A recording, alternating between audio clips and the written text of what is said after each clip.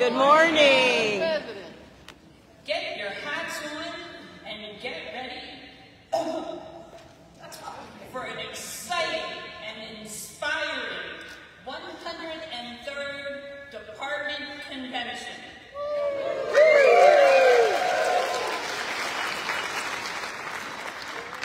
We will hear how our Florida work crews and junior apprentices utilized the department chairman's blueprints to carry out our building mission. Thank you to your district president foreman for their team leadership and reminding us how to use the tools to accomplish our goals. Unit president bricklayers kept the project on time, task, and budget with their encouragement and direction. The keeper of the keys, Jan Farrington, had units pull permits and use strong concrete building their house. As realtors, our past department presidents staged an environment of kindness and unity throughout the units, because we are not for sale. Our architect, Department President Charlotte Bass, had the vision, and you constructed and implemented her plan of securing our foundation to build a stronger future by building the house.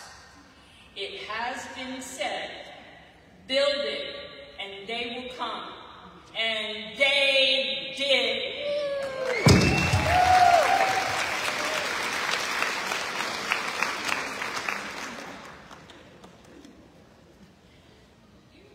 Now, it is my honor and privilege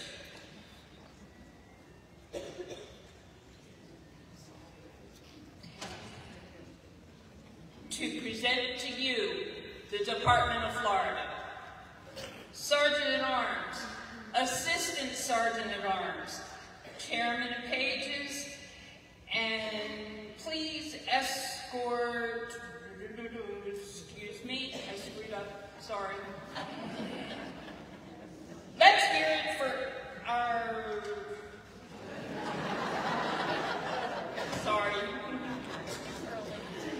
Now, let's welcome our amazing realtors.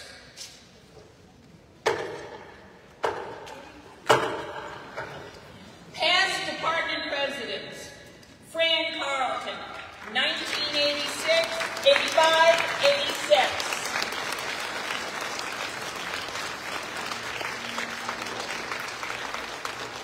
Linda Teasley, 2007, 2008.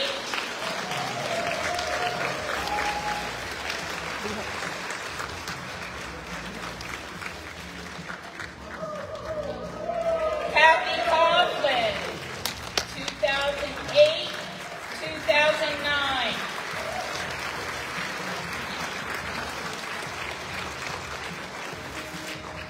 Mary Kelly Perkins, 2009, 2010.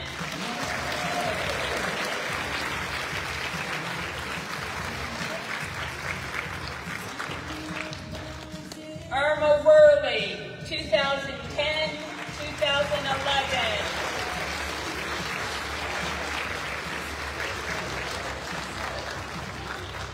Diane Russo, 2011, 2012.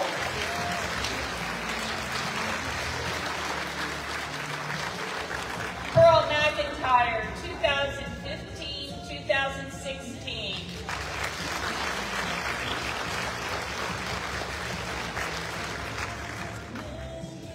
Kelly Kogala, 2016, 2017.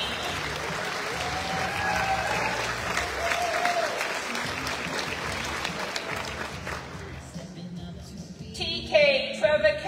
Wildrick, 2017, 2018. Michelle DeJaneiro, 2018, 2019.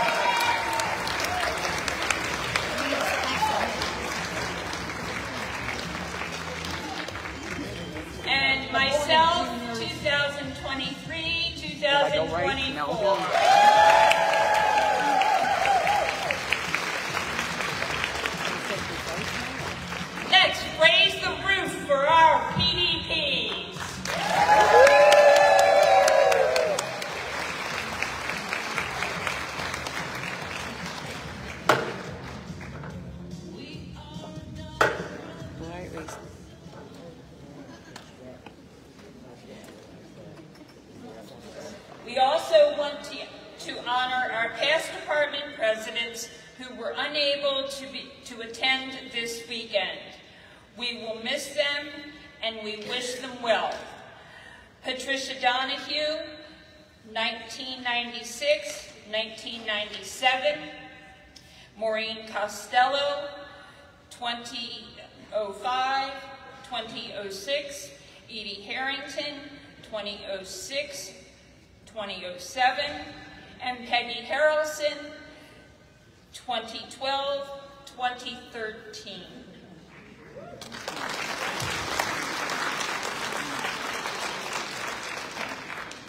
Next in the house is our foreman, the 16 district presidents.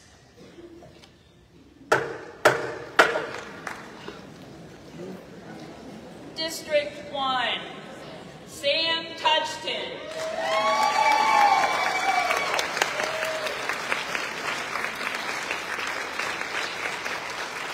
District 2, Deborah Mann. Let's hear it for these district presidents. They work hard all year. District 3, Lorna Barber.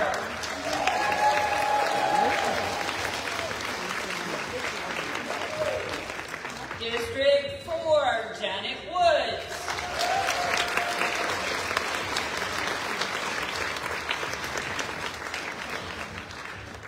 District 5, Julie Kay.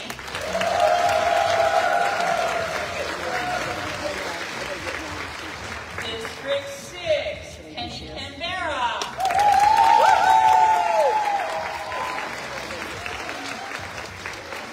District 7, Audra Anderson.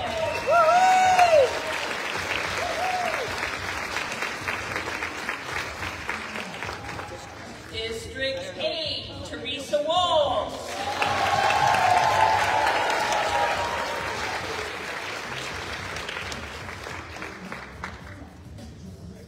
District 9, Dawn Krasnick.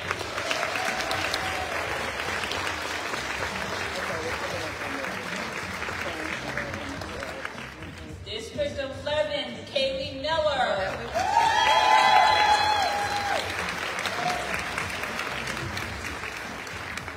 District 12, Mary Fitch.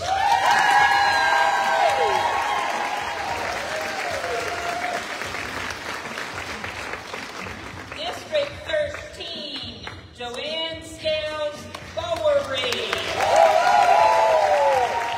Lovely Shay. District 14, Mainland, Linda Barichak.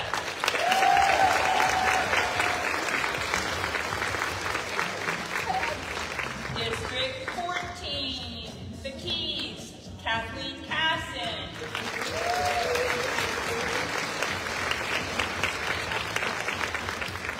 District 15, Tammy O'Donnell.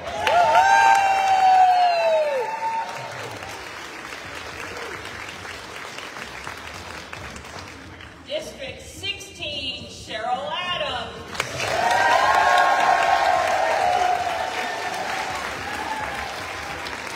And District 17, Mary Bryan.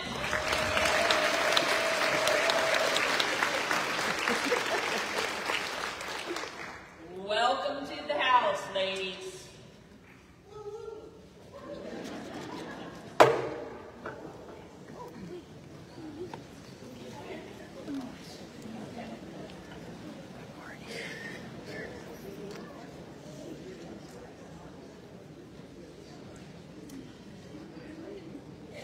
Now, it is my honor and privilege to present to you the 2024-2025 Department of Florida officers.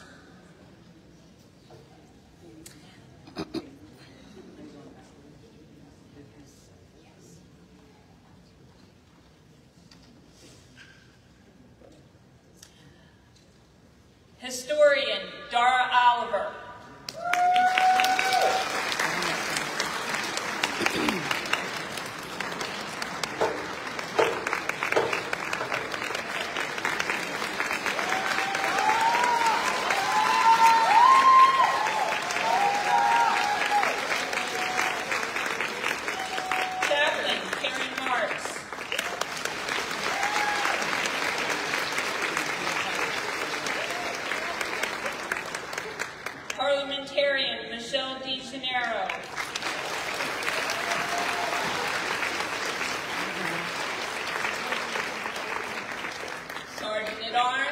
Jerry Shue.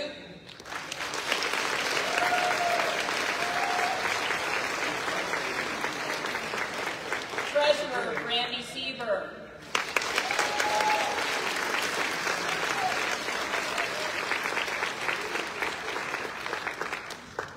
Secretary, Mary Kelly Perkins.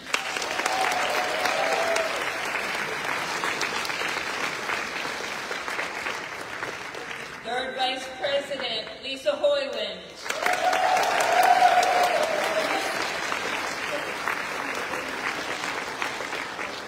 Second Vice President, Linda Knobloch Harkness.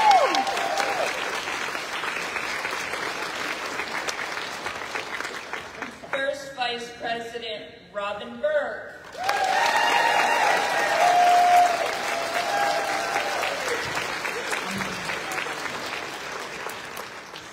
National Executive Committee Woman, Jane Hardacre.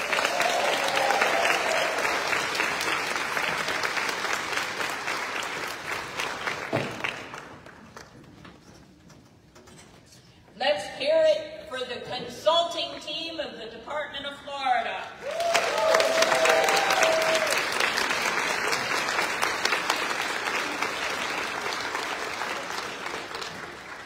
Now, it is my honor and privilege to present to you the 2024-2025 Department of Florida President, Architect Charlotte Bass.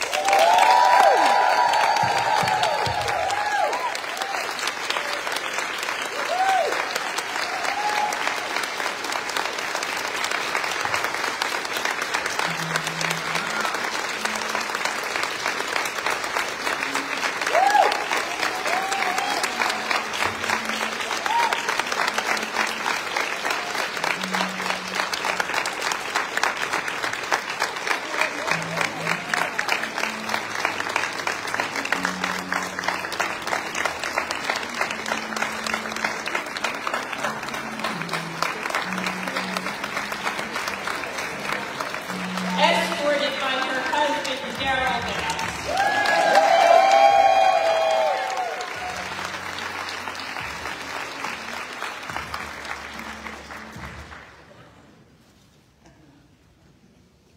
Madam President, welcome.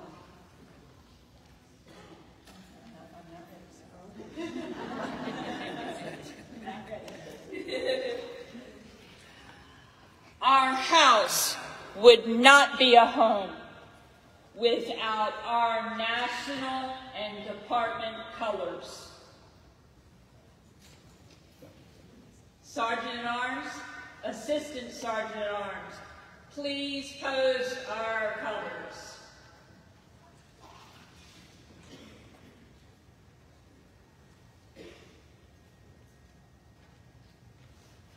Flag is a cloth and color. It's a symbol of everything we fought for. Freedom, sacrifice, and brotherhood. We served this nation in time of war, side by side with men and women willing to give up everything so others can live.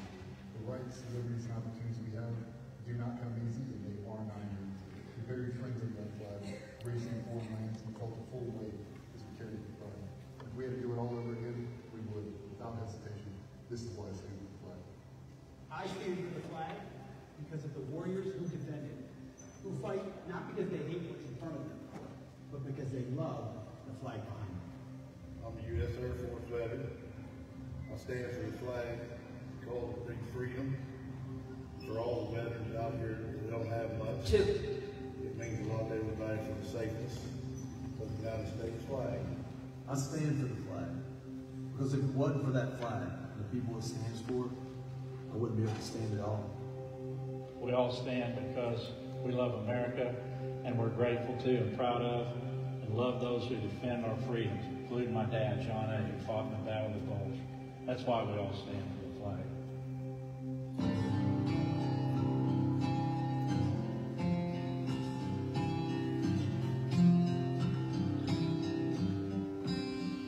He stood proud on the boats, flew across the Delaware.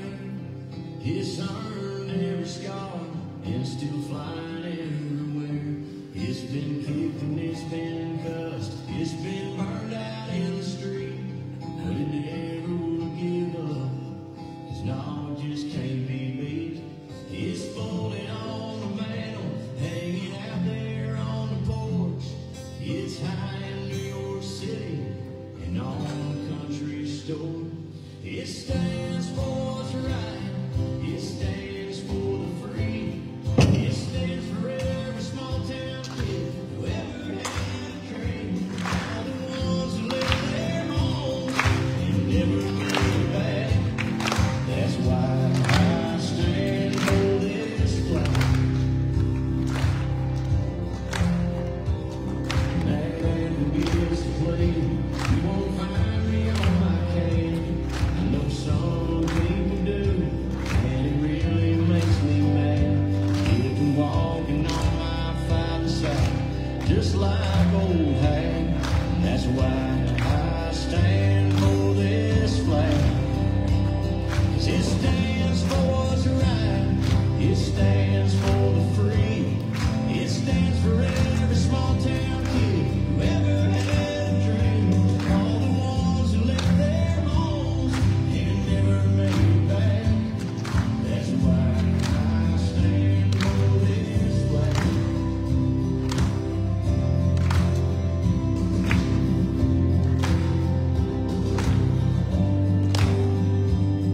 See all this freedom on our heads and face straight. We think about ourselves, we're the ones who serve in state. It stands for what's right, it stands for the free, it stands for every small town kid who ever had a dream. All the ones who left their homes and never made it back. That's why I stand for this flag. Yeah, that's why I stand for this flag.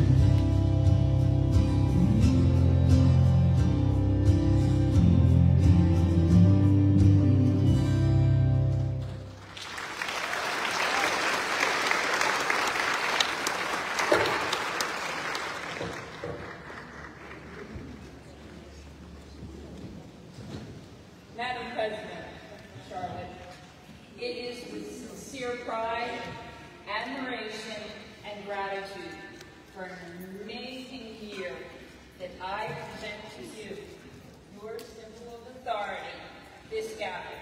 Use it wisely. I would like to thank you for appointing me as the Department Convention Chairman. I sincerely appreciate and I am honored to have had the opportunity.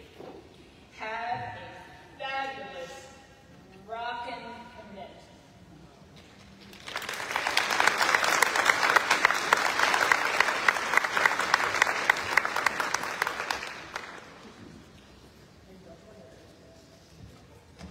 Thank you, Dee. Sergeant at Arms, Assistant Sergeant at Arms, please escort the Department Convention Chairman past Department President D. Bell to the podium.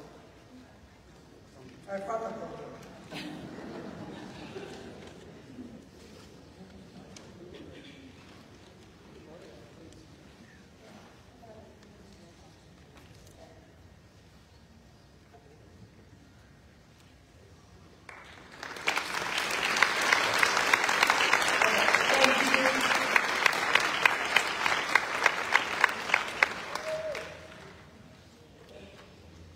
It is also my pleasure to call to the order this 103rd Annual Convention of the American Legion Auxiliary, Department of Florida. Thank you so much, Steve, for serving as our convention chairman, and that was an exciting week. You know, it takes many people to put on a convention together.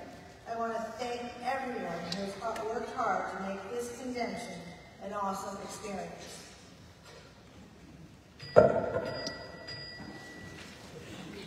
Please remain standing for the invocation, Pledge of Allegiance, National Anthem, and our preamble. Our invitation will be given by our department chaplain, Carrie Marks.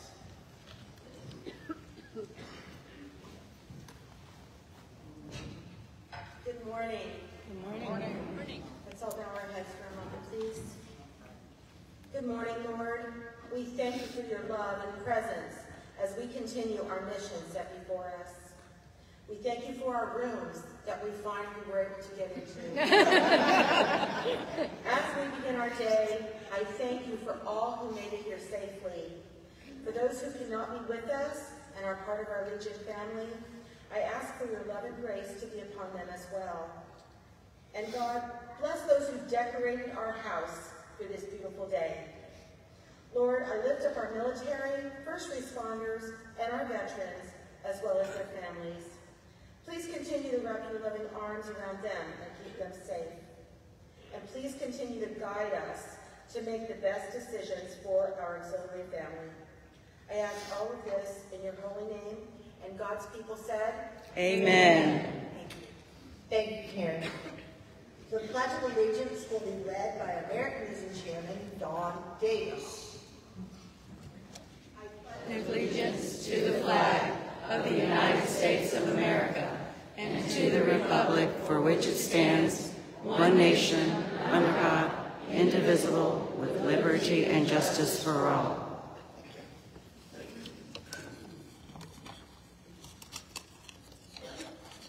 Thank you, Don.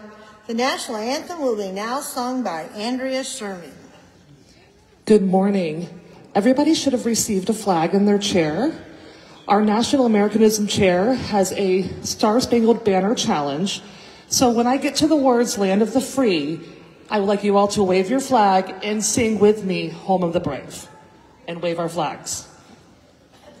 Oh, say, can you see by the dawn's early light what so proudly we hailed at the twilight's last gleaming, whose broad stripes and bright stars through the perilous fight o'er the ramparts we watched were so gallantly streaming, and the rockets around galore, the bombs bursting in air, gave proof through the night that our flag was still there.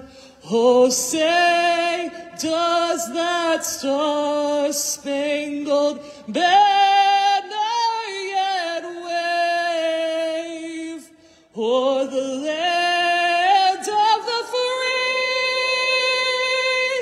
and the home of the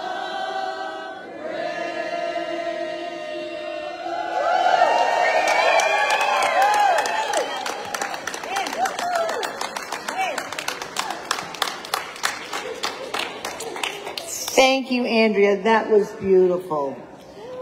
Our preamble will be led by Jane Hardacre, our Department Constitution and Bylaws Chairman. For God and country, We associate ourselves together for the following purposes: to uphold and defend the Constitution of the United States of America, to maintain law and order, to foster and perpetuate a 100% Americanism, to preserve the memories and the incidents of our associations during all wars, to inculcate a sense of individual obligation to the community, state, and nation, to combat the autocracies of both the classes and the masses, to make right the master of might, to promote peace and goodwill on earth, to safeguard and transmit to posterity the principles of justice, freedom, and democracy, to participate in and contribute to the accomplishments of the aims and purposes of the American Legion, to consecrate and sanctify our association by our devotion to mutual helpfulness.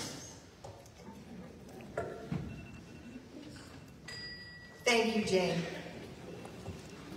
Good morning. Good morning. And thank you for attending our 103rd convention.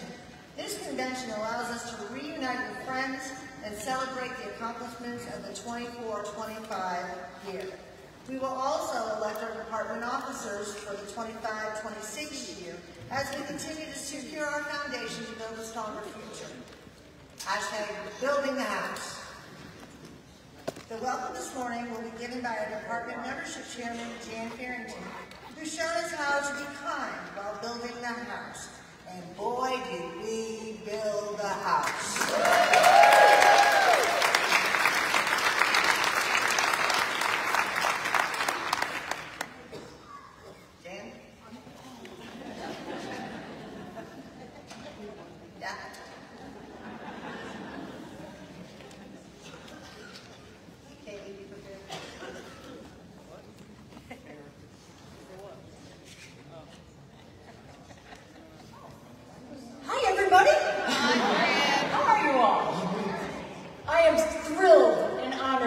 Welcome everybody here.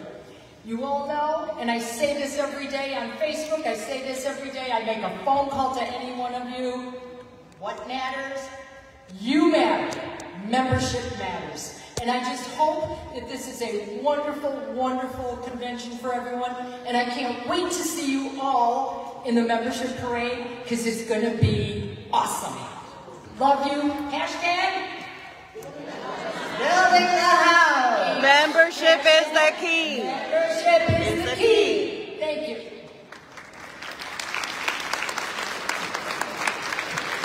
Thank you, Jan.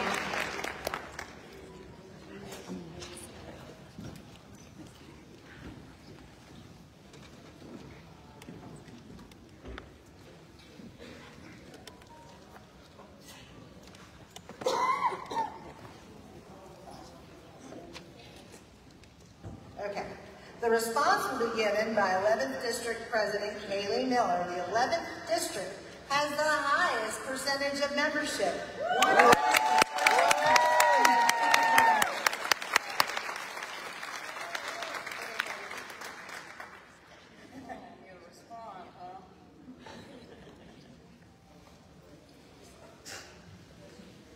Thank you for having me. Thank you all for being here.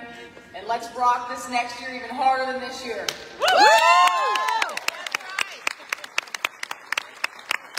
Thank you, Carrie. The chair asks consent for the following appointments. The following members will serve on various committees for this convention. Serving on the election committees are past department president Pearl McIntyre, chairman, and the tellers are Robin Shellhammer and Jasmine Harris. Serving as part of the Courtesy Resolutions Committee are Dee Toohey, chairman. Serving as the chairman of the Convention Rules Committee is Julie Baer. Serving on the Resolutions and Amendments Committee is Michelle DeGennaro, Cheryl Yoder, and Jane Hardacre. Serving as our Credentials Committee chairman is our Department Secretary, Mary Kelly Perkins. Do I have your consent for these committee appointments? Yes. Thank you. With that being said, I will call upon the Convention Rules Chairman, Julie, to present the Convention Rules.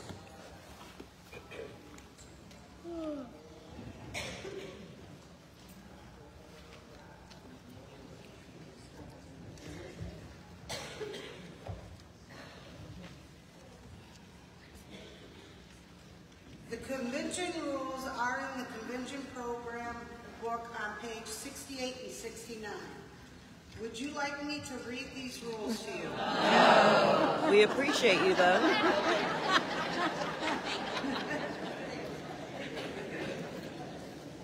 Madam President, everybody says no. I move that we accept these rules. Okay. It has been moved and seconded that we adopt the convention rules that were read or written. Are there any discussions? All those in favor say aye. Aye. All those opposed say no. Motion is carried. Thank you, Julie.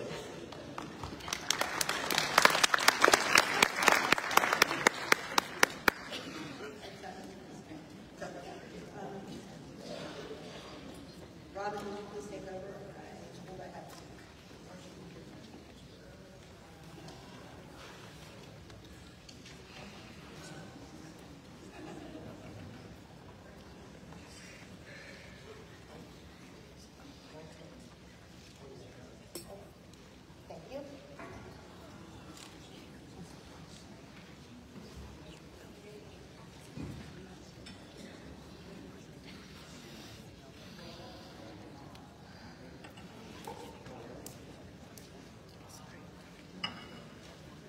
Department Secretary Mary Kelly Perkins will call the roll of officers and chairmen.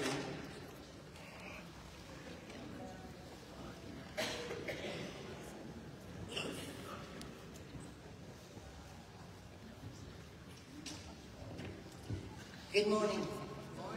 Morning. Charlotte Bass. Here. Robin Burke. Here. Linda Knobloch Harkness.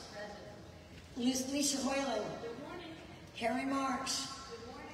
Dara Oliver. Randy Sieber. I think I'm here. Sherry Shute. Andrew Sherman. Jane Hardacre. I'm here, but okay, I'm here. Okay. Michelle DeGeneiro. Don Burgess.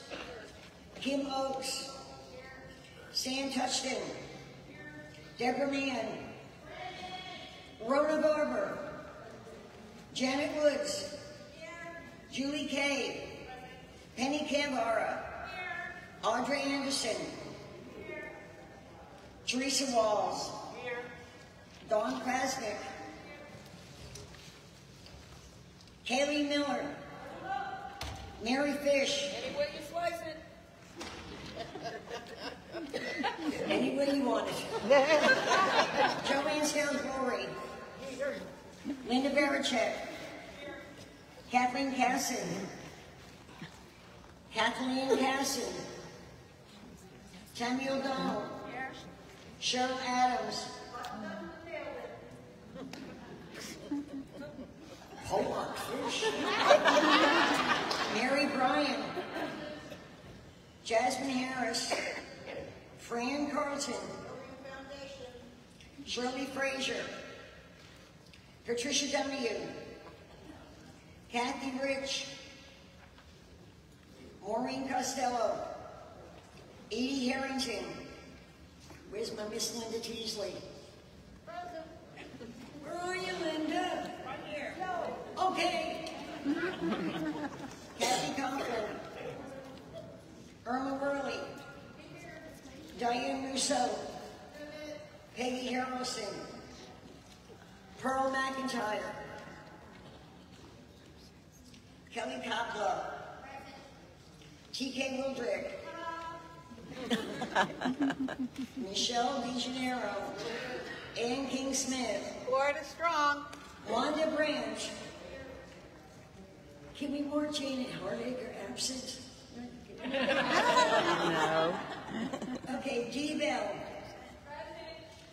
Dawn Davis. Huck Americanism. Kathy Henley.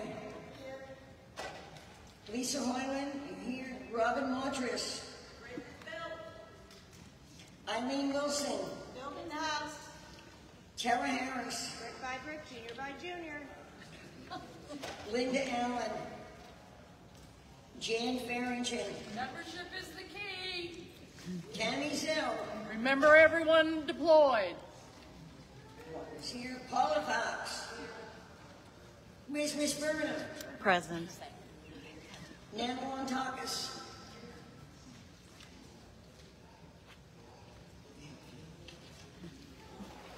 That concludes the roll call, Madam President. Thank you, Mary. All proceedings of this convention are being recorded, so I ask that there will be no talking unless you have been given the floor. Also, please make sure all cell phones are off or on vibrate so that we will have an accurate recording. Remember, if your phone doesn't ring or play a song or whatever you have it set to do, and we hear it, you will be encouraged to donate $5 to Charlotte's special project, which is Operation 300. This year, we have several people serving on national appointments. I will start with Jane Hardacre, National Executive Committee person for Florida.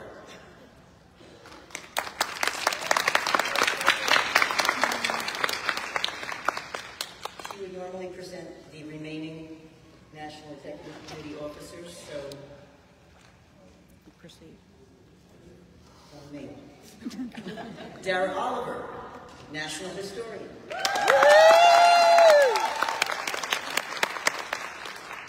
Michelle DeGennaro, National Security Chairman. Other national guests here with us are ALA Foundation Secretary Ann Parker.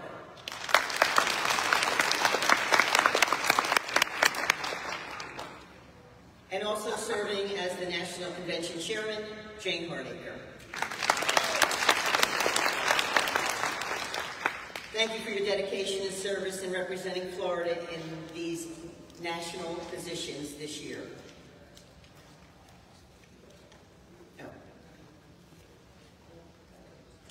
And serving in special appointed positions this year, and here to serve us at this convention are Assistant Sergeant at Arms Andrea Sherman,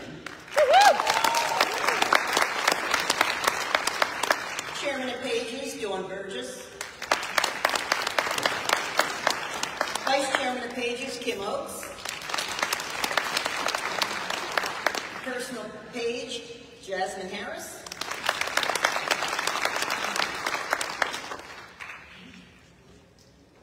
and Sergeant at Arms Sherry Shute. At this time, I would like to have all unit presidents stand, please.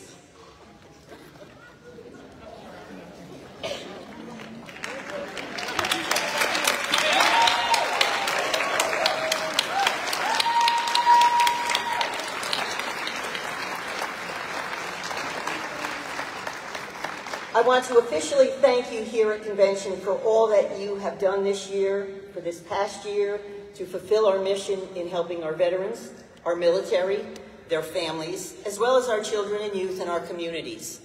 You kept members securing our foundation and building the house in our programs.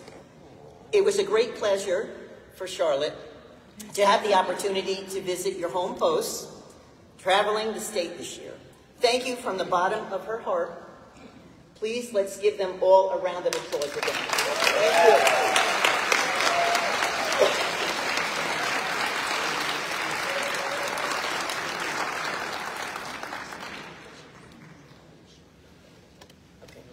Okay.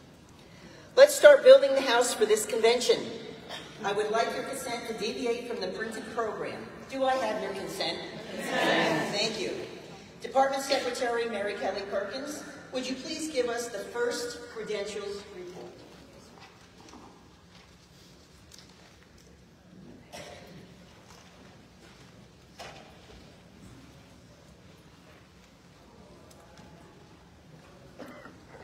This is the first reading of the credentials. Unit 1, 6. Unit 5, 1. Unit 6, 1. Unit 7, 7. Unit 8, 5. Unit 9, 6. Unit 10, 0. Unit 11, 0. Unit 13, 2. Unit 14, 5. Unit 15, 0. Unit 16, 0. Unit 17, 0. Unit 18, 0. Unit 19, 0. Unit 20, 0. Unit 22, 0. 24, 9. 25, 1. 27, 1. 28, 0. Unit 30, 0. Unit 31, 6. Unit 34, 4. Unit 35, 5. Unit 36, 4. 38, 3. 39, 9. Unit 40, 8. 43, 2.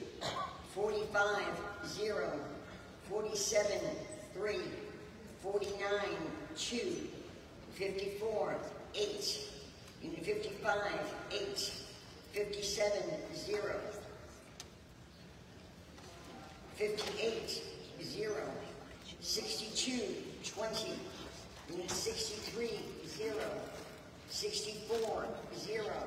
Unit 65, 4. Unit 67, 0. Unit 69, 18. Unit 71, 0. Unit 72, 4. Unit 74, 5.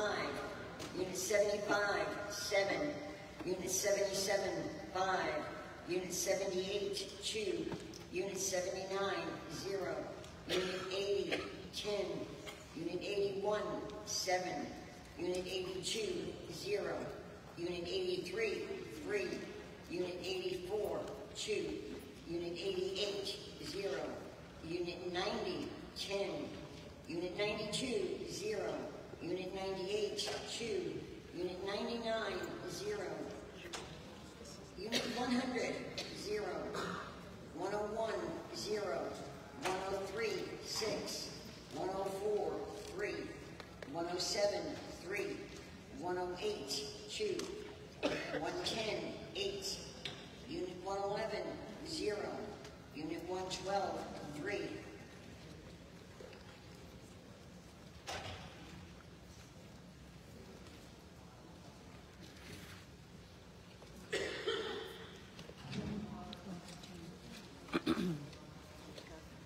Unit 113, 9. 115, 0. 116, 0. 117, 14. 119, 9. Unit 120, 0. 123, 0. 125, 7. 126, 0. 127, 0. 129, 11. Unit 130, 6. 133, 0. 135, 0. 136, 13. 137, 11. 138, 15. 139, 0. 141, 4. 142, 5. 147, 0. 148, 7. 149, 0. 152, 0. 154, 3. 155, 11. 157, 6. 158, 10. Unit 159, 14. 162, 6. 163, 7. 164, 6. 166, 0. 168, 0. 173, 0. 180, 0. 183, 6. 186, 10. 189, 6. 191, 3. 192, 0. 193, 1. 194, 3. 197, 3. 199, 3. Unit 200, 0. 201, 0. 202, 4. 209, 0. 215, 0. 217, 0. Unit 219, 10. 220, 1. 221, 0. 222, 3. 224, 4. 230, 0. 233, 6. 235, 0. 236, 0. 237, 5. 238, 13. 239, 0. 240, 7. 241, 3. 242, 0. 244, 0. 248, 0. Unit 250, that's 250, is 8.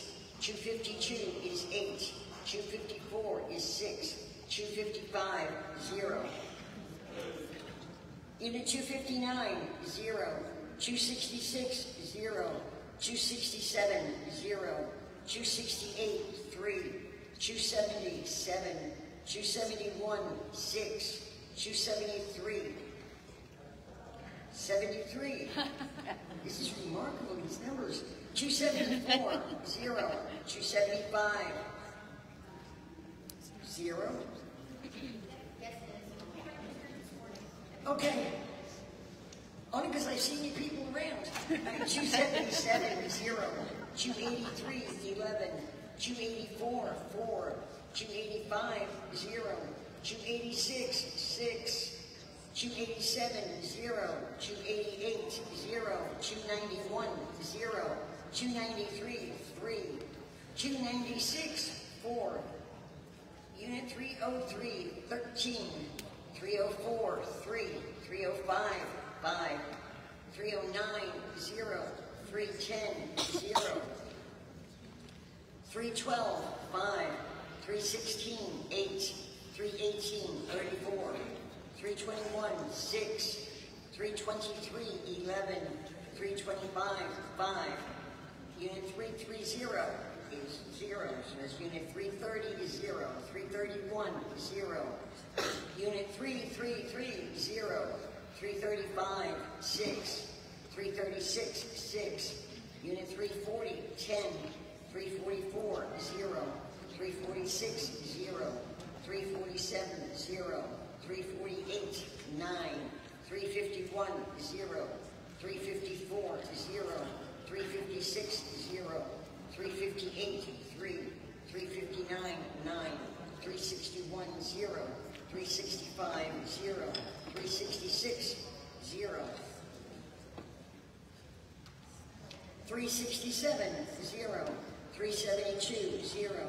373, 0. 374, 0. 375, 0. 378, 0. 382, 5. 383, 6. 392, 6. 394, 8. Unit 401, 0. 402, 3. Unit 412, 0. 415, 2. Unit 418, 0. For a total of 797 registered.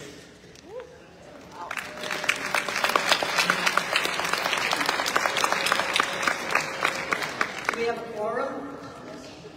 Thank you. I will now. We're going to have a second reading so the numbers will reflect correctly. I now call on our Resolution and Amendments Committee, Michelle DeGennaro, Sherwood Yoder, Jane Hardacre, for the reading of the proposed amendments.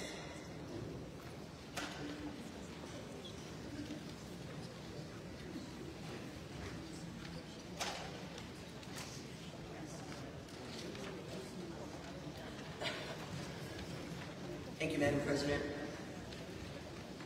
According to our Constitution and bylaws, we will have to read them in their entirety today. We will be voting on them tomorrow, but we will open it up for any questions after each reading. Proposed Amendment Number 1, Constitution Article 4, Department Committees, Section 2. Proposed by Milton Myers, Unit 65, Del Rey. Current wording: there shall be a standing finance committee that shall consist of 10 members. The committee shall be composed of the department president, department first vice president with a voice but no vote, department second vice president with a voice but no vote, department third vice president with a voice but no vote, department secretary with a voice but no vote, department treasurer with a voice but no vote, immediate past department president, and 3 members. The department president shall appoint a committee member to serve a 3-year term and said appointee to be experienced in financial matters. No appointee shall serve successive terms. The Finance Committee shall meet at the call of the committee chairman with the approval of the department president or at the call of the department president. The Department Finance Committee shall oversee the general financial policy of the department organization subject to the approval of the Department Executive Committee. It shall be charged with the preparation of the yearly budget, which shall be voted on by the convention assembled, shall supervise the expenditure of funds under the budget, and shall receive resignations and applications for all headquarters staff. If amended, or proposed amendment, excuse me. Kelly, do you have these that you can put up, the amendments? And everybody should have this in their convention packet, so if you want to follow along. Proposed amendment: there shall be a standing finance committee that shall consist of 10 members. The committee shall be composed of the department president, department first vice president, department second vice with a voice but no vote, department third vice with a voice but no vote, department secretary with a voice but no vote, department treasurer with a voice but no vote, immediate past department president, and 3 members. The department president shall appoint a committee member to serve a 3-year term and said appointee to be experienced in financial matters. No appointee shall serve successive terms.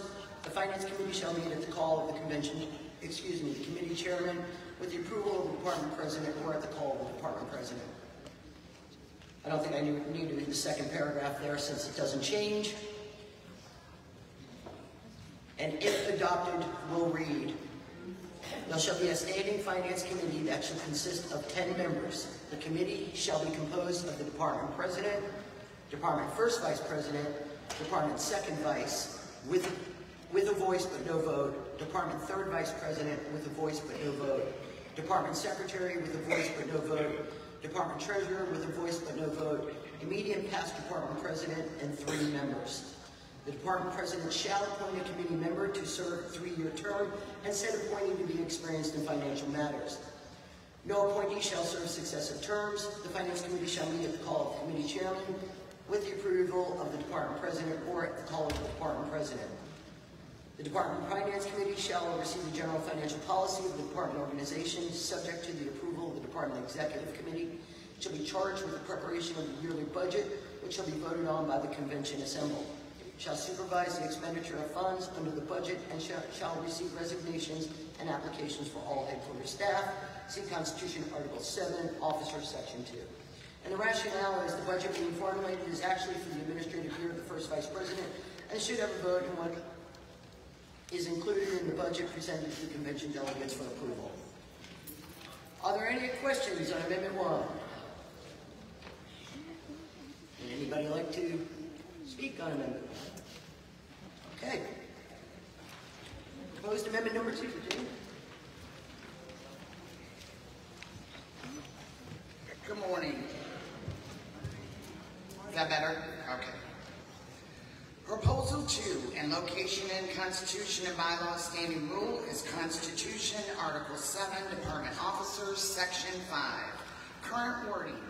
No person shall be eligible for re-election to the office of Department President, Department First Vice President, Department Second Vice President, and Department Third Vice President. No unit shall have an endorsed candidate for the office of Department President in succession. District Presidents shall not be eligible for the same office for more than 2 terms in succession.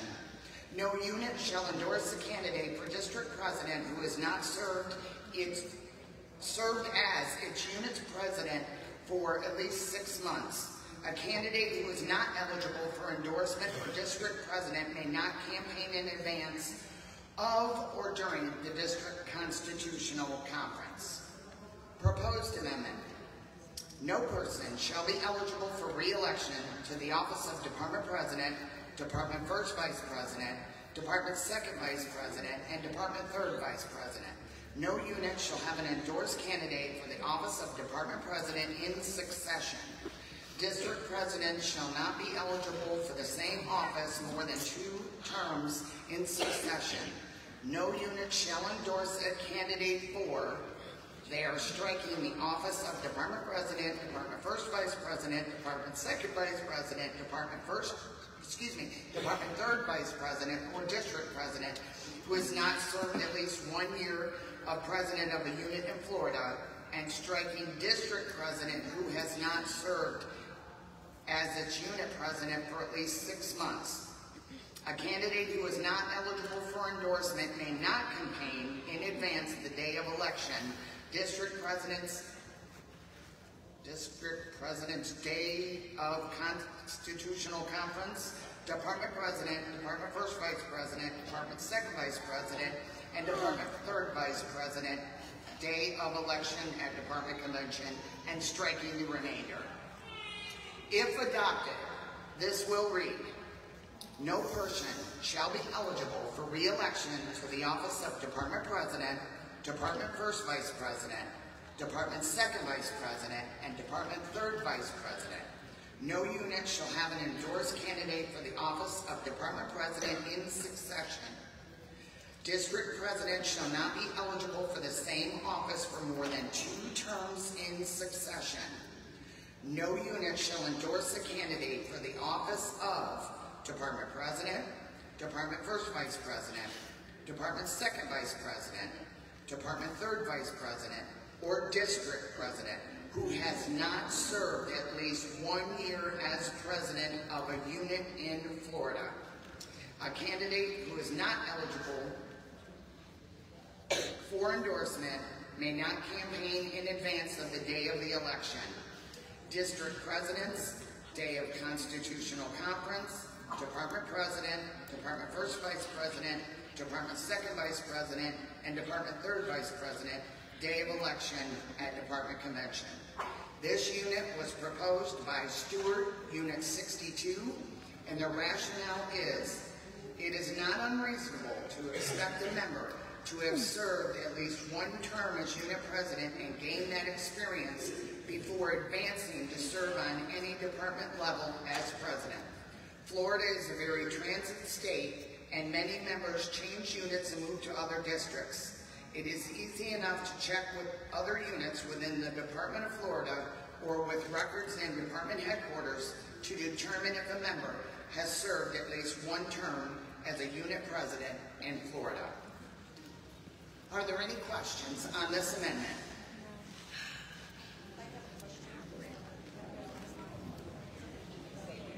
Please go to the mic, state your name and what unit you're from. Mindy Patterson, Unit 1. I've just got a question about the very last sentence, which isn't a sentence. Do we need to add in there, May campaign, day of election at department convention?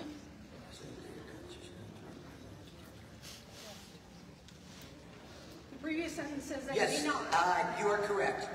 The unit should have included May campaign. Because right now it doesn't, no, it doesn't say that. One sentence up. I'm sorry. The candidate who is not eligible for endorsement may not campaign in advance of the day of election. District President, day of Constitution. Actually, you're right. It probably is Stewart. Anybody from Stewart here? Fran, I think she's right. I think it needs to be added that they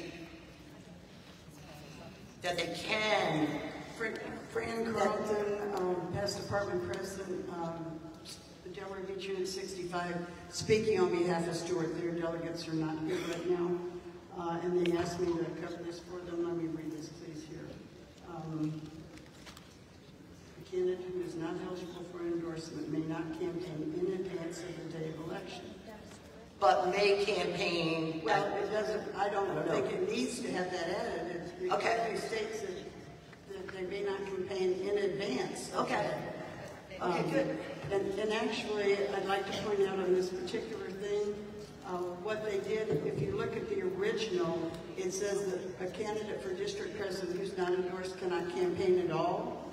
In this case, they're allowing the candidates that have not been endorsed to campaign the day of election. So a candidate for district president who's not been endorsed could campaign at constitutional conference, and the other people can campaign at department convention day of election. Most of the candidates at convention don't campaign until the day of election anyway. All it's doing is precluding them of campaigning prior, being endorsed. Perfect. Perfect. Thank you so much for that clarification. Yes, ma'am? That was a mic drop, yeah. Way to go, Fran. Boom! Fran has spoken. Is this on? Can you hear me? That's kind of, yeah. Patricia Frappier, Unit 348 under Gailson Merrifish. I just noticed a couple grammatical errors, and if you would not like me to comment on those in the future, please let me know, but it makes the reading of the sentence difficult.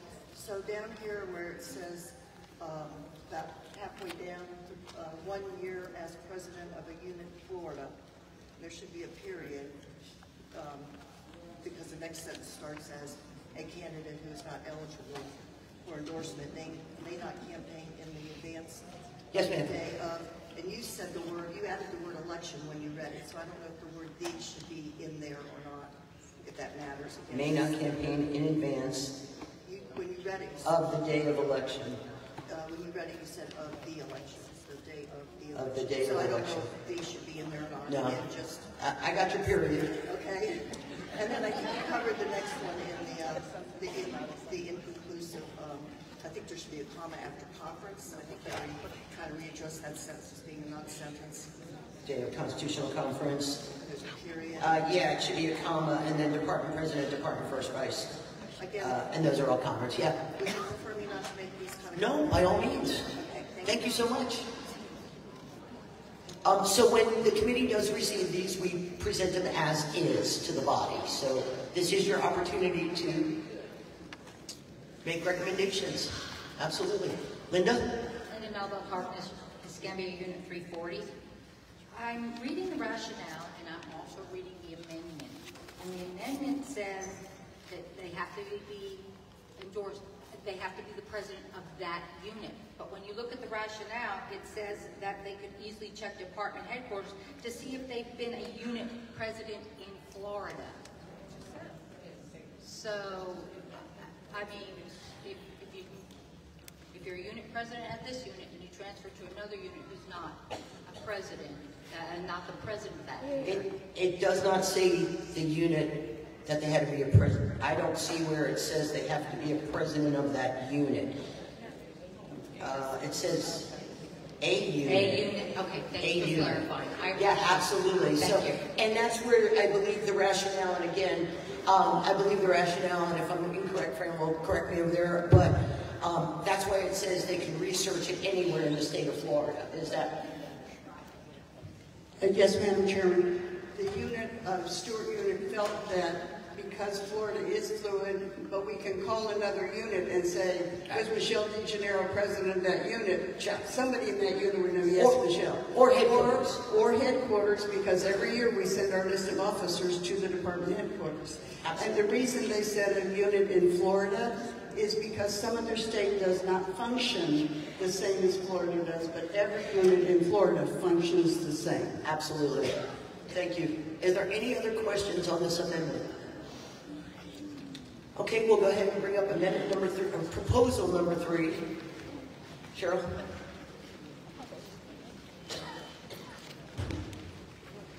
Proposal number 3, Standing Rules, Article 5, Section 10. Current wording. A mandatory meeting for incoming district presidents will be conducted at the time and place of the department convention. The department first vice president will be responsible for making arrangements for said meeting. Proposed amendment. A mandatory meeting for incoming district presidents will be conducted at the time and place of the department convention. In addition, there will be a mandatory breakout sessions for the following incoming unit officers: presidents, secretaries, treasurers, chaplains, historians, and sergeant-at-arms. A membership processing class will also be held. The department first vice president will be responsible for making arrangements for said meetings with final approval by the president. If adopted, will read, a mandatory meeting for incoming district presidents will be conducted at the time and place of the department convention. In addition, there will be a mandatory breakout sessions for the following incoming unit officers: presidents, secretaries, treasurers, chaplains, historians, sergeant-at-arms. A membership processing class will also be held. The department first vice president will be responsible for making arrangements for said meetings with final approval by the president. Proposed by Hudson Unit 335. Rationale. It is important that consistent, proper training and guidance are available to all unit members and officers for the incoming year. Are there any questions on Proposal 3?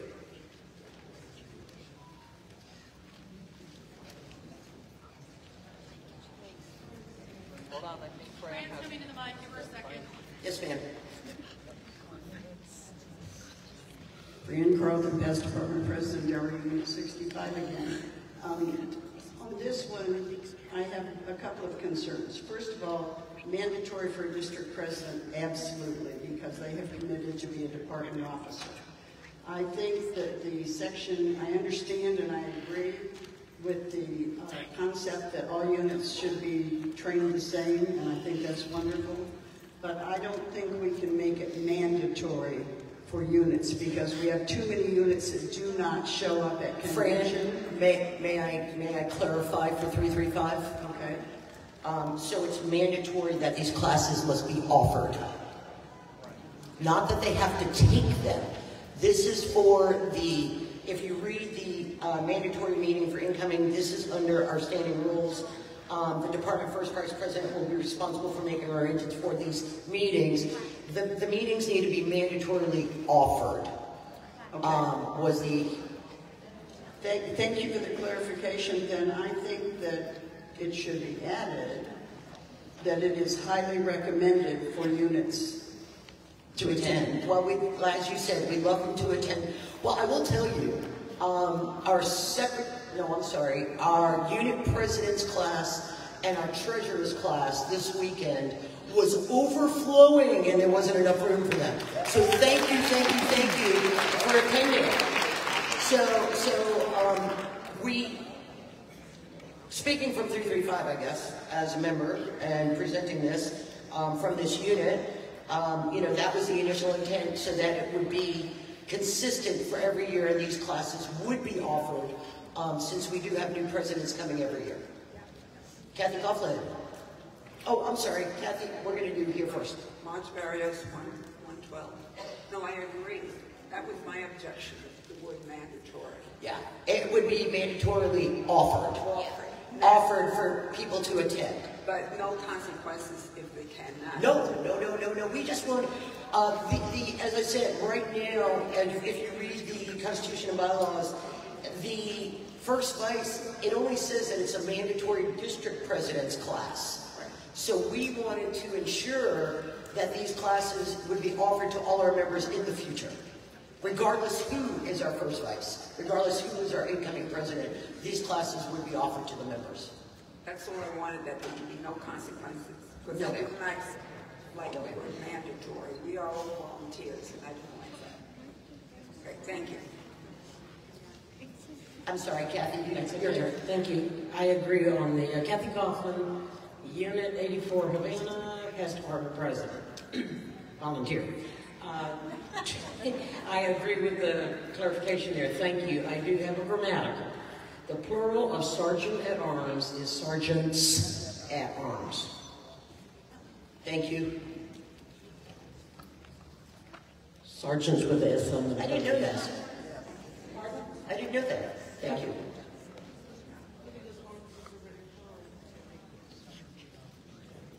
Oh, I'm sorry. I was still grammatically corrected. Lynn Walter, Unit 358, White City. Just to make it clear, though, on that, I agree with everything that was said, but in the, if adopted, we'll read, in addition, there will be mandatory breakout sessions offered. Okay. For the following. I like it. I like it. Mandatory breakout sessions offered. Is that clarified, everyone? Thank you. Okay. Offered. That cleared that up. Okay. Thank you, everyone. No more questions. We'll go on to proposal number 4. Standing Rules 9, Delegates to National Convention, Section 5. Current wording. The immediate past department president shall be designated as chairman of the delegation at the National Convention, and the department secretary shall be designated as the secretary of the delegation. In the event the department secretary is unable to attend the convention, the immediate past department president shall appoint the convention secretary to serve as secretary of the delegation. The expense of the appointed secretary shall be paid in accordance with the approved budget. Proposed amendment. The immediate past department president shall be designated as chairman of the delegation at the National Convention, and insert immediate past department secretary shall be designated as the secretary of the delegation. In the event the department secretary is unable to attend the convention, the immediate past department president shall appoint a convention secretary to serve as secretary of the delegation. The expense of the appointed secretary shall be paid in accordance with the approved budget. If adopted, we'll read. The immediate past department president shall be designated as chairman of the delegation at the National Convention, and the immediate past department secretary shall be designated as the secretary of the delegation. In the event the department secretary is unable to attend the convention, the immediate past department president shall appoint a convention secretary to serve as secretary of the delegation. The expense of the appointed secretary shall be paid in accordance with the approved budget. This was proposed by the Finance Committee, and the rationale is clarification of initial intent.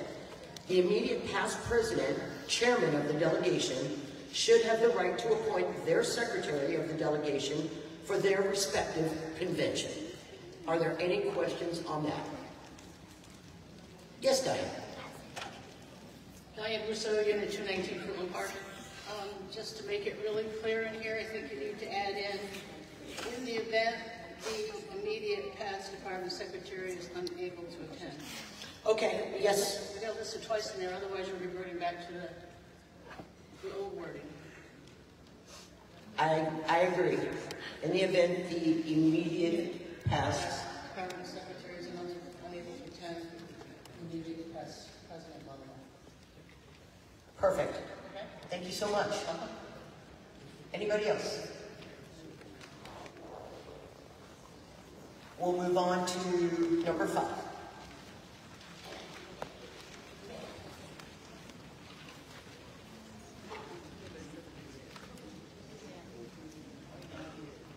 Amendment number 5, Poppy. Current wording, Poppy order $75 per thousand, minimum order $250. Units must send their Poppy orders to department 90 days prior to Poppy distribution. Proposed amendment, Poppy orders, strike $75, put in $100 per thousand, minimum order $250. Units must send their Poppy orders to department 90 days prior to Poppy distribution. If adopted, will read, Poppy orders, $100 per thousand, minimum order $250. Units must send their Poppy orders to the department 90 days prior to Poppy distribution. Proposed by the Finance Committee. Rationale, currently the veteran Poppy makers are receiving 7.5 cents per Poppy made. The ALA Department of Florida would like to increase the veterans payment to 10 cents per Poppy made. By increasing the cost of the units to purchase the poppies to $100 per 1,000, this will offset the extra payment to the poppy makers. Any questions on amendment number 5?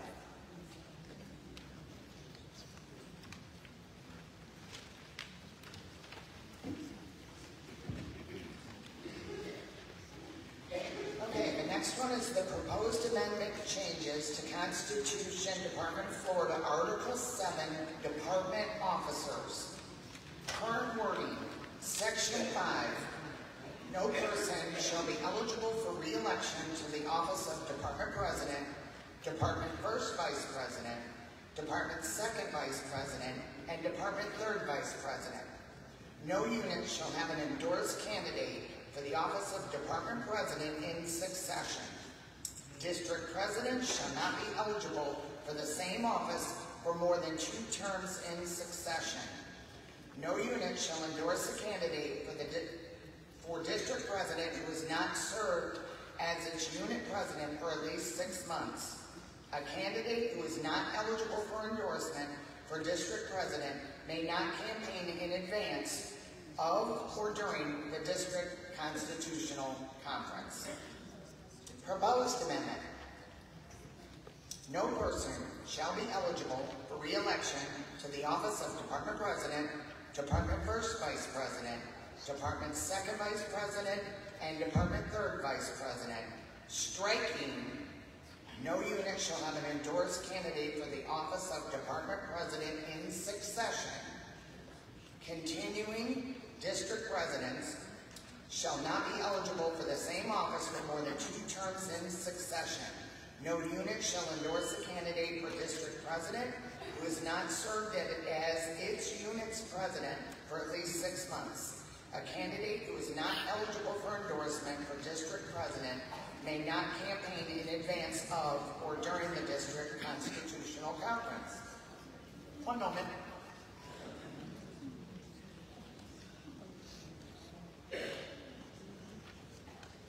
If adopted, we'll read, no person shall be eligible for re-election to the office of Department President, Department First Vice President, Department Second Vice President, and Department Third Vice President.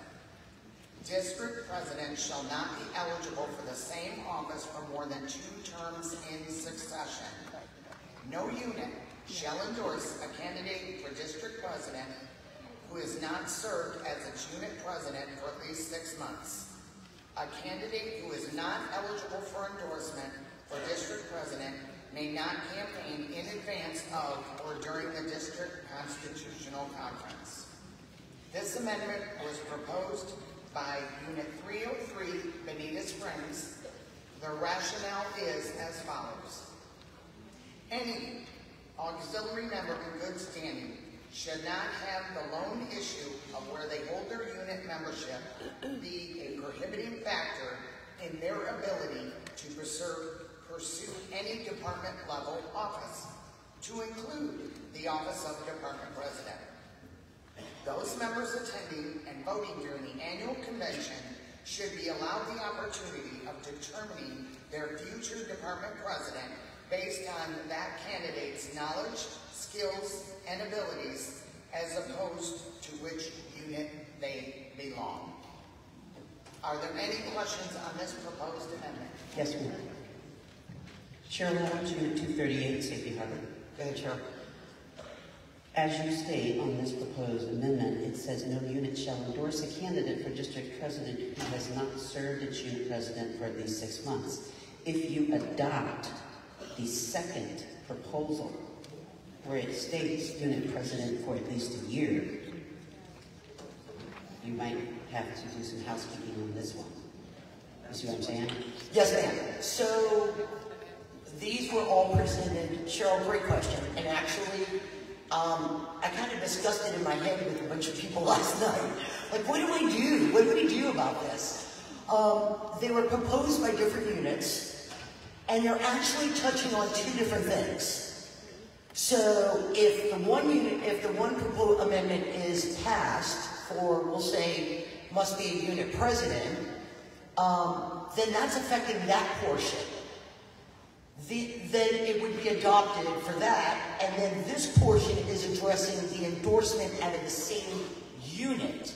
So it's really two different, even though it's the same constitutional bylaws section, we thought about it, and like I said, they were presented to us anyway, so we have to present them to you. They can be both passed, and then we would adopt each section to make it fit, and present it to the body as how it would read. Yeah. Karen? That was Karen Newman's Unit 117, Palm Bay. That was basically what I was going to say, and pretty much what Carol Harkness was saying before.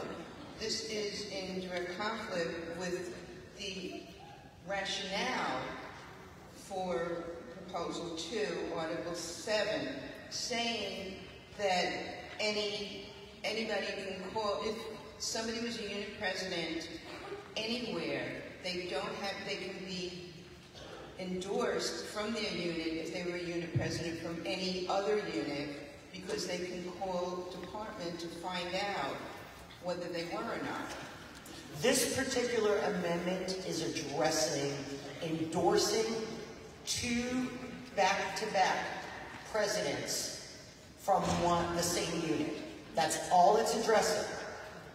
So, Bonita Springs, would you like to speak on that, clarify? Was that your intent? So that's the only part this amendment is addressing. So please read it again. This is strictly questioning.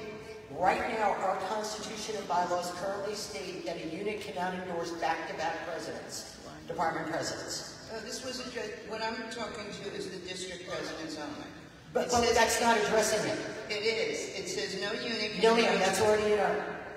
It says nobody can endorse a district president who has not served as its unit president for at least 6 months. That's currently in our Constitution and bylaws. They're not changing that. That's not what it's saying on the other one. No, we passed It's that saying on the other one, we passed that like 4 years ago. Karen. Yeah. Karen, it's two different portions of the amendment. Two different amendments. So our current wording in section 5 of our Constitution and bylaws, and I don't have my paper, they didn't put it up there, which part it's amending, of what part of our Constitution and bylaws. But if you go into our Constitution and bylaws right now, in our unit guide, and you read this section, it is currently the current wording. They're not changing that. All they want to change is the portion that states that a unit, no unit shall have an endorsed candidate for the office of Department President in succession. That's the only thing they want to strike. Jan, may you take the mic and clarify for Bonita Springs? Is that it? Yeah, that's it. Is there? Okay. But I understand it's two different amendments, and I understand at one point they are contradicting each other, but these amendments were turned in by two different units. We must present them to the body, and they're addressing different portions of that part of our Constitution and bylaws. Fran? One more time, Fran Carlton, Past Department President, Delaware Beach Unit 65. I'm going to try to make this unit member clear, and if I don't confuse anybody anymore. If both resolutions passed, what would happen is people from the same unit would be able to run back to back, but they would have to have served 1 year in some unit in Florida. Perfect. There you go. That's exactly what it is. Thank you, Fran. If both amendments passed, we would just merge the amendments. And we're only changing the portions of certain portions of each part of that. So, Kathy? Kathy Kaufman, Past Department President, Unit 84, Havana. I was going to speak to the thing that Fran just clarified, so good on that. Down 1, 2, 3, 4, 5, 6 lines from the bottom, another grammatical. It's IT''s is it is. When it's ownership, it's ITS. So we need to delete the apostrophe. Thank you. Kathy? Jan Farrington, Unit 303, Bonita Springs, retired English teacher, is going to say the exact same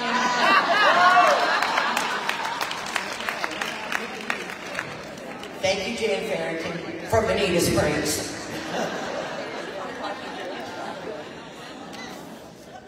Are there any questions on this amendment? Yes, Deborah. Debbie Mann, District 2 President. So I just want a clarification on something. So if a person runs for district president, they've never been a president, and they can't rerun because they haven't had the opportunity to be the president, and they can't rerun for the second term as district president? No, ma'am. That's not correct. I think I kind of understand you. I think. So let me clarify this, and tell me if I'm right or wrong. So what you're asking is, if you're already running for district president, and you've never been a unit president, you can't run again? That's not correct. Of course you can.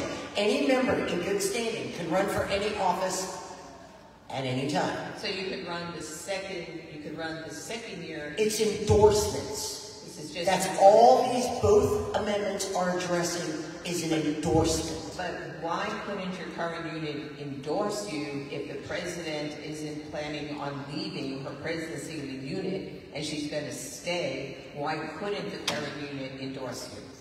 I don't understand, because if the president is a unit... So currently in our Constitution and bylaws, no district president can be endorsed by their unit unless they have served as a unit president for 6 months. Why?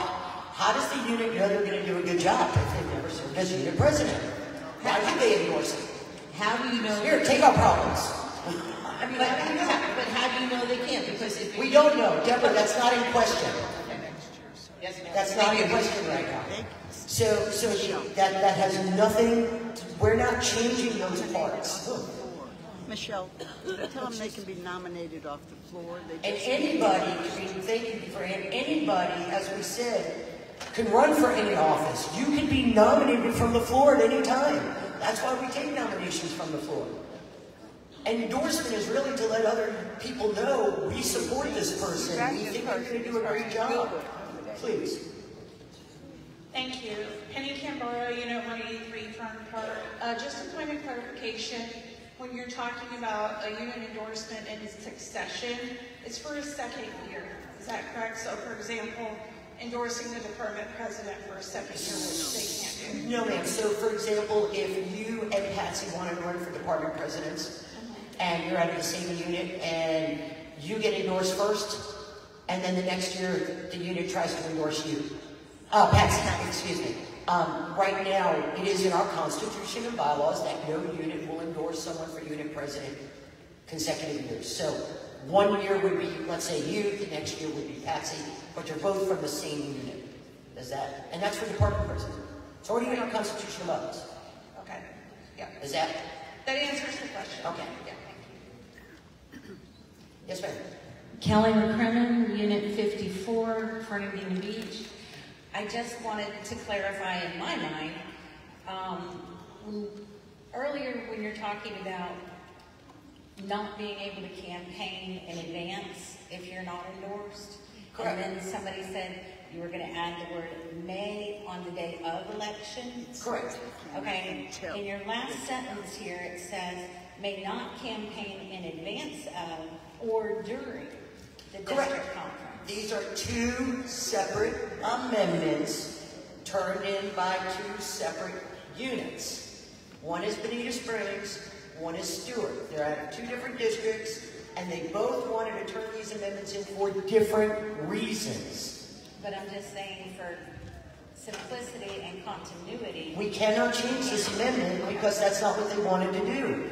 Okay, I thought that we were adding the word may on the other one, and that's what we're not adding. Because that is addressing it. We didn't add the word. This amendment is not addressing that. Okay. All right. Thank you. Absolutely. These are separate amendments, and they have to be treated as such. Yes, ma'am. Michelle, I want to say thank you for clarifying. I was kind of confused. We're talking about just endorsement, not actually the position.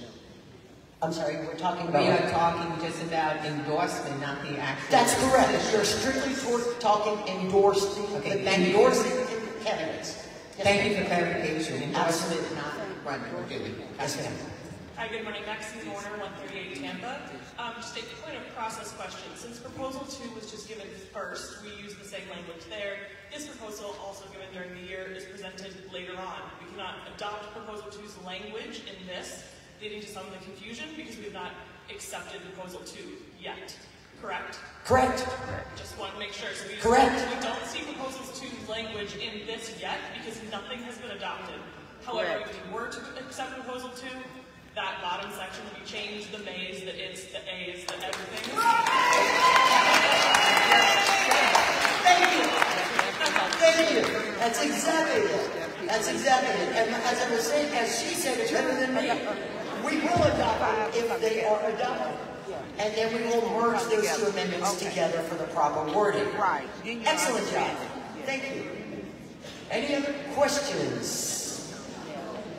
Oh my gosh, okay. So, yeah, you did a great job on that. Thank you. So, 7, 8, 9, 10, and 11. All are addressing housekeeping. These were presented yesterday. They are just housekeeping, but we must send them to the body according to our standing rules. So, 7 through 11, I'm going to read just what would be proposed amended and what we're striking out, and then what we're going to read. I'm not going to read all these, if that's okay with everyone. Perfect. So the proposed amendment for Constitution Article 7, Section 1, this is proposal number 7. We're striking out committee woman and changing it to committee person. Alternate National Executive Committee woman, we're changing to committee person. I believe there's a couple of gentlemen in here, and we'd love to have them move up the ranks, so why not? Woohoo!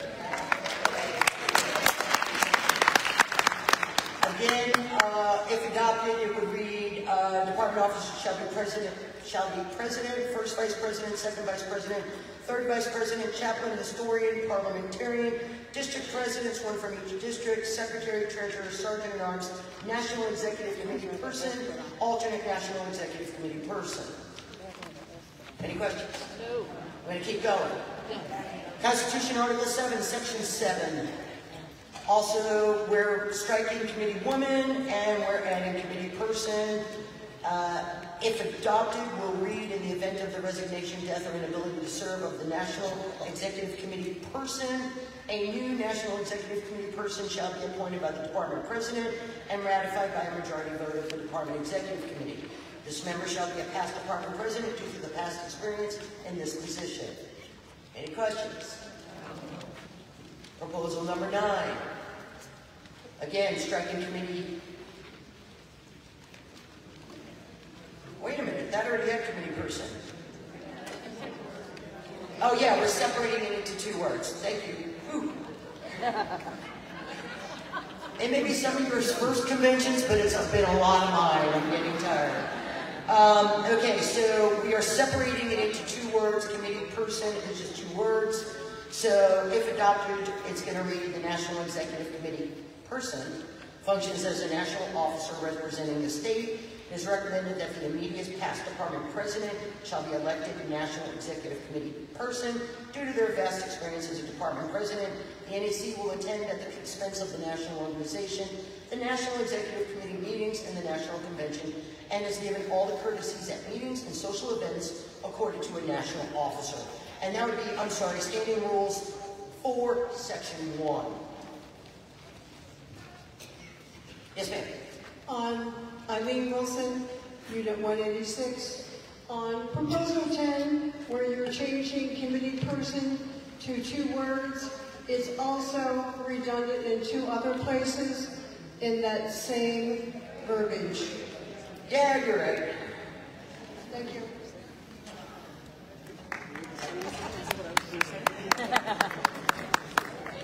Okay, so proposal number 10, also separated it into 2 words. Committee person will now become committee person. 2 words. Everywhere. It is also recommended, this is Standing Rules 4, Section 2. It is also recommended that the incoming department president be elected to serve as the alternate National Executive Committee person during the term of their office.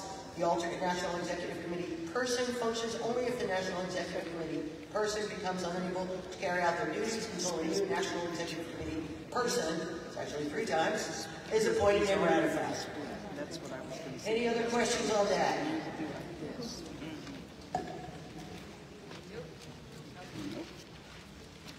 Proposal 11, also changing committee woman to committee person.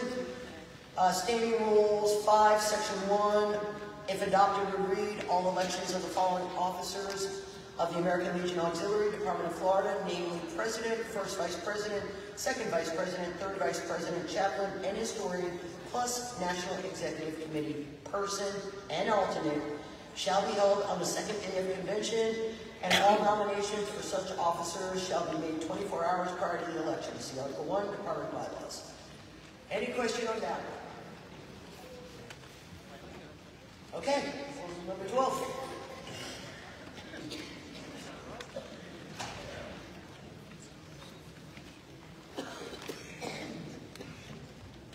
Okay, Proposal 12, the location and constitution of bylaws, Standing Rule bylaws, Article 9, Section 7. The proposed amendment is the National Executive Committee person, national officers, and national chairman from the Department of Florida shall be delegates at large to the National Convention. Vote to be exercised with their department. So if adopted, it will read the National Executive Committee person, national officers, and national chairman from the Department of Florida shall be delegates at large to the National Convention. Vote to be exercised with their department. Once again, this is housekeeping, and the rationale is we are conforming to National Constitution, Article 6, sorry, I'm tired, 6, National Convention, Section 4, 6, and 7 in the National Constitution. Any questions? Yes, ma'am. D-Bell? D-Bell, Unit 158, Treasure Island. Where it states in the proposed amendment, the National Executive Committee person, I believe we should also insert the National Executive Committee person alternate. No, because that's our president. Actually, the alternate becomes the candidate, the delegate, if the delegate can't be there. So she automatically would assume that role, so it's not the alternate. The alternate is not a delegate at large automatically. from national. That's not what this is housekeeping. We cannot change their nationals. We're conforming to national. Okay. So for example, currently our National Executive Committee person is Jane Hardacre. Our alternate is our President, Charlotte Bass. If for some reason our National Executive Committee person, Jane, could not attend the National Convention, our alternate would automatically become the delegate. Exactly. I understand that, but should it be put in here that the alternate... No, ma'am. No. No, ma'am. No? Okay. No, ma'am. This is housekeeping following it right from National's guidelines, or National's Constitution bylaws. Excuse me. I'm Jen Craig, 394. I just have a question. The National Executive Committee person, national offices, and national chairman. Should that be chairperson? Well, it could be multiple chairmen. We could have multiple chairmen in the Department of Florida being represented. No, chairperson? The chairman is Robert. Chairman is the title. No. Oh, I see what you're saying. Person as in sex. Chairman is the proper term. It is chairman. And it's actually because... Robert says. Robert's rule says it is, exactly. Exactly, he said that. Robert's rule says it is. Robert says. That's right. Nope, it's chairman. Kelly? Kelly Conklin, Unit 275, Past Department President. I understand that this is housekeeping. I would just like clarification for myself. Absolutely. So I understand that there would be delegates at large. So let me just give an example. Let's say Florida has 20 delegates. Does that mean that then, let's say we have 2 chairmen and 1 national executive, we then would have 23 That is delegates? correct. Okay. And So, one more question on behalf, and then you can explain. And then, so would the budget only pay for the 20 delegates, so those 3 would be paid for by national? That is correct. Okay, thank you. So just to clarify that a little bit more, currently, if we were to come off the floor and be a delegate, anybody, to go to national convention and you get delegate, it's $5.99. Since they are considered delegates at large, they are automatic delegates by reason of position through national. National will pay their way to go. So they will not be coming off the floor as a delegate. They are an automatic. They do not get the $5.99 because, again, that would be double dipping. And then, like I said, they're not a delegate coming off the floor to be voted on. They are by reason of position. And so I hope that clarifies. Kathy? Kathy Coughlin, Unit 84, Havana, Past Department President again. Question, comment, and if adopted, we'll read. The discussion a minute ago, national chairperson should be pluralized, just in case we have more than one. We're not doing chairperson, we're leaving it as chairman. Okay. That is the proper terminology from national. It was bouncing, I want to make sure where we were. Sure. Thank you. And just so everybody, just to clarify why this is changing now, is because this was just adopted at last national convention.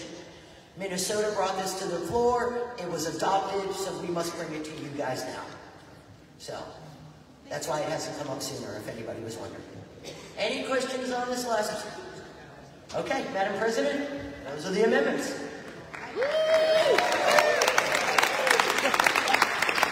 Thank you. The vote on these proposed changes will take place on Saturday. Okay, I am also proud to announce that we had 2 new charters this year.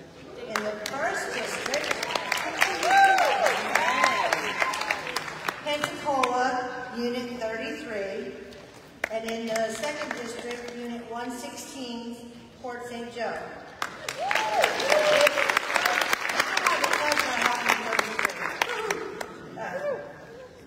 If there are any members from these units, please stand up.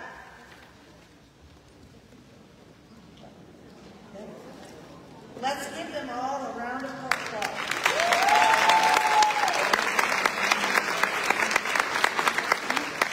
For our officers. So, okay, let's start building the house at this convention, I would like your consent to deviate from the program printed. Do I have your consent? Consent. Okay. Am I in the right place?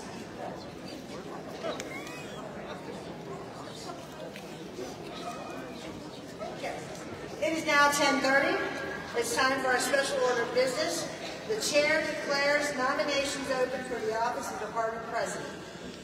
Madam Secretary, have you received letters of endorsement for the office of Department President?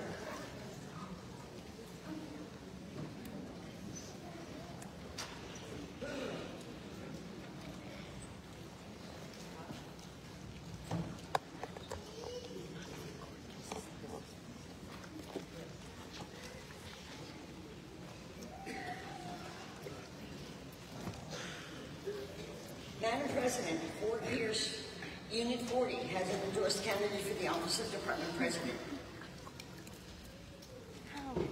Okay. The chair recognizes Kathy Tobin for the purpose of nominations.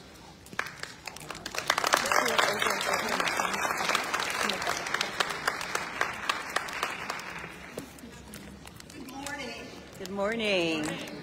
I'm thrilled to be here, and my purpose is to nominate my sister, Robin Burke, for Department President.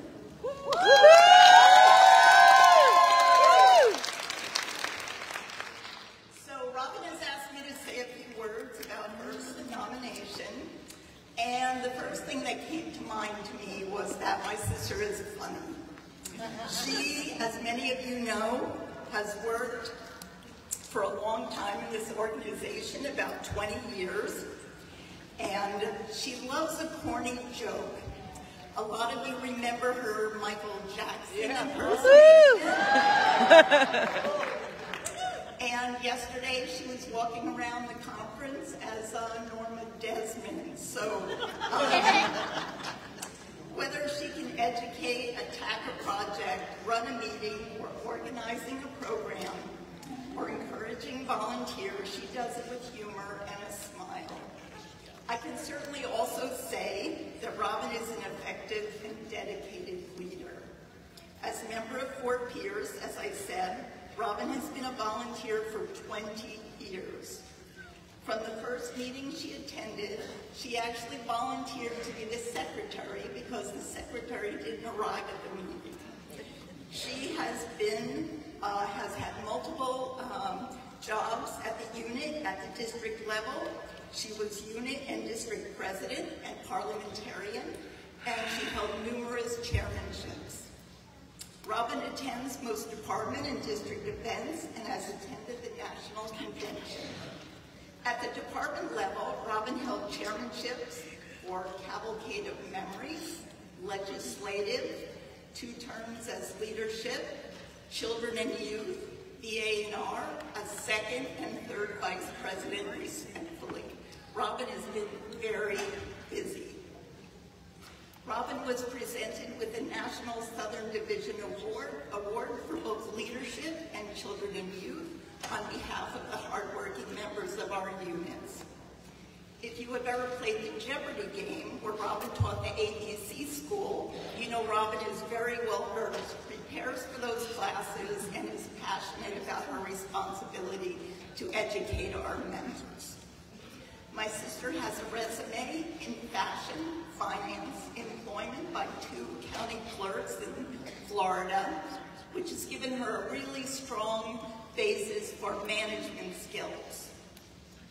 Her compassion and empathy for veterans and families has been one of the driving forces of Robin's work. Our dad was Chief Petty Officer Robert Harvey.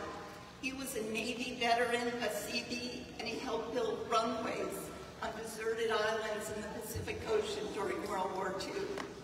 Her husband, Jim, is a Coast Guard veteran. We also have a great-grandfather, both grandfathers, 2 uncles, cousins, and in-laws, both men and women, who have proudly served our country in uniform. For Robin and I, our first understanding of the dangers, tragedies, and grief of war and veterans came when we were young teenagers. On a beautiful, sunny August morning, a black limousine pulled up next door to our house. Our mayor, a local minister, and 2 Army officers exited the vehicle. We were too young to know what this meant, but our mother did. She started to cry and ran next door. Oh, I can't speak any longer? It wasn't. Oh, yes, I can. So sorry. I don't know. Yeah, it wasn't stated. Okay, so I proudly nominate my sister, Robin Burke, for the high office of President, American Legion Auxiliary Department of Florida. And sorry I went on.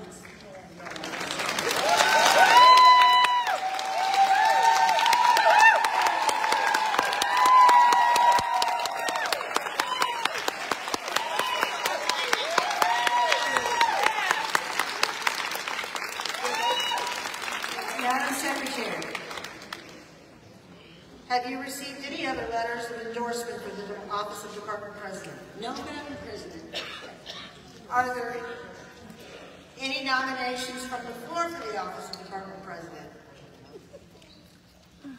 Don't you dare walk up to that. There being no further nominations, the chair declares nominations closed for the Office of Department President.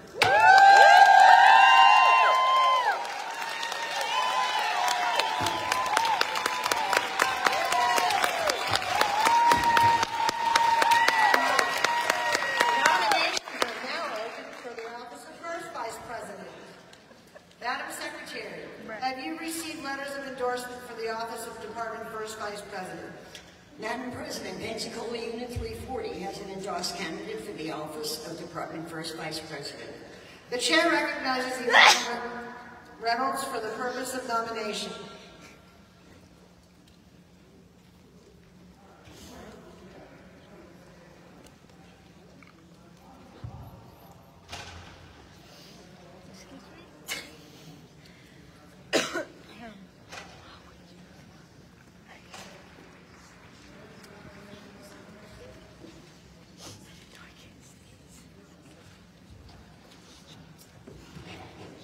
Thank you, Madam President. Dear members, good morning. It is with great enthusiasm that Escambia Unit 340 endorses Linda Knobloch Harkness for the esteemed position of First Vice President of the American Legion Auxiliary, Department of Florida. Over the years, Unit 340 has had the pleasure of witnessing Linda's leadership, dedication, and unwavering commitment to the auxiliary's mission and values. Linda has consistently demonstrated an exceptional ability to navigate complex challenges. Her strategic vision and innovative approach have not only propelled our mission forward, but have also inspired those around her to reach new heights. Linda's unwavering dedication to excellence is evident in her attention to detail and her proactive approach to problem solving. In her current role as second vice president, Linda's exhibited an extraordinary talent for fostering collaboration and building strong, cohesive teams. She possesses the ability to bring people together, forging partnerships towards achieving our goals. Her communication skills and leadership style have earned her respect and admiration. Furthermore, Linda's integrity and ethical standards have set a high bar for all of us to follow. She prioritizes the best interests of the American Legion Auxiliary and its members, ensuring that every decision is made with transparency and accountability. Linda's commitment to fostering a positive environment has created a culture where everyone feels valued and empowered to contribute. As we look forward, I'm confident that Linda is the ideal candidate to serve as our first vice president. She has a proven track record of success combined with passion for our mission, which makes her qualified to lead us to the next chapter. Escambia Unit 340 wholeheartedly endorses Linda Knobloch Harkness for the position of first vice president and urges you to lend your support to her candidacy. I'm certain that under her leadership, the auxiliary will continue to thrive. Thank you very much.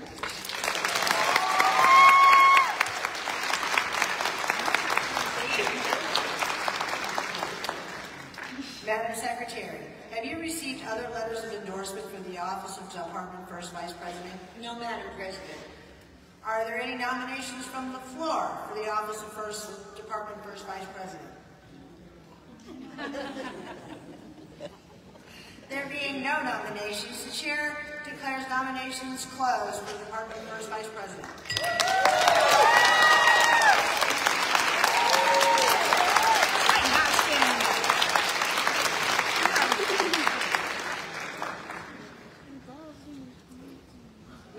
Nominations are now open for the office of Department Second Vice President.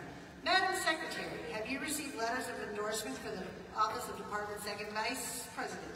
Yes, Madam President. Safety Harbor Unit 238 has an endorsed candidate for the office of Second Vice President.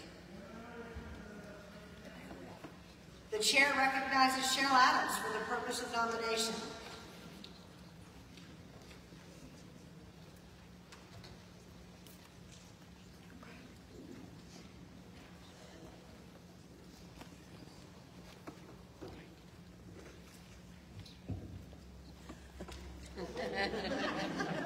Good morning.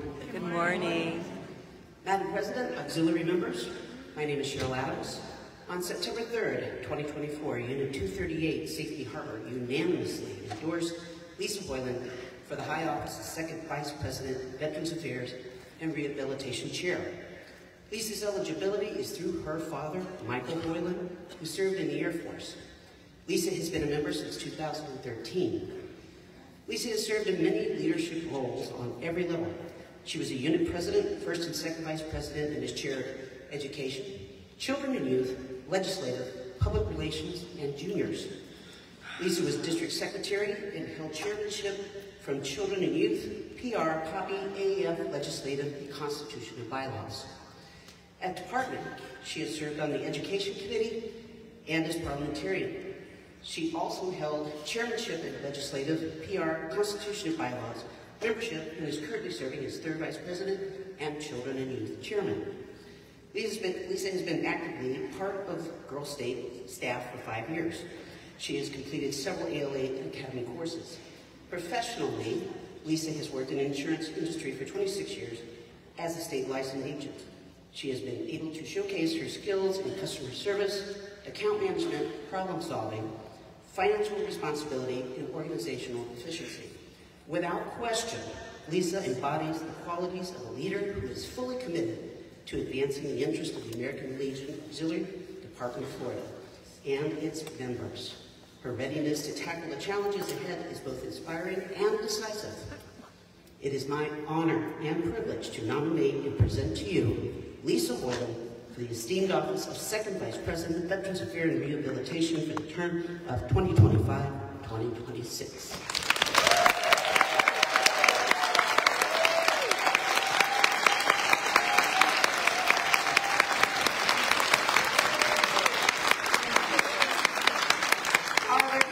Nominations from the floor for the office of Department Second Vice.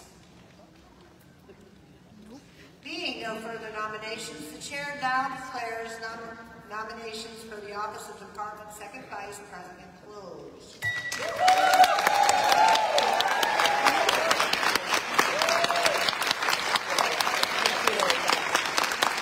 Madam Secretary, have you received letters of endorsement for the office of Department Third Vice President? Yes, Madam President. Freeland Park, Unit 219, has an endorsed candidate for the office of Department Third Vice President. The chair recognizes Diane Russo for the purpose of nomination.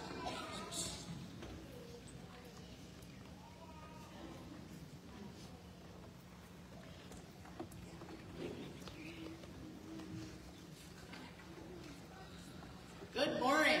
Good morning. Ribbit. It's a great honor for me to tell you about my great friend, Dara Ann Oliver. Dara is eligible for membership in the American Legion Auxiliary through the service of her father, David Bolterman Sr., a Vietnam-era Navy veteran. Dara has been a member of the auxiliary for 40 years and is also a proud Legion writer. Prior to coming to Florida, she hailed from the Department of New York, where she served at county, district, department, and national levels. In Florida, she hasn't stopped. On the unit level, she was a charter member of Unit 344 in Mare Island, where she served as unit president and vice president. Dara is now a very dedicated member of Unit 219 in Fruitland Park, where she has assisted with events, programs, and mentoring. She served the Department of Florida for 5 years as the chairman of the Junior Activities Committee and helped the juniors achieve the National Award of Best Department Junior Activities in the Southern Division. Dara is currently serving as our department and national historian. Dara is the personification of a volunteer. She loves the auxiliary. Her spirit, commitment, and loyalty to our organization are obvious in everything that she does. I have known Dara for many years and have worked with her on many auxiliary levels on various programs. Her creativity, enthusiasm, and willingness to help in any way make her shine as a great auxiliary member.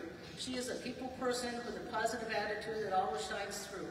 I believe that all of these attributes make her the perfect person to serve as our Children and Youth Chairman in the high position of Department 3rd Vice President.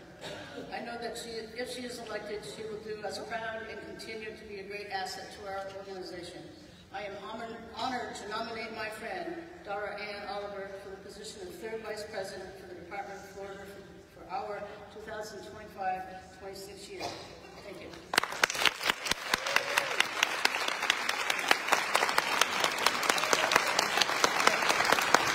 Madam Secretary,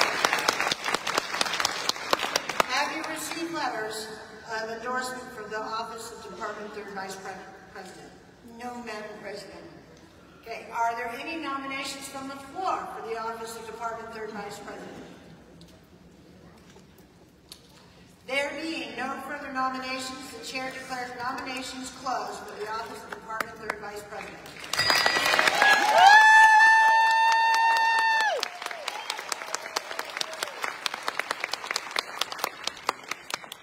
Nominations are now open for the office of Department Chaplain. Madam Secretary, have you received letters of endorsement for the office of Department Chaplain? Madam President, Jacksonville Unit 9 has an endorsed candidate for the office of Department Chaplain. Okay. The Chair recognizes Yvette Moore for the purpose of nomination.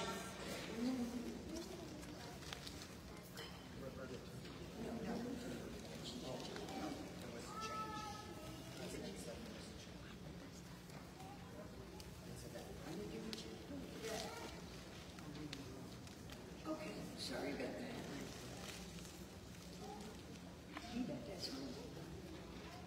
that. That's historian. Good morning, everyone. Good morning. Good morning. Auxiliary members, it is my honor and privilege to read this endorsement letter for nomination. On Tuesday, October 15, 2024, at a regularly scheduled meeting, American Legion Auxiliary, Kelly J. Mixon, Unit 9, unanimously endorsed Karen Marks for the high office of Department Chaplain for 2025-2026. If re-elected, the members of American Legion Auxiliary Kelly J. Mixon, Unit 9, have every confidence that Karen's dedication to the American Legion Auxiliary, veterans, military families, community, and children has prepared her to serve as a department chaplain for the year of 2025-2026.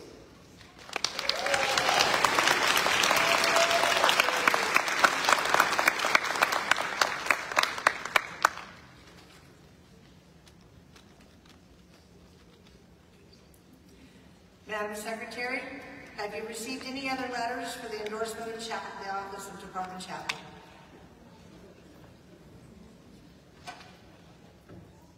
No, Madam President.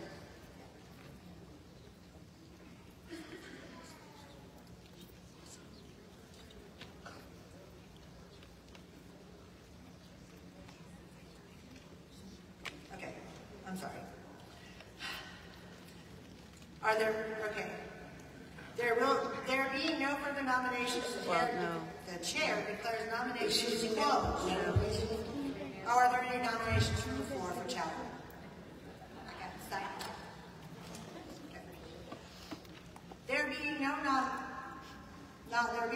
other nominations from the board, the chair declares the nominations closed for the office of Department Chaplain.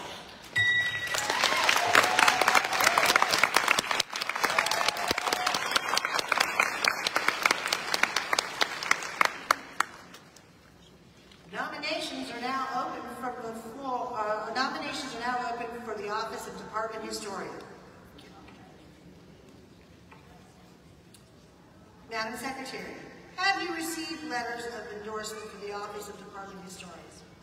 Madam President, Port Orange Unit 70 has an endorsed candidate for the office of Department Historian. The chair recognizes T.K. Wildred for the purpose of nomination.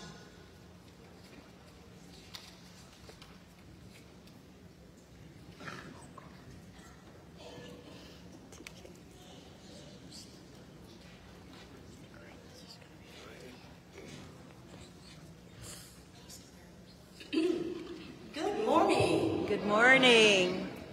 Eleanor Amato joined the American Legion Auxiliary in 2003, honoring her brother Chet Wysowski, an Army MP and General's Guard during the Vietnam conflict.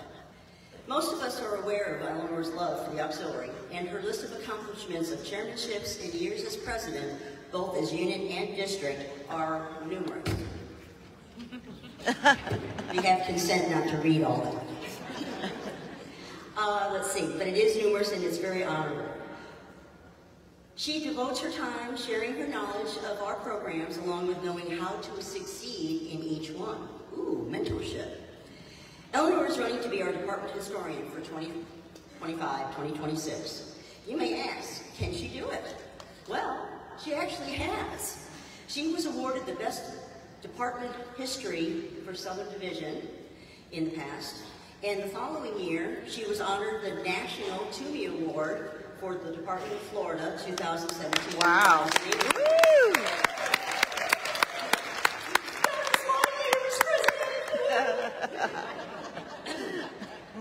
I am proud of Eleanor's accomplishments. I am asking for your support in electing Eleanor Amato as Department of Florida Historian for the upcoming 2025-2026 years. So I'm honored to nominate Eleanor for our 2025-2026 historian. Thank you. Thank you.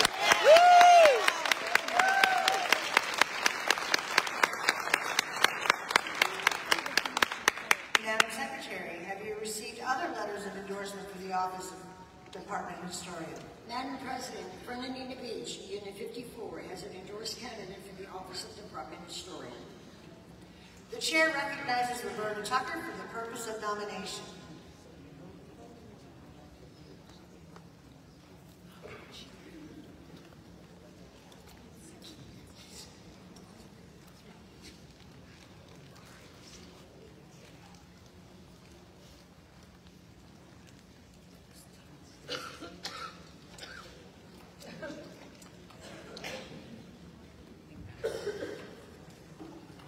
Hello, everyone. Hello. On March 4th, 2025, at a regularly scheduled meeting of American Legion Auxiliary, Theodore H. Hernandez, Unit 54 in Fernandina Beach, Florida, voted to endorse Robin Watrous as the candidate for the high office of Department Historian for the year of 2025 through 2026. Robin has been a member of the Auxiliary for 21 years and has her eligibility through her husband, retired Army Sergeant First Class Christian Watrous. Robin served as the unit president for 3 years, unit secretary for 5 years, chaplain, second vice president, and historian for 1 year each. She has also served as membership chairman for 8 years. She served as the program chairs at both the unit and district levels to include POPI, Americanism, Education, VA&R, Community Service, National Security, and Constitutional Bylaws. For the department, she has had the honor to serve as chairs for POPI and Americanism programs and is currently serving as the department community service chair. She built a bridge. We believe that if elected, Robin's dedication and passion for this organization would make her an excellent historian for the Department of Florida. We welcome your votes.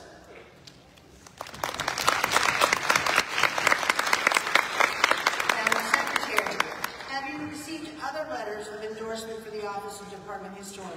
No, Madam President. Are there any nominations from the floor for the office of Department Historian?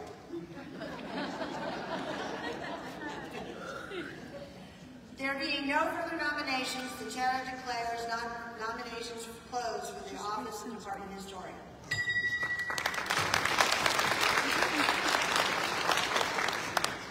Nominations are now open for the office of National Executive Committee Person. Madam Secretary, have you received letters of endorsement for the office of National Executive Committee Person? Madam President, St. Cloud Unit 80 has an endorsed candidate for National Executive Committee Person. The chair recognizes Paula Fox for the purpose of nomination.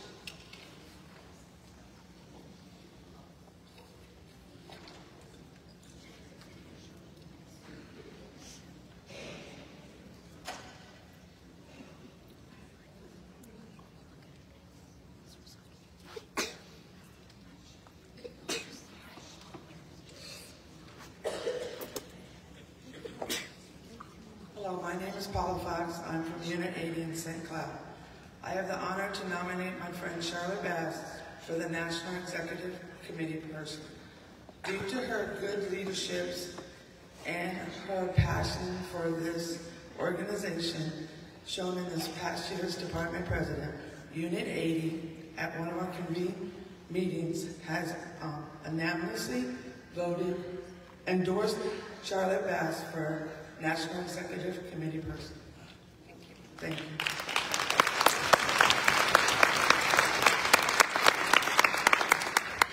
Madam Secretary, have you received other letters of endorsement for National Executive Committee Person? No, Madam President. Are there any nominations from the floor for National Executive Committee Person? There being no further nominations for National Executive Committee Person, the chair declares nominations closed.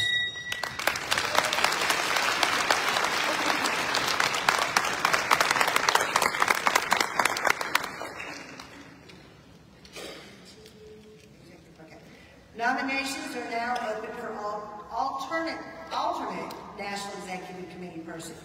Madam Secretary, have you received any letters of endorsement for alternate Executive Committee Person? Madam President, Fort Pierce Unit 40 has an endorsed candidate for the alternate National Executive Committee Person. The chair recognizes Kathy Tobin for the purpose of nomination.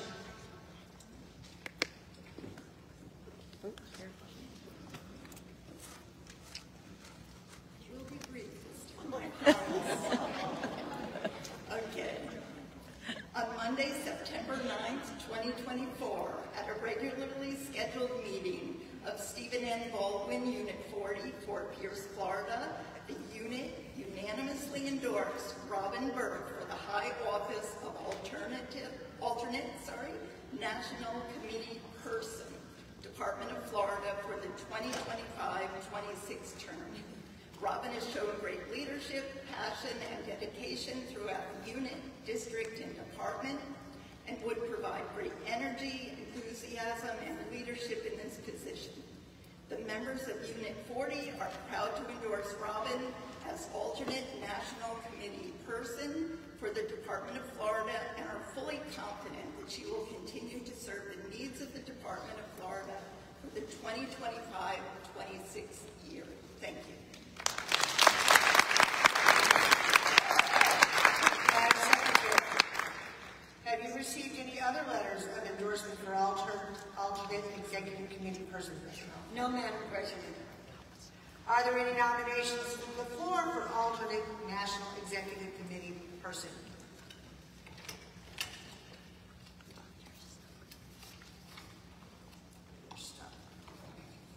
There being no further nominations for alternate National Executive Committee person, the chair declares nominations closed.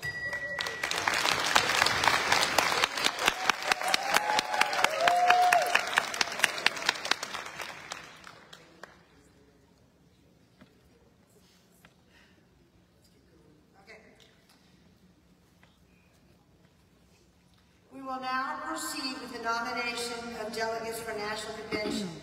Tomorrow we will elect 25 delegates to National Convention using pre-printed ballots. The Secretary will read the bylaws pertaining to the election of delegates to the National Convention. Bylaws, Article 9, Section 1. Each district shall be entitled to one delegate and one alternate delegate. Section 2. The Department President, immediate past Department President, and Department Secretary shall be elected delegates by reason of their office. Their alternate delegates shall be elected from the membership at large at the Department Convention.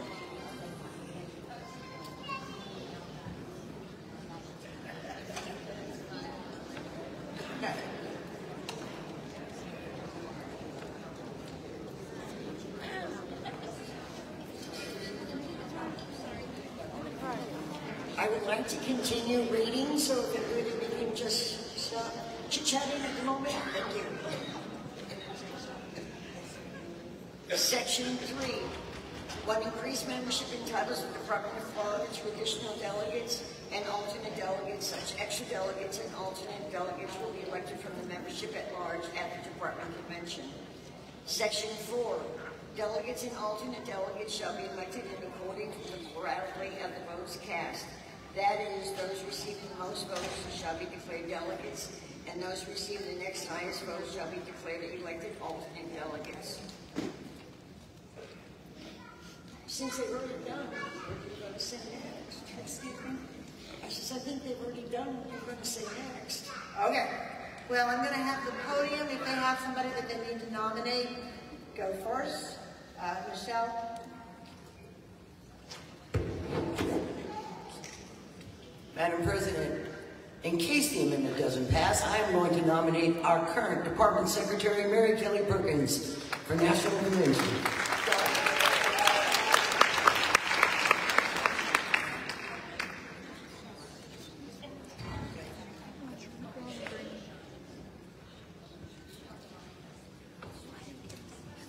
Charlotte Bass Unidady, I nominate Paula Fox as delegate for National Convention.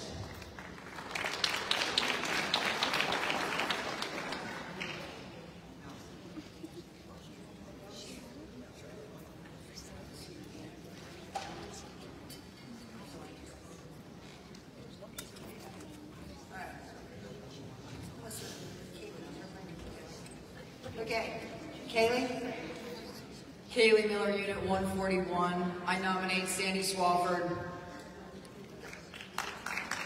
Dawn? Dawn Davis, Unit 138. I nominate Tammy Zell.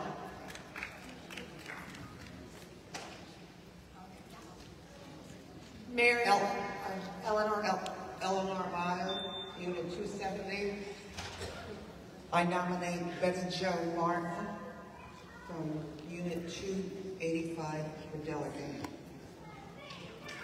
Tammy Zell, Unit 138. I nominate Dawn Davis. Robin Watrous, Unit 54. I nominate Roberta Tucker. Julie Kay, Unit 233. I nominate Berna Luke. Wanda Brown, 129. I nominate Liz Hill. Joanne Skillsborough, Unit 103. And I nominate Jean Nadeau. Pat Hamby, Unit 79. I nominate Marion Vick of Unit 79.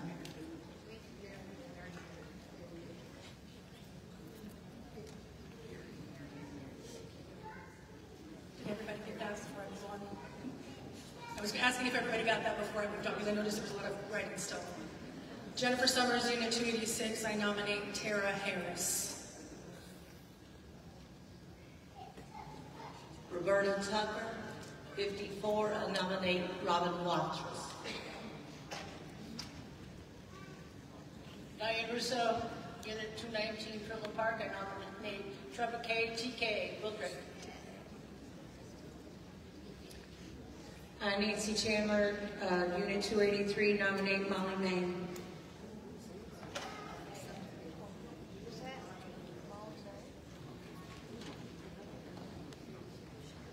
Beth Ann Allwine, Unit 222. I nominate 9th District President Don Krasnick.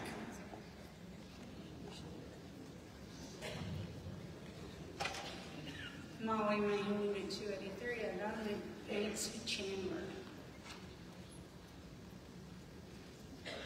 Liz Hill, Unit 316, I nominate Wanda Brandt. Phyllis Clark, Unit 267, I nominate Tony Ellsworth. Julia Hart, Unit 148, I nominate our district president, Tammy O'Donnell. Gail Dupuy, Unit 142, Pompano Beach, I nominate Lisa Hoyland.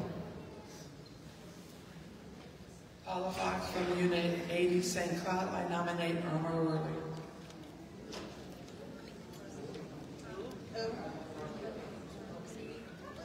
I nominate Irma Worley.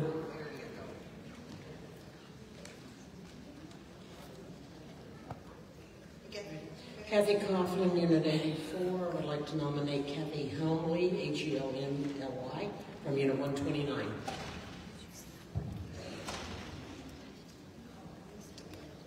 Donna Roberts, Unit 69, I'd like to nominate Harriet Martin. I'm sorry. Harriet Martin.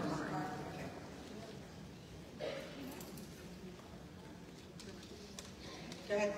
Monica Hoyland, Unit 125. I would like to nominate Liz Close. Joni Taylor from Unit 40. I nominate Diane Bergstrom. Bergstrom. Go ahead. Anna Reynolds, Unit 273. I would like to nominate our energized bunny, Janice Hill.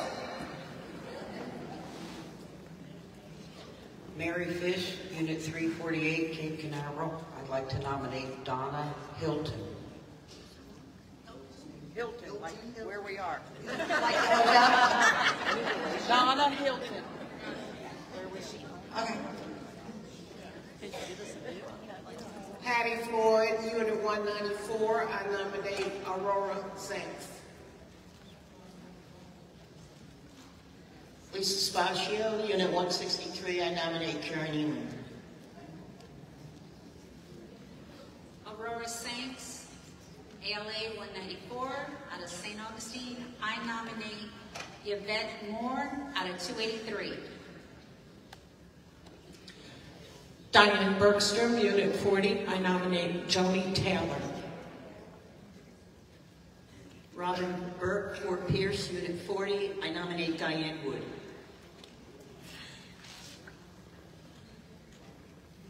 Penny Camaro, Unit 183. I nominate Kim Oaks.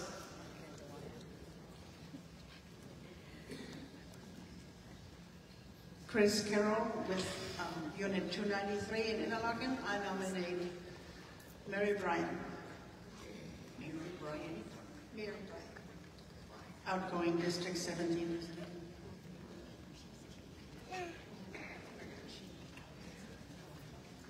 All right. Nancy Swanson, Unit 159. I nominate Sherry Buffington. Rhonda Braley Maurer from Unit 14. I nominate Linda Neblock Harkness. Tammy O'Donnell, Unit 148, I nominate Dawn Burgess. Betty Jo Matwitz, Unit 285. I nominate Kathy Scoville. Kathy, who? I'm sorry. Kathy, who we need? Scoville. It's Scoville. Okay. Thank you. Shar Kinlan, Unit 189. I nominate Department Chaplain Karen Marks. Okay, 1 second. Can we spell the last Scoville, please? It's S-C-O-V-I-L-L-E. Sorry. That's okay. Okay.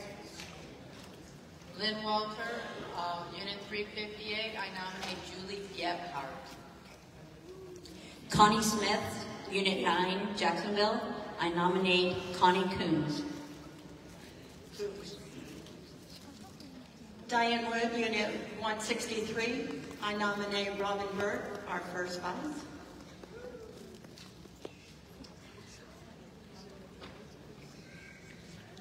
Sue Reynolds, Jim J. Gillio, Unit 283. I nominate Robin Walker from Unit 129. Julie Gephardt, Unit 81. I nominate Lynn Walter. Wanda Brandt, Madam President, Wanda Brandt for 129. I move the motion, the election, so the motion be eliminated. We've only got a few more, but thank you. We'll keep going. We've only got like 3, 4, 6 more. We're good. Okay. Go ahead, let's go first. Robbie Brown, Unit 113. I nominate Elizabeth Paterno, President of Unit 113. Can you do me a favor and spell that last name? P-A-T-I-E-R-N-O. Thank you. Audrey Anderson, Unit 8. I nominate Heidi Jo Strickland. It's Teresa Walls, Unit 325. I nominate Shelby Taylor. Tracy Bragg, Unit 382, Navarre. Melinda Bowers, Unit 402. Haley Luzader, Unit 394. I nominate Berthan Michkowski. Oh, wait a minute. Come back up here and do that a little slower. Berthan Michkowski, Unit 394. Okay, you want to spell that last name for us? Yes, MyCZKOWSKE.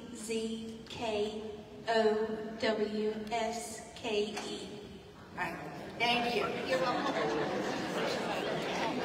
Julie Kay, Unit 233. I nominate Kelly McCrimmon. Kelly who? McCrimmon, McCrimmon. Are there any other nominations?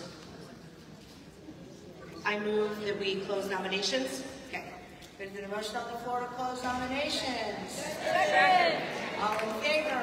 Aye. Any opposed? Motion carried.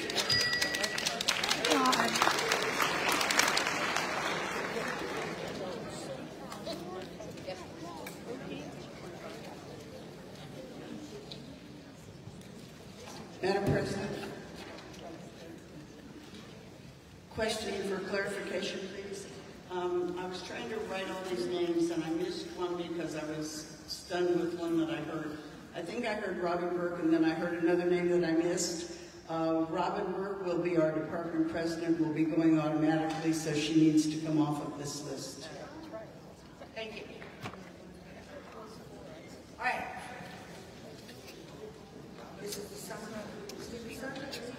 No, but she is for clarification. We have our NEC and we have our outgoing president and our incoming president. If you were listening when I was talking. All right. The department president, immediate past department president. My bad. Thank you, Fran. Okay. Would the Sergeant at Arms, Assistant Sergeant at Arms, please escort our, am I missing something, Mary? Okay. Would you please escort our detachment commander, Rocky Sir.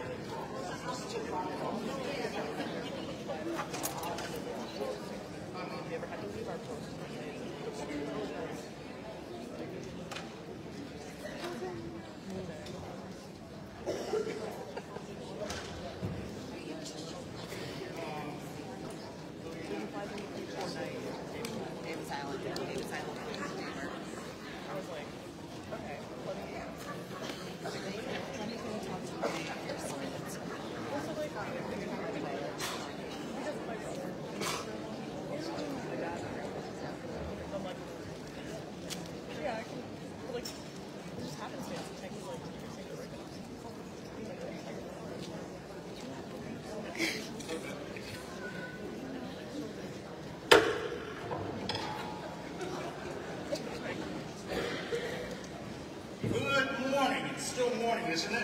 Yeah. What a great year you all had, and the Suns had a spectacular year again, too. And it's my pleasure to bring before you the man who led us this year, Big Rocky.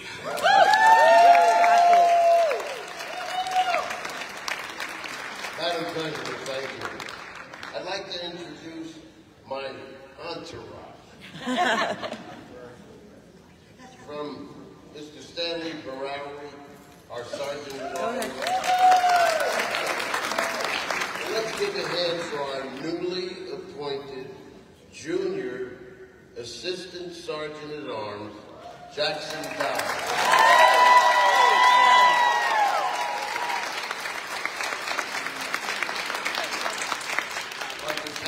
Adjutant Christian Rapp.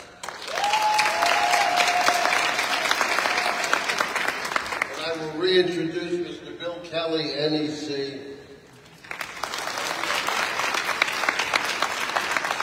I'm back again. It's my pleasure to introduce a man I've known for 10 years. He has been the National Vice Commander from the great state of Louisiana. And he obtained his eligibility in the Sons of the American Legion from his father and his grandfather in the U.S. Army and the Louisiana National Guard as a veteran.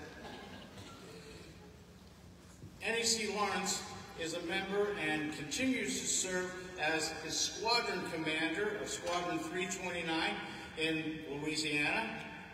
I'm not saying the squadron he's from. He's going to say it for you. Those Cajuns have a way of saying things.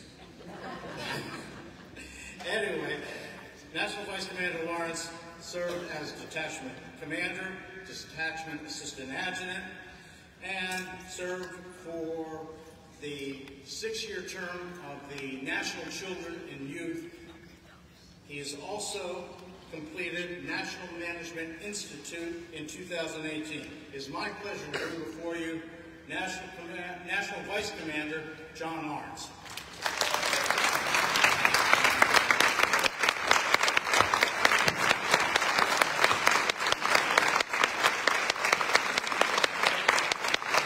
Thank you very much. Please be seated. Bon matin, comment ça va? Good morning. How y'all are? Like I told the Legion side, I was in Louisiana last week. I didn't have to translate. All right. Madam President, thank you very much for your time. Auxiliary, thank you. Y'all are wonderful. And look, when I was walking up here, I love my job. You see, I get to hug on all these nice ladies up here. On behalf of our National Commander for the Sons of the American Legion, Joseph Navarrete, I bring you greetings. He's got a project this year, Veterans Children's Foundation, VCF. He wants to raise $500,000 for that project. And to that end, the National Vice Commanders got together and had these nice little coins made up. We're accepting donations for those. Suggested donation, $20, but hey, I'll take any donation you give me. That's the commercial announcement.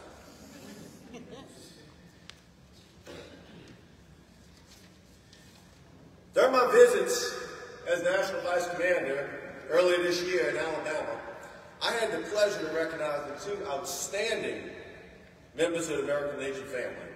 They're Sons of the American Legion, and they embody the essence of the Beetle One program. On October 15, 2024, the Department of Alabama received a distress call from Brian Rains, a proud Marine veteran, but he was stranded down in Mobile. The Marine had made his way to Mobile from Texas and had a run of bad luck with his transportation. Henrietta Davis, commander for the Mobile American Legion Post 76, called Aaron Phillips of Mobile Squadron 76, who's also the detachment adjutant for Alabama, and Paul Woodyard, Sons Area 5 Vice Commander. Paul sprang into action, realizing the veteran was distraught and overwhelmed by his situation. Unable to get in touch with any other Legion membership, Paul made an executive decision. They took matters into their own hand, and they proceeded to help Brian Rains.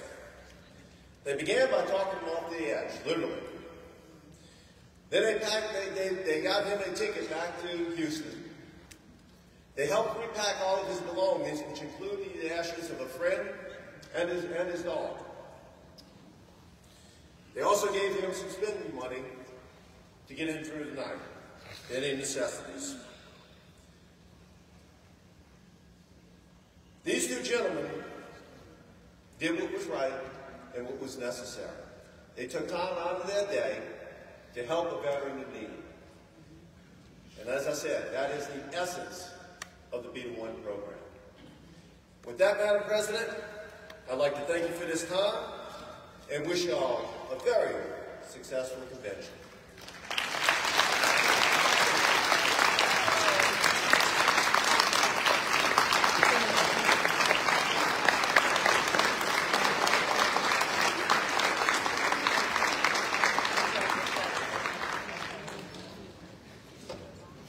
Be seated, please. Rocky, it's been a pleasure serving with you. I've enjoyed every minute of it. And that I have a small token for you. Thank you, Madam President.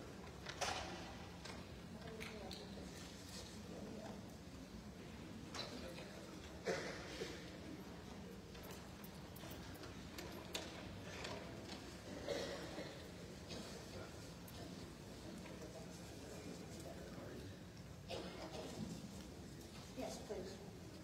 Presented to Rocco Sirigliano, Commander, Department of Florida, in honor of your outstanding dedication and participation in the principles and programs of the American Legion Auxiliary. Thank you for helping the Auxiliary secure our foundation to build a stronger future. Presented this June 13th, Charlotte Bass, President, Department of Florida. Thank you. Thank you again, Rocky. It's been a pleasure. Madam President, it's been a pleasure serving with you. It's also been a pleasure serving as detachment commander this year. In my travels, I have seen firsthand the dedication of many of the auxiliary members throughout our organizations and units. The Sons of the American Legion this year reached our 30th consecutive all-time high in membership. We also are a candidate for the prestigious National Triple Nickel Award. 5 new squadrons, exceeding 85% in retention and 105% in membership, which we have not yet achieved. Madam President, is Jan Farrington in the room? Please stand. And to the units of the American Auxiliary, I understand there's a new sheriff in town. You guys are #1 throughout the state of Florida in membership. Stand up and give yourself a hand.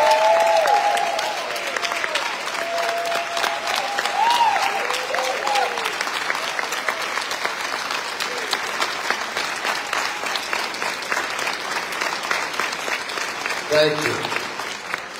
Together we combine the Sons of the American Legion and the Department Auxiliary for in excess of 72,300 members. Our dedication to our service members and children are unprecedented. And always remember, there is nothing stronger than the heart of a volunteer. And happy birthday, Army. God bless you all and have a great convention.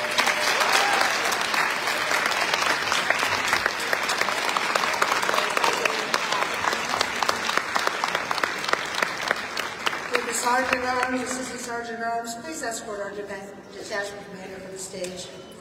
They all stand here.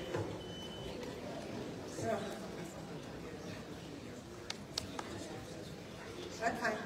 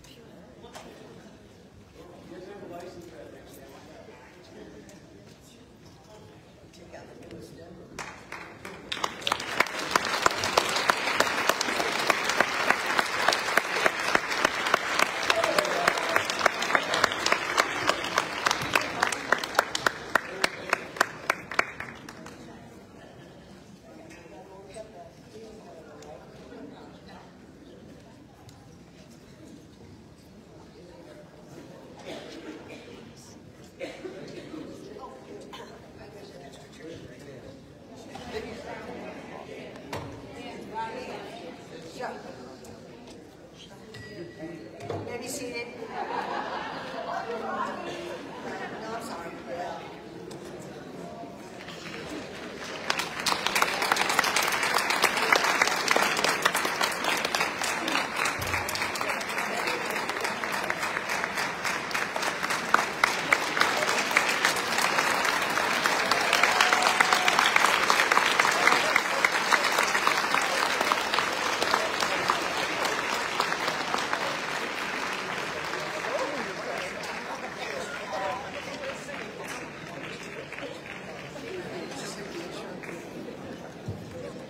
Okay, now it's time to hear from our district presidents. Remember, you will only have 3 minutes. The full report is in the book of reports. We will start with our Foreman district presidents.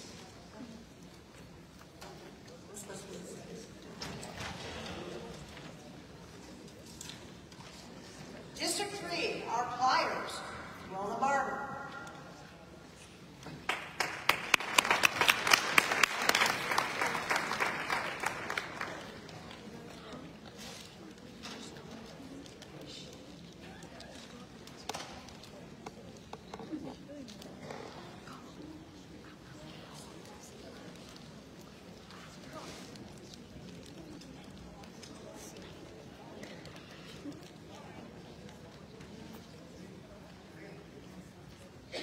Rona Barber? Okay. Okay. Okay.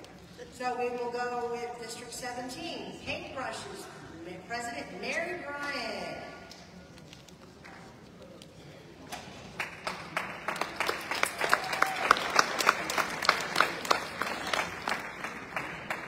Where's the presidents?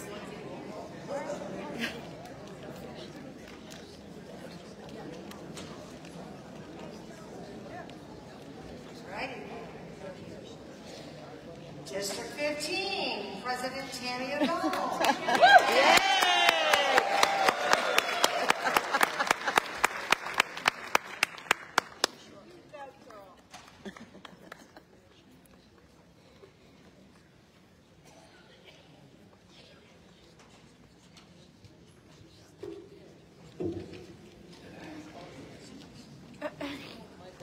Guess what, Leo? The work glove, everyone. Hello, everyone. And Madam President. The 15th District has literally embraced our work glove. Several units worked with Operation Homefront to deliver school supplies. One unit donated 50 backpacks to the Back to School Women's VA Clinic. Another unit raised funds to support the Junior ROTC obstacle course. Units had juniors make thank you cards for deployed troops and Christmas cards with candy canes for the residents of the veterans nursing homes. One unit helps with bingo, another unit supported coins to a local nursing home. Showing support for our Gold Star mothers, a unit hosted a luncheon tea and presented them with thoughtful gift baskets. Another unit showed support in hosting a luncheon for 75 female veterans. In recognition of Girl Stater, a unit held a district event, past commander, past president's banquet, enabling and making a district donation of $6,600 for the Boys and Girls Day transportation. Units hosted a bunch of dinners and brunches. We are especially proud of Emily Peak from one of our units that attended the National Girls Day. Several units celebrated Memorial Day and Veterans Day by hosting luncheons and breakfasts and distributing hobbies. Our Patriots Day units waved flags and embraced gratitude to first responders and 911 operators by delivering goodie baskets and homemade cakes. Units cut coupons and organized food drives to provide turkeys and active duty troops. Several units participated in Wreaths Across America. One unit organized a Sticks and Stones event to raise funds for PTSD. Additionally, a breakfast was held by one unit to support Tunnel for Towers. Units supported Liberty Manor, Vets Depot, USO, and the Food Bank, and participated in stand-downs. They donated food to local pantries and made blankets and lap robes for Hut Bash. 2 units hosted and celebrated their past presidents. One unit hosted a luncheon and gave flowers. Another unit hosted a Diamond Jubilee dinner in recognition of their 75th charter anniversary. Units supported and donated to hurricane relief. One unit provided much-needed beds to Hut Bash that were damaged by the hurricanes. Despite facing challenges from the hurricanes, a unit hosted a district event, Legion's Got Talent, on their patio. No. Read the last sentence.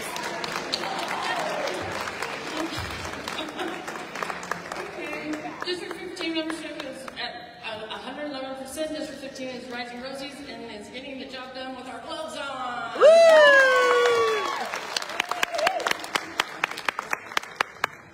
Thank you, Tammy. Her entire report will be in the book of reports. Absolutely. And then some. I will accept it for behalf, please.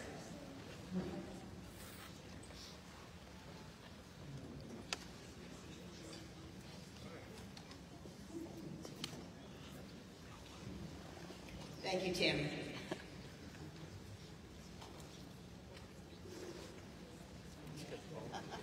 Let me read a couple of the names that will be next so that you will be prepared. If you want to come up in the front, there is a row over the front row here on my left if you would like to sit there. The next 4 will be Dawn Krasik, District 9, Sam Touchton, District 1, Julie Kay, District 5, and Audra Anderson, District 7.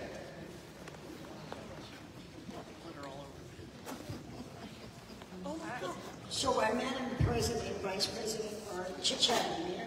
We've had a slight change in our schedule, so just bear with us. We had to go run and bring them back.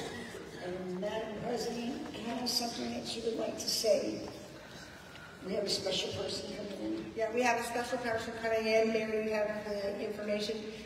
She wants to present to the juniors some money for the Children in Youth Picnic. Sergeant at Arms, would you please escort our guest up?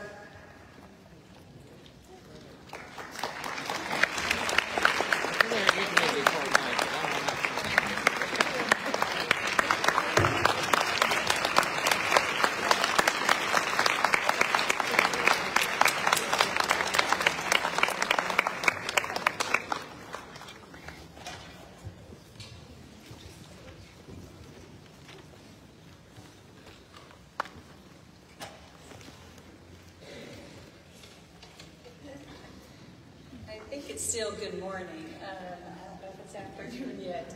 My name is Dana Jackson. I am the Florida Department Social Media Chair, but on behalf of Rick Johnson, the department children and youth chair. He is presenting $1,000 to the auxiliary juniors from the children and youth picnic.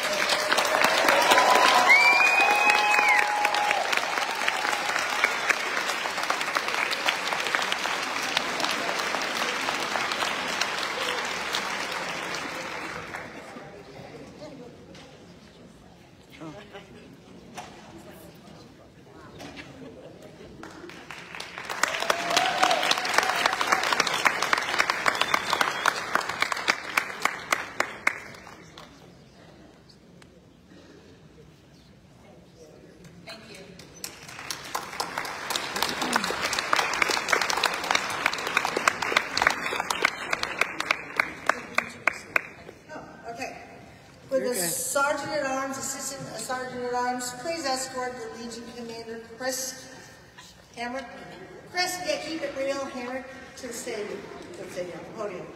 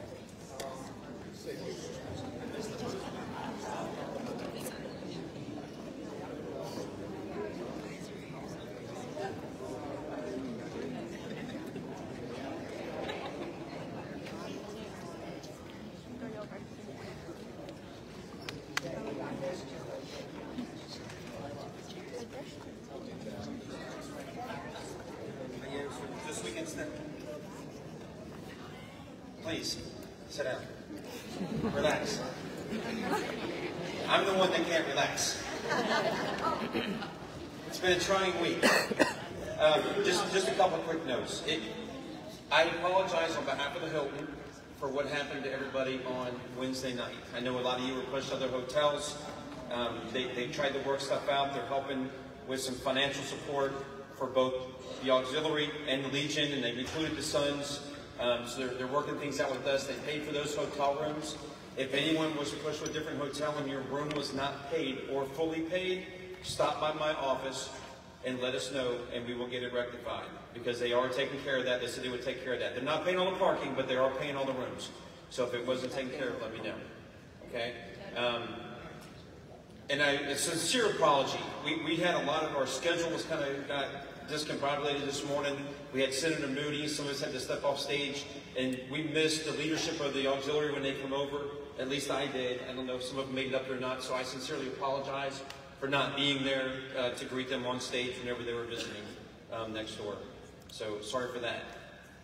We missed our first appointment with the auxiliary over here. That was me, right? That's my fault.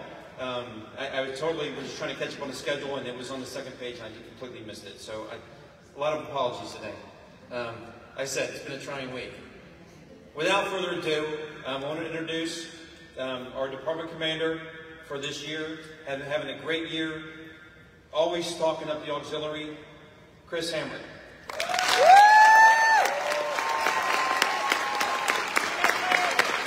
Keep it real.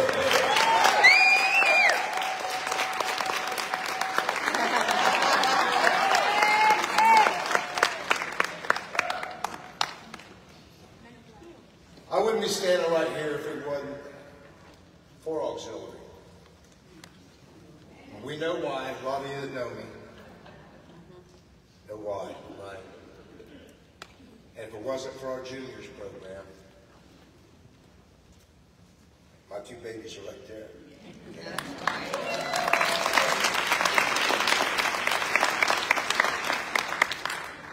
You lifted me up in love.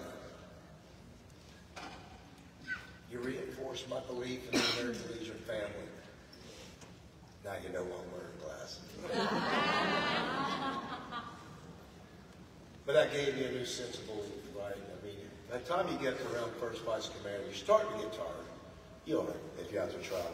And, you know, with everything that had happened, and just the love that was, you know, I was told it takes a village. And I don't know if Mary Ann's here, but if it wasn't for Mary Ann Spell and Mary Ann Merritt and our juniors program, and Karen Newman and Shane, those are the two main ones. Gunnar and Belinda, just others that just lifted us up to make sure that if I couldn't take the kids with me on my travels, I had somebody to do that, you know? And our juniors are our future. Give me 1 second. Continue what you do. If your post happens to possibly have the property or could facilitate a little jungle gym or something to get juniors, I will tell you from experience what a membership instrument for all the family, a juniors program is. I love our juniors. I love every one of you. I love every one of you. Jan Farrington, where you at? Jan Farrington, you're so good. I love you.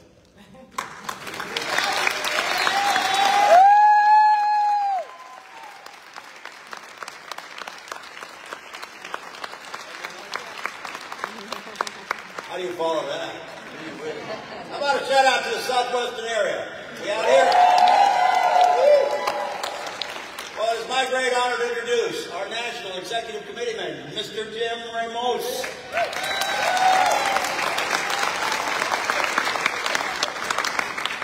I know I cannot kiss every single one of you.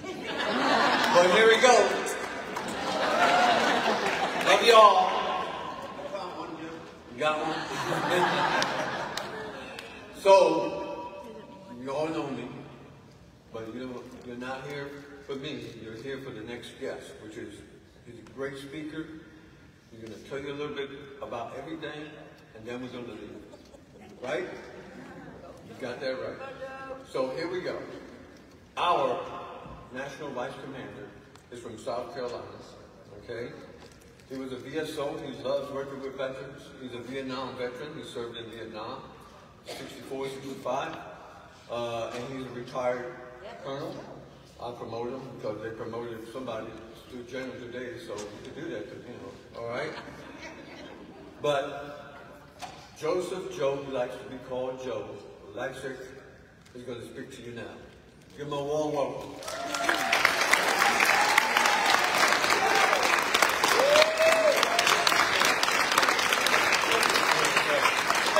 Thank you.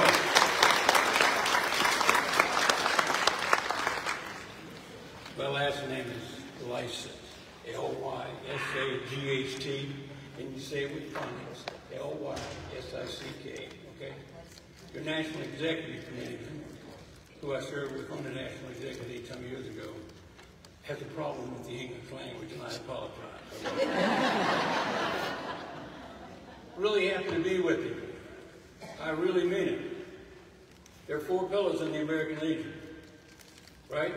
There are 4 pillars. We have the 4 pillars. There should be 5. There should be one called the auxiliary. I'll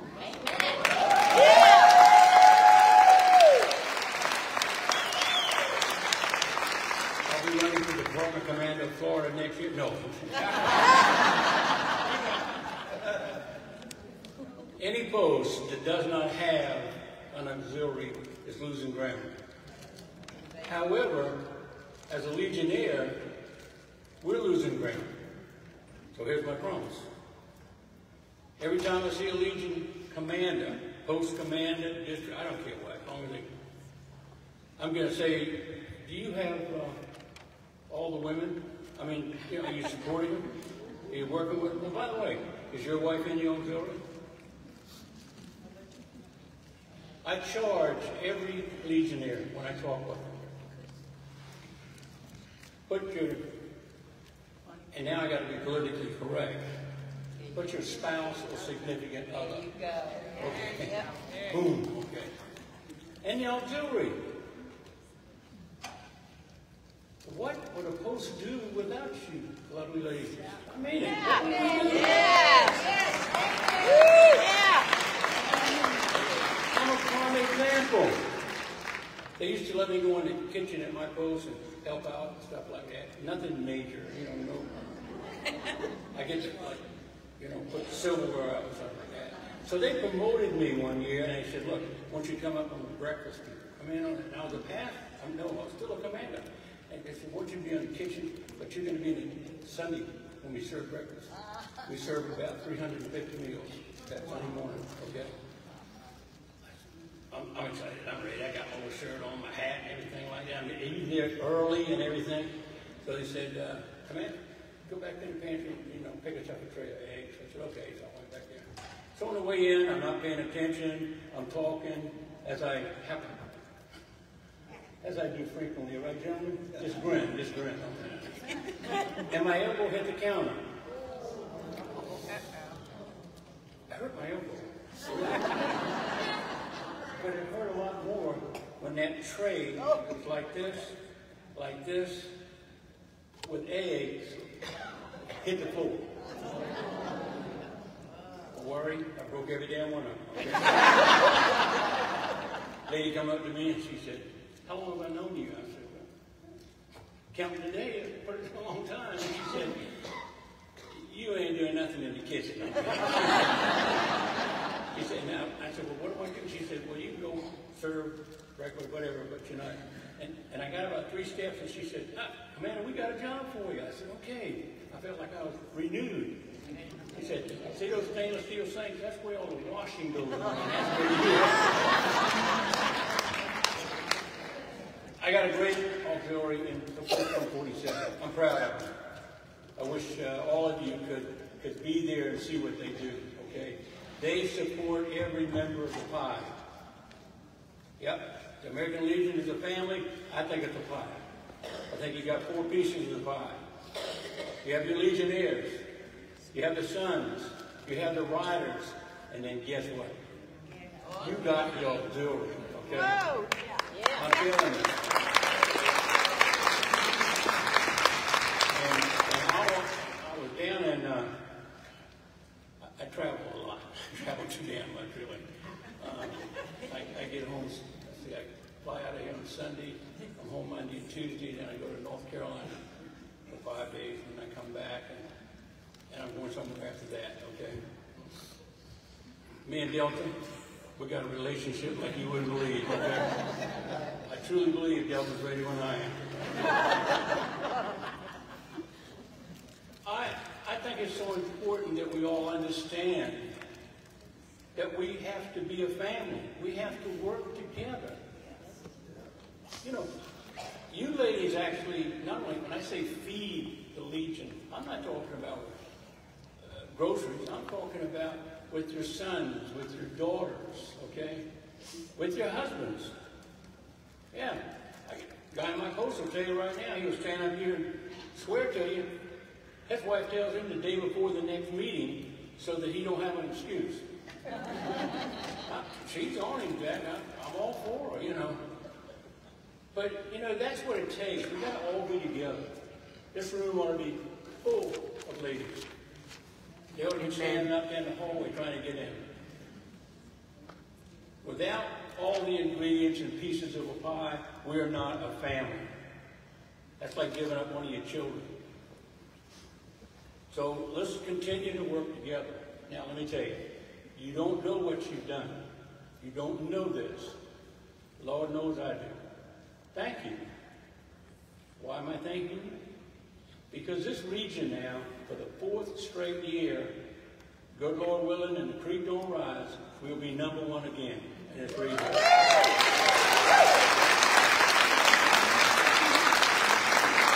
Thank you. Thank you. You made it possible. Membership is the force behind the American Legion. We are a membership-driven organization, even though that we have all these wonderful, wonderful programs that we don't tell people about. You know some of the big ones, but you don't know all the little ones that we do. Okay? But membership is big, so we play the game around membership. Now, there are 5 National Vice Commanders in the American Legion. In August, I get the greatest gift I can ever ask for. I get my blue hat back, okay? I can walk down the hallway and everybody's going to grab me going, I got this problem, what about it? My phone's ringing, you know. My wife, she said, don't you ever, I can't cut the damn phone off, okay? They won't ring. But, you know, there's something special about being a Blue Hat Legionnaire. It really is. And I'm looking forward to it. But you're making it happen on the membership end. The 5 Vice Commanders, we all get together and joke, talk on the phones and stuff like that, go to meetings. So I told them, I said, you know, 3 years in a row, Southeastern Region's been #1. And we're going to do it again this year. I told them that early on, and they said, oh no, this year we're going to set you guys down. I said, oh, my mama couldn't set me down. I'm damn sure you ain't set me down. Not this week. We're at 96%, okay? We are 2.5 points ahead of the nearest competitor of the 5 Vice Commander. Now, 2.5 doesn't sound like a lot, but you're running out of time, okay? So they're not out there on the street right now stopping people at traffic lights and trying to get them to sign up. They ain't gonna get me, okay? Guess what?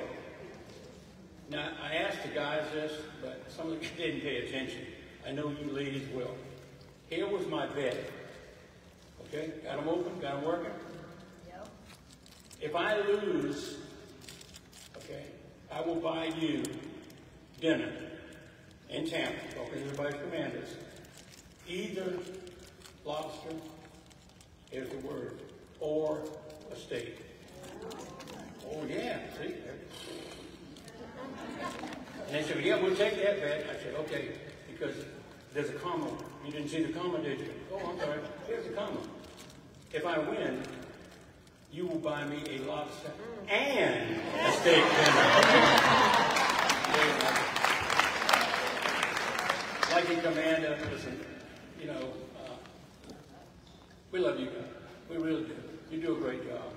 You greet us when we're happy. You greet us when we're sad. And on occasion, when we come by and we don't speak to you, you slap us. Good to be home. Good to be with you. And no, I'm not going to transfer to Florida, even though I have family in Florida. My daughters are down here and everything else. I would love to be down here with you. So, if you see me out there, if you can get to me, let's shake hands. Let's hug. Because I don't believe in hugging the guys, but I do love to hug the ladies. Okay? Thank you.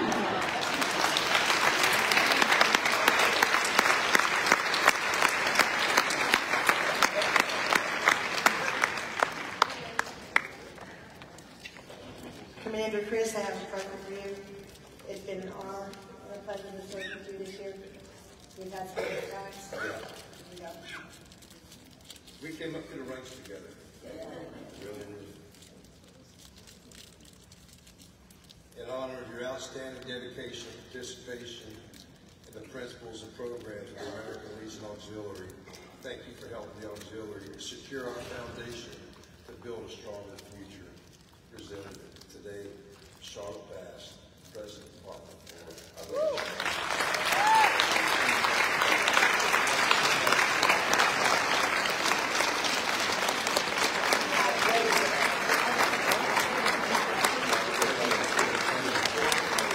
I'm going to leave Madison and Travis over here when we go off stage because I got something I've got to give you before I go back to my session. All right. Thank you guys and gals. Will the Sergeant at Arms, Assistant Sergeant at Arms, please escort Commander Chris off the podium. Why am I saying sticky?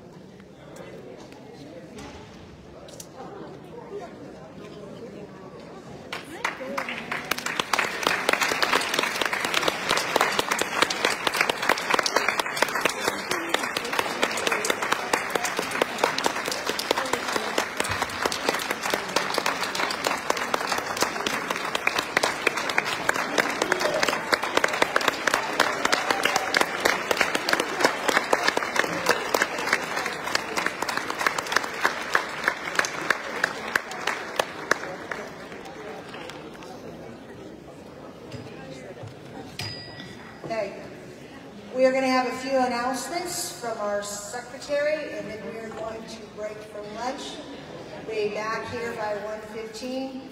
Madam Secretary. Oh, district presidents, be ready to do your reports after lunch, please. Thank you, Madam President. Found one auxiliary earring in the ladies' room. It's a dangle. Found yesterday a black sweater that was left in the room after our executive meeting. So I don't know who lost them. All right, announcements. The juniors and young SAL in attendance this weekend are holding a silent auction on an American flag no-sew blanket they are making while here. If you would like to bid, see Tara Harris sitting in the front. Junior's chairman, the proceeds will be donated to Operation 300 during the Parade of Checks. Y'all can walk around, Paige. Walk around, show them. There you go.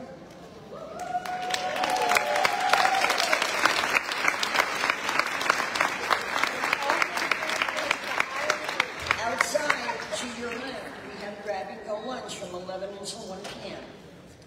District president's tote boxes are in the registration area next door. Anyone who needs to put in any awards for the districts, please do so by the end of today. Any chairman and/or district president must turn in their binder or their district president box to the registration, and they must sign for the new one. Parade of checks. There is a sign-up sheet in the registration area. You must have check in hand and give it to registration when signing up. Must be signed up by the end of today in order to participate. So if you're bringing a unit check for the parade of checks, it must be done today. Stacy Casano, I apologize for not calling you out for the roll call this morning. I know you were here. Unit 13 was registered with 3 delegates. And Unit 57 was also registered with 9 delegates, so we now have a total of 809 delegates registered as of today. There was a pad folio with a small black gift bag and a cookie left here yesterday. We don't know where the cookie is, we don't care. It was a 5-second rule, wasn't it, Kaylee? 5-second rule. We got the pad folio bag, but on top of that was a little black gift bag. We got that bag. Unfortunately, the contents were not in the bags. We're hoping it just fell out. These earrings are very precious, as they were brought back from Galway, Ireland, by our department chaplain, Karen Marks. And they are my earrings. So they're just little silver claddagh, which is a heart, hands, and a crown. So if anybody sees them, they're in a little box, and then a little piece there, or knows of it, we think they just fell down, and we have a funny feeling that when they were closing the room down, is that the workers found it. But if you just keep your eyes out for it, I would appreciate it. And President, that concludes the announcements. Okay, please be back here by 1:15. Unless you're building another house. Charlotte said she's building a house. Charlotte's building a house? Did you say you're building a Look house? at that look she's giving me. Oh, I said I didn't say it. Madam President, phone call is completed. You're on. All right. We're done? Okay.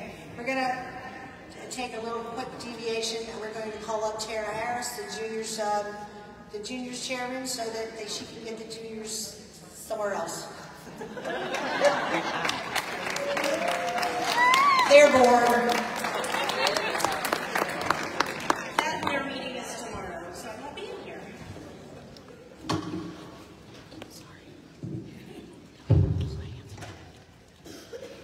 Good afternoon, my auxiliary members. For those who don't know me, I'm Tara Harris, and I've served this year as your Department of Florida Junior Activities Chairman. I'm very excited to share highlights from the last year for our juniors. This year, under President Charlotte's theme of securing our foundation to build a stronger future, the juniors were deemed the apprentices. Our goal this year was to mentor our apprentices and encourage their participation in the programs of the American Legion Auxiliary. I would like to express my gratitude to President Charlotte for entrusting me with the honor of working with our juniors this year.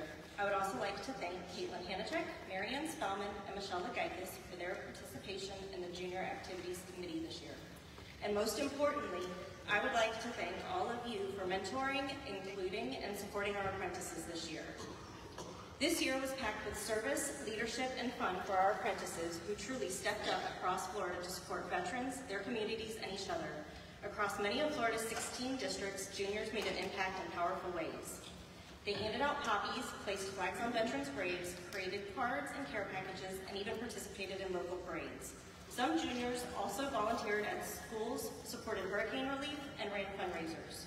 Statewide, our juniors shined during big events. At the department workshop, they created patriotic t-shirts and wore them proudly on stage during the Junior Activities Program presentation. At Fall Conference, they all had the opportunity to meet our National American Legion Auxiliary President, Trish Ward. They also participated in the membership parade and general session, reminding everyone that juniors are a vital part of the American Legion family. The patch program was another key focus. Some units offered rewards for completed patches, others made it a group project. This year we had 3 juniors and young SAL earn a total of 9 patches. Perhaps most importantly, we saw real leadership growth. Juniors led flag ceremonies, helped set up events, and were encouraged to speak up and take initiative. And of course, there was fun. Juniors made crafts, hosted parties, dressed up for Halloween, purpled up for military children, and built lasting friendships. This year proved that with the right support, even the youngest members of our auxiliary can make a big impact. Brick by brick, junior by junior, they're not just the future, they're already leading today. I would like to take a moment to introduce you to our 2024-25 Honorary Junior Department Officers. President Avery Crow, First Vice Cheyenne McCleary, Secretary Mia Kay, Treasurer Charlie Cunningham, Historian Kylie Edwards, Chaplain Emily Bessie, Sergeant-at-Arms Riley Bessie, Assistant Sergeant-at-Arms Lily Edwards. Please give these amazing young ladies a round of applause.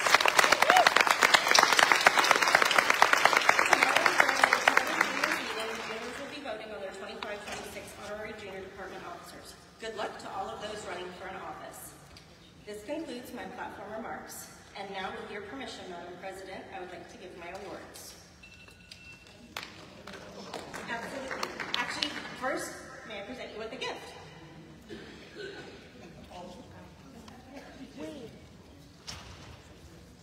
So, while we've been sitting here today, the juniors have been making bracelets. There's one for you in here. And by the end of your convention, you will have 50 more in this bag to take with you to national convention to give to your fellow department chairman or department presidents. Between now and then, we'll figure out what you wanted to say to go with them, but we'll put that your juniors make them during your convention.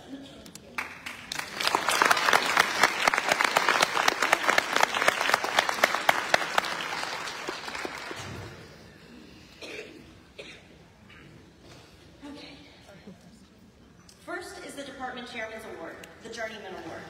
While I know so many units are working hard to mentor their juniors, these 2 units stood out to me because they're showing that it doesn't matter how many or how few active juniors you have, you can mentor them and include them in activities with your unit. The winners are Palm Bay Unit 117 and Hugh Gilbert Strickland Unit 130.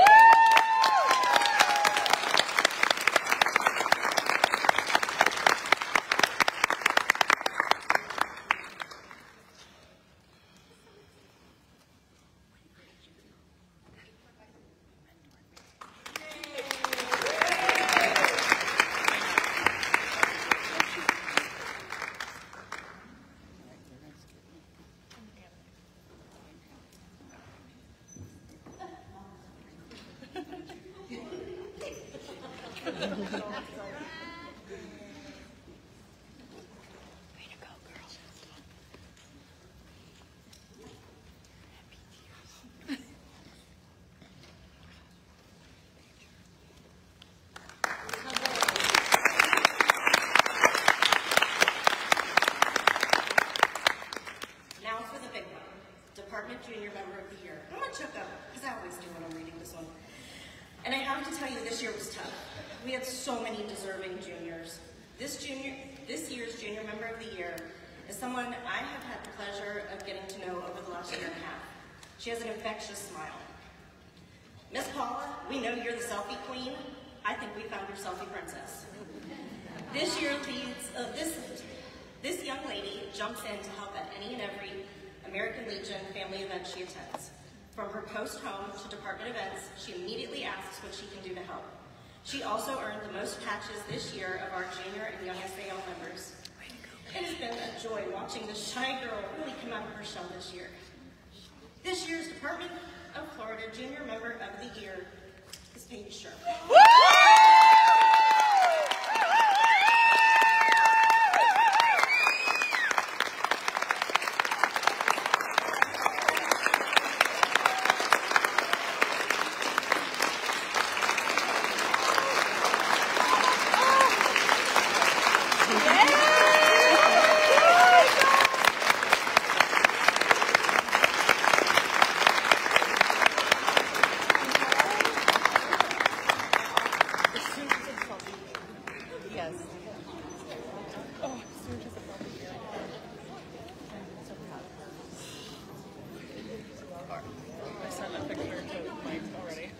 And one shameless plug, if you want to bid on a blanket the juniors made, see me for the silent auction.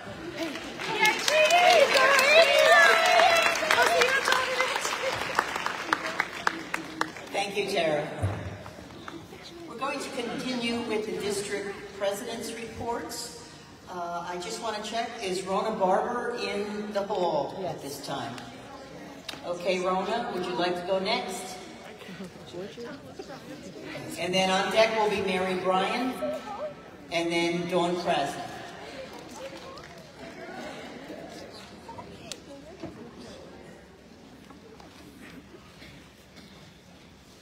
Rona, if you'd like to speak from your seat, we'll get you a microphone. Are you good? Okay, thank you.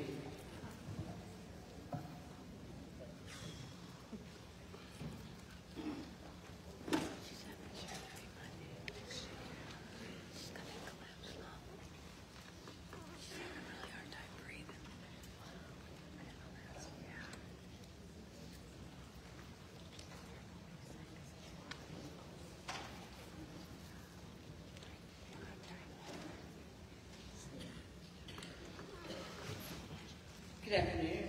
Good afternoon. I'm just going to start with, she's going to finish for me.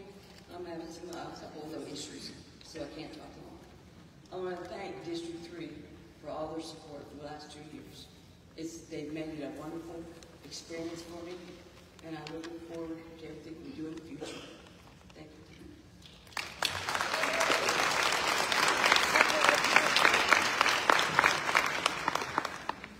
My turn. Good afternoon.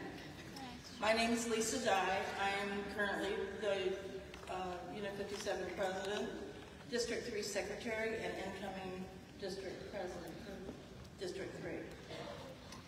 I would like to thank everyone in the district for your support and on Rona's behalf. So to start, I would like to congratulate Unit 83 and Unit 57 on membership. Unit 83, a unit just over 2 years ago, was 141.18%.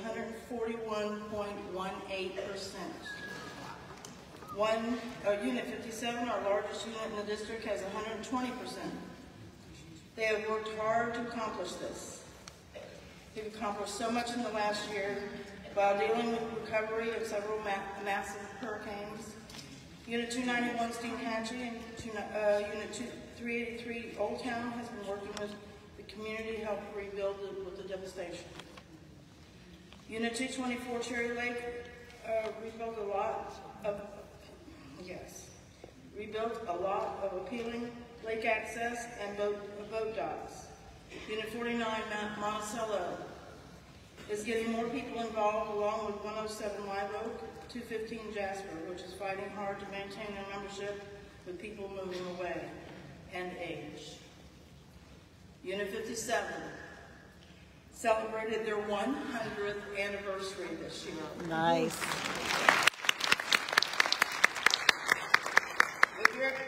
With a very nice lunch and ceremony. If you are in Lake City, please drop by and view our wall of pictures.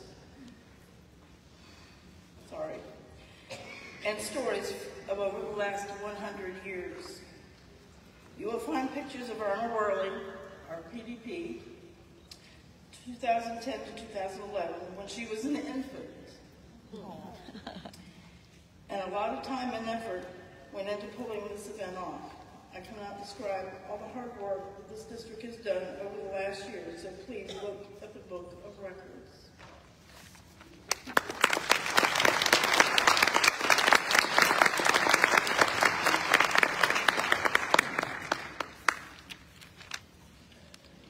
Thank you, Lisa. Okay, Mary Bryan is on deck. District 17, the paintbrushes.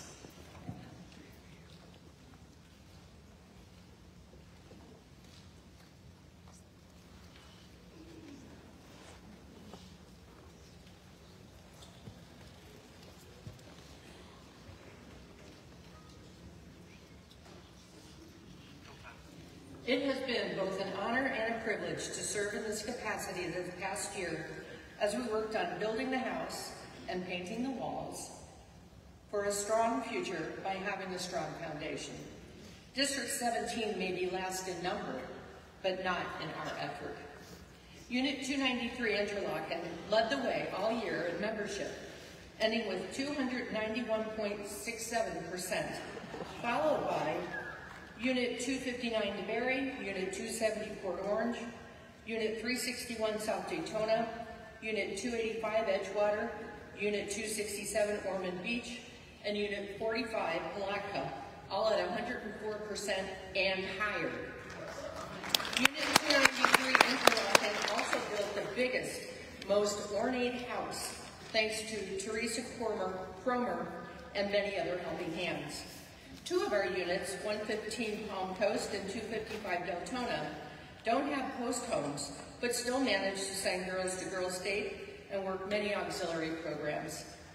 Unit 120, Holly Hill, gave Charlotte huge support for her special project, along with the Post, the SAL, Riders, and it was all earned from making tacos.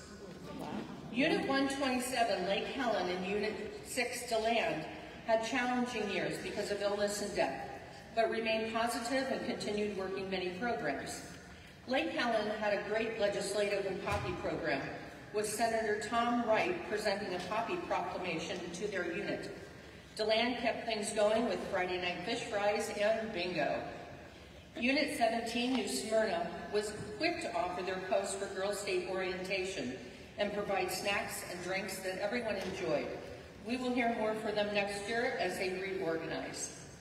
I'd be remiss if I didn't mention a couple of other things that really stand out in our district. The units that really stand out to me are the ones that work with their posts really well. 293 Interlochen, 45 Palatka, 259 DeBerry, 285 Edgewater, 267 Ormond Beach, and 120 Holly Hill. The presidents really rock and keep things going in those units. Thank you, Chris, Esme, Carolyn Penny, Betty Jo, Jerry, and Lori. I already mentioned tacos, which many posts around the nation profit from. But other posts have monthly themed dinners, have baker and maker groups, have karaoke, have dog day celebrations, complete with the parade, have craft days, and the list goes on and on. Making meetings informative and interesting isn't always easy. Ask Unit 45 Palatka's president, Esme Coward, about spilling the beans. I received many wonderful gifts this year, including handmade items, candy, stuffed animals, and lots of things. But my favorite was a poppy bookmark purchased in Berlin from the Holocaust Museum. Thank you, Chris. Time. You want my last word?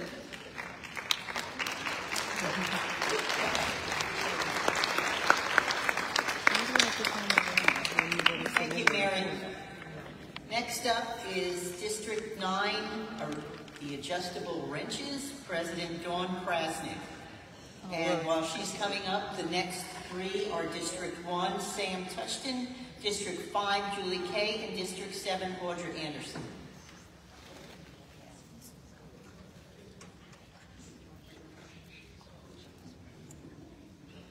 Good afternoon, everyone. This has to be my least favorite thing to do, I'm not going to lie. But we did have a great year. We had some that struggled, and they prevailed, which is awesome. We had many units participated in Reach Across America, Toys for Tots.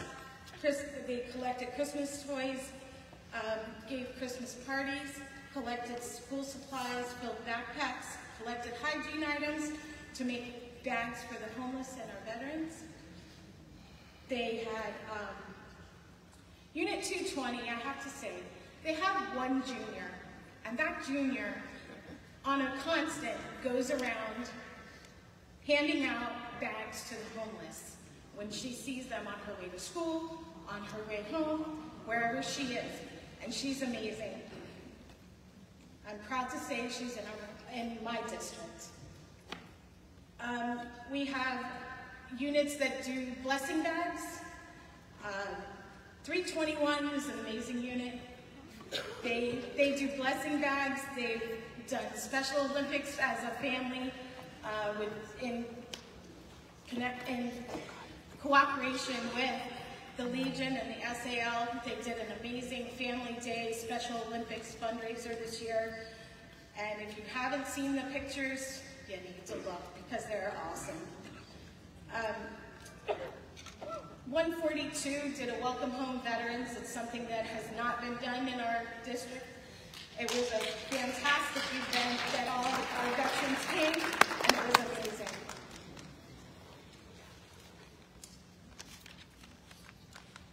$180 is also very instrumental in our district, planning our picnic and our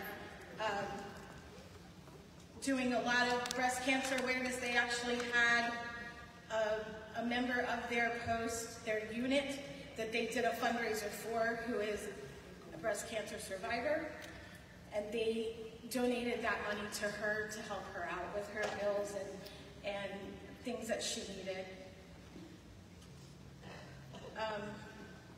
They've worked hard also, all the units. Some have struggled with membership, but we had ended up with 100.58 as a district and 10 units out of 14 that were 100 or above.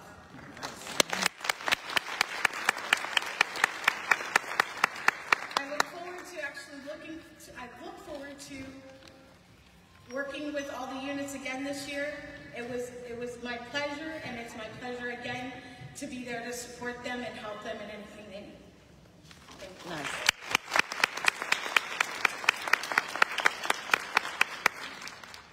Thank you, Dawn. Next up is District 1, the Hammers. Sam Touchton.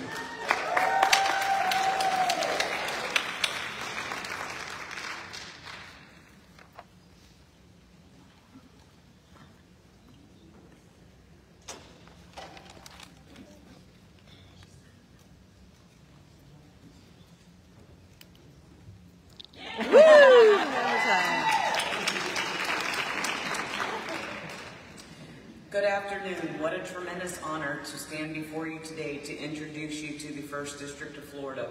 We are the Hammers. No doubt an instrumental tool when building the house, and I can tell you District 1 nailed it in membership, collectively achieving 106.72%. One unit really hit the nail on the head with an impressive 154.19%. How, you ask? Free burgers. That's right, members carry coupons for free burgers all over town, pass them out to local veterans and families. This simple brilliance landed the unit in the national magazine. So folks, if you cook it, they will come. Speaking of cooking, this is our most time-honored source of raising money, but let's talk about how District 1's more modern and creative approach to fundraising, like meat bingos, bunko, candy stores, trivia, wheat bowling, cookbooks, calendars, walkathons, marathons, car shows, annual run events, and so much more.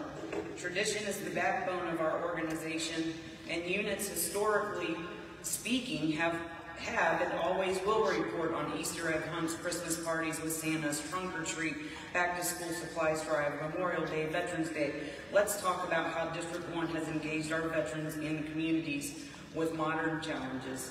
Donations of clothing and personal care items collected and delivered to the Her Foundation as we are paying closer attention to the needs of our female veterans who are homeless and battered. Our organization, Education, spreads awareness regarding veteran suicide. Without hesitation, units have pivoted and prioritized being proactive in the endeavor to end veteran suicide through the Be the One initiative. Annual cancer rally rides, Ronald McDonald House, wreaths were laid at multiple cemeteries, one unit built a small replica of Flanders Fields. Flowers were delivered on Mother's Day to nursing homes and assisted living facilities. Scholarships were awarded. The Healing Vietnam Wall rolled in, where hearts were healed. Poppies were distributed. 18 girls are on their way to Girls State. Games and snacks delivered to fire departments, sleeping bags to the homeless. Blood drives in every month as our nation deals with a major blood shortage. 28 care packages containing over $1,000 worth of various goods packed up and mailed off to the USS Carl Vinson, currently deployed in Iraq, where over 200 active duty personnel on that ship benefited from one unit's efforts. These units, these auxiliary members, this organization will never cease to amaze me. My burden today is the inability to truly convey all the magical works of the ALA District 1. Forever grateful for each and every one of you. Camera time. Wow.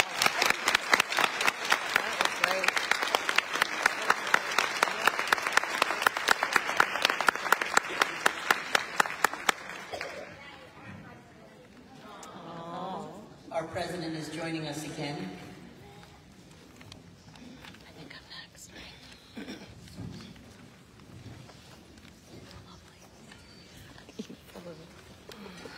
No. I treat her well. Next up is the District 5 flashlights, Julie Kay.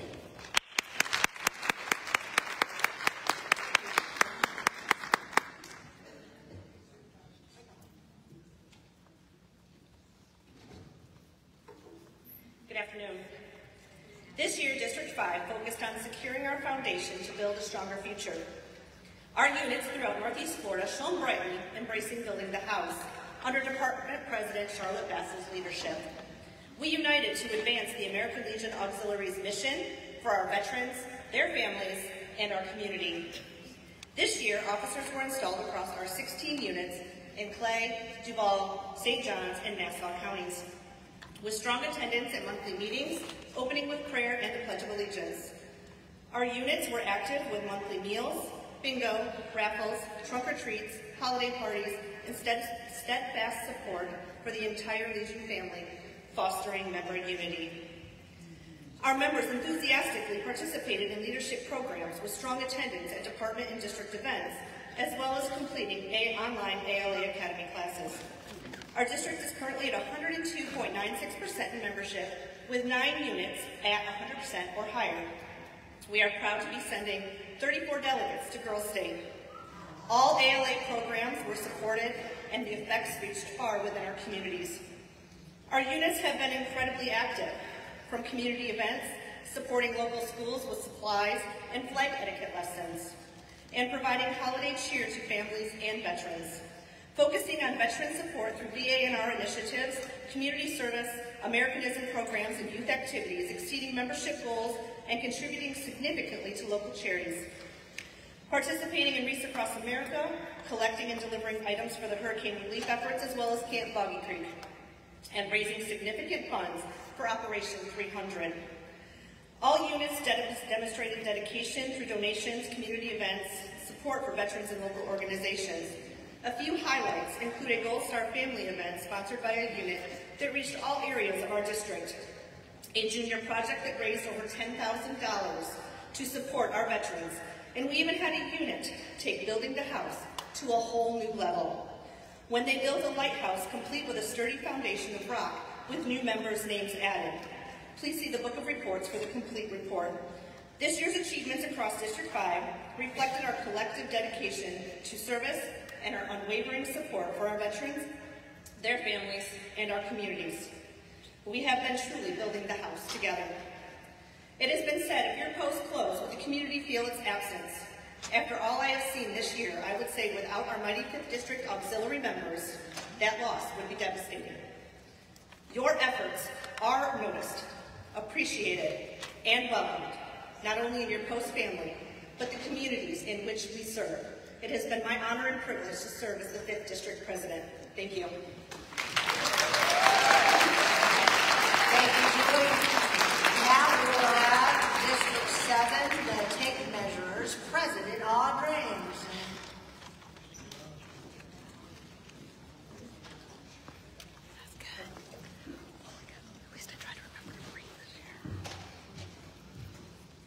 Good afternoon, everyone. I'm sure we all have a full belly right now, so I'll make this really brief. District 7 was busy during the year with fundraiser events and helping our veterans. The units were very active in the community, doing parades at Christmas time, handing out cookies and popcorn during those events, delivering food to our veterans for Thanksgiving, having yard sales to raise money for their veterans, and supporting their post. They hosted Christmas parties for the children, which they have given numerous presents to them while Santa Claus came to visit. They also provided food for these families that came to the Christmas parties for their food for them for their Christmas dinner or for Thanksgiving dinner. We had units that have sent cookies and supplies to our military men and women at Christmas time because we know that they cannot be home with our families. And they are our support. We support them because they help us stay free. Some of the posts have adopted schools and shelters to help the children throughout the school year with school supplies, food, and clothing. It has been my honor as District 7 for the last 2 years as president to be the president of my district. I have had support. I have had numerous of people helping me volunteering and doing whatever I have asked. I could not have done this for 2 years without the support of my district and my units. And I thank you guys today for giving me the honor to serve you guys as your district president. And I know, as this is my 2nd year, as we cannot do only do 2 years, I know you guys will support the incoming district president, Janice Chumley, and I thank you guys for everything you have done. Thank you. Next, we have District 13, our safety goggles, President Joanne Scales Barowie. Okay, and would the next 3 district presidents come sit up front? Deborah Mann, Teresa Walls, and Janet Woods.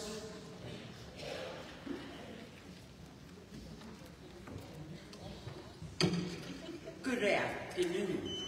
District 13 for the safety goggles. Our units in District 13 did raffles and meals and attended Memorial Day services, Veterans Day services. They worked together. Unit 351 and 336 partnered together to hold an event that worked for Donate for Kids, and also they did Princess Day. Construction zones.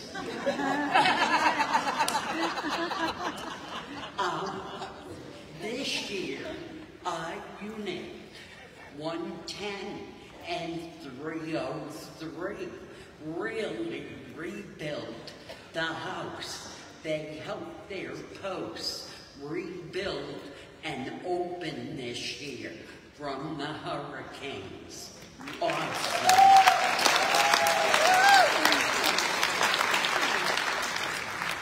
Unit 123 decided they wanted to put themselves into the community, and they helped the community understand what the American Legion Auxiliary was all about.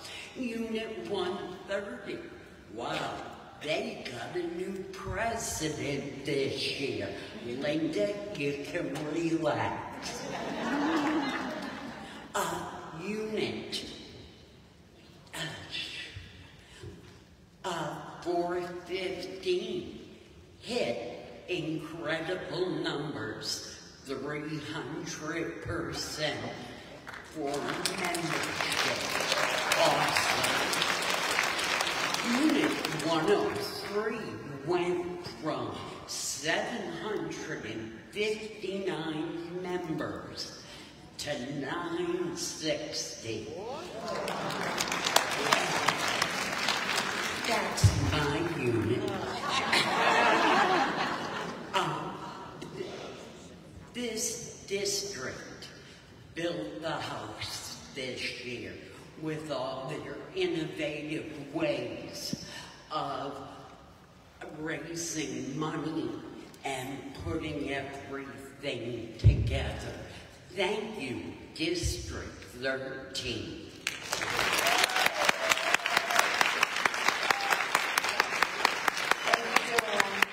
Now we will have District 2 Screwdrivers, Deborah Mann.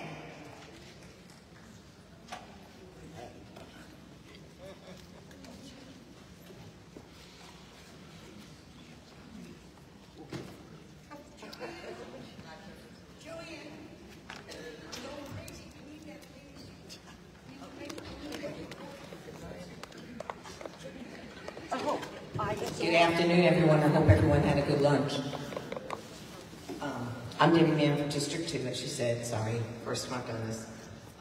But we have 7 units. We are the smallest district in all of Florida, but that doesn't mean anything because we're mighty and we build a house with a brand new unit. Woohoo! So I'm just going to quickly say about our 7 units. So we have Unit 100 Mariana. They partnered with the Women's Club for Projects for Christmas. They also partnered with American Legion Unit 241 in Sneeze. For a week during Valentine's, they visit a local VA clinic handing out Valentine's candy and water, thereby serving the veterans and community, which enhanced public relations. Unit 82, Lanark Village. They support Farm Share. This unit drives 1.5 hours to Quincy to pick up the food, which is then sorted and bagged at the unit. The unit is a distribution point, and many depend on the food. The unit packs and loads the cars. The area is struggling with food insecurity, like a lot of others. Unit 116, Port St. Joe, is our new unit. They are enthusiastic, learning, and easy to work with. Past Department President Kathy Coughlin has been working with this unit. They share their building with VFW. Both the American Legion family and VFW goal is veterans helping veterans. And it is well done. They work with everybody together as a family. Unit 13, this unit prepared and delivered 75 Easter baskets to Florida Baptist Children's Home, Lighthouse Children's Home, and the kids. This unit works with the Music Fest at night and receives a free vendor space the next day for Springtime Tallahassee Parade. They use the joint space with the Legion to bring membership awareness to the community by letting them know who we are and what we do. Unit 84 in Havana. This unit is something unusual big and is an example of the American Legion family in action. Building a house with everyone together. What did they do? Well, they did something fantastic. They went ahead and had a district-wide hospital luncheon on December 11, 2024 for veterans at Florida State Hospital. The unique aspect was that the American Legion Auxiliary, Sons of the American Legion, and the Legion Riders from multiple post units and a squadron member participated and collaborated well as a family. Even Unit 340, which is not from the state of Florida, from Bainbridge, Georgia, participated, serving the side dishes the units had prepared. Turkey was provided by the hospital. The veterans received goodie bags. Approximately 75 veterans participated. Unit 217, Quincy. The major event was the Love Breakfast on February 8th, which was well attended by the community. Many attendees look forward to the annual fellowship.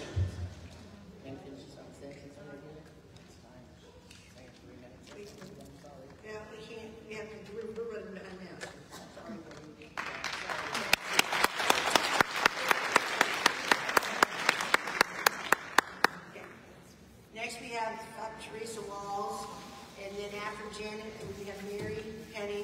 Gerald and Kaylee, come forward.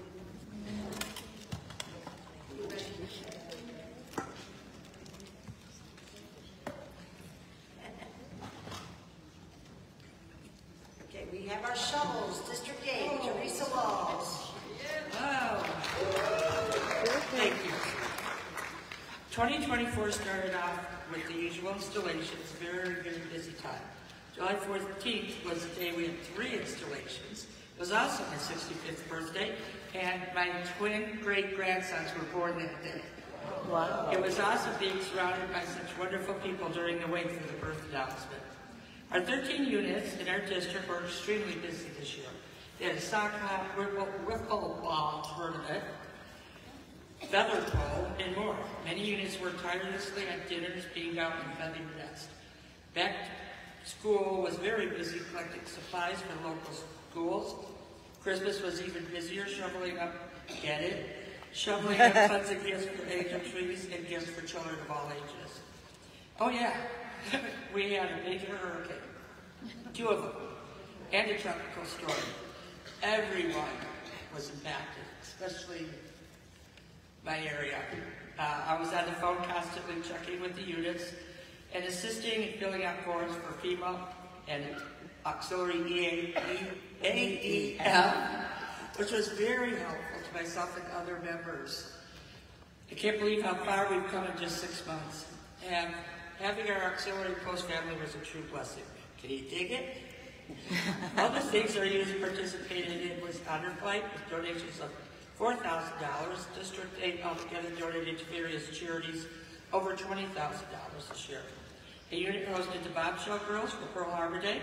Another unit hosted a meatball event to raise money for their Legion's roof, along with their annual sock hop. We brought back a unit that was on the verge of turning in their charter last year. As of January 1st, they got a new president. They had 4 members paid at the time. They are now 110% and very active. Nice. Sincerely yours, Teresa. All right. Thank you for that. Thank you, Teresa.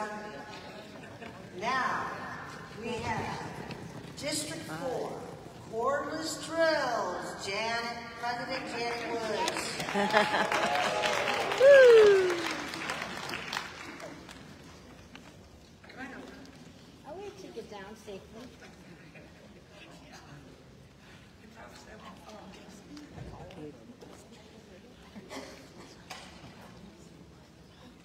Beep, beep.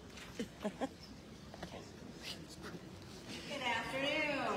Good afternoon. District 4 used our drills to drill down to the basics. We remembered our why and incorporated it in our mission. Membership continues to grow as membership drives were incorporated in community events. All units welcomed new members this year. With dessert baking, dinner making, flea markets, raffle baskets, and craft projects, the members of District 4 committed to raising funds to support our veterans, active duty military, children and youth, and communities. Members held food drives, participated with Operation Homefront, and sponsored blood drives. They supported service dogs, Wreaths Across America, wounded warriors, breast cancer awareness, homeless veterans, and veterans in nursing homes and hospitals. Operation Shoulders Freedom, local school teachers, displaced and abused women and children, local fire and police departments, the USO, National Guard, Fisher House, Boggy Creek, and the Child Welfare Fund were all recipients of their time and treasure. Fundraisers were also held to benefit President Charlotte's project, Operation 300. Units were dedicated to distributing puppies and used the funds to assist our veterans. Once again, our units rallied in support of the victims of Hurricane Helene and Milton, which presented a challenge for our coastal communities with devastating flooding. Food and supplies were collected and members assisted with cleanup efforts.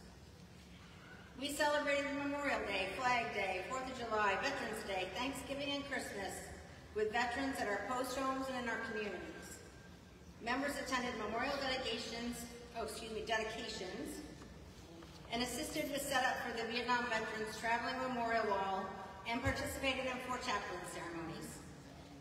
District 4 members continued to build the house as they expanded their knowledge of the ALA mission with attendance at department workshops, School of Instruction, Fall Conference, ABC schools, ALA Academy classes, and mission training. A full report is available in the Book of Reports. Thank you. Next up, District 12, the utility knives.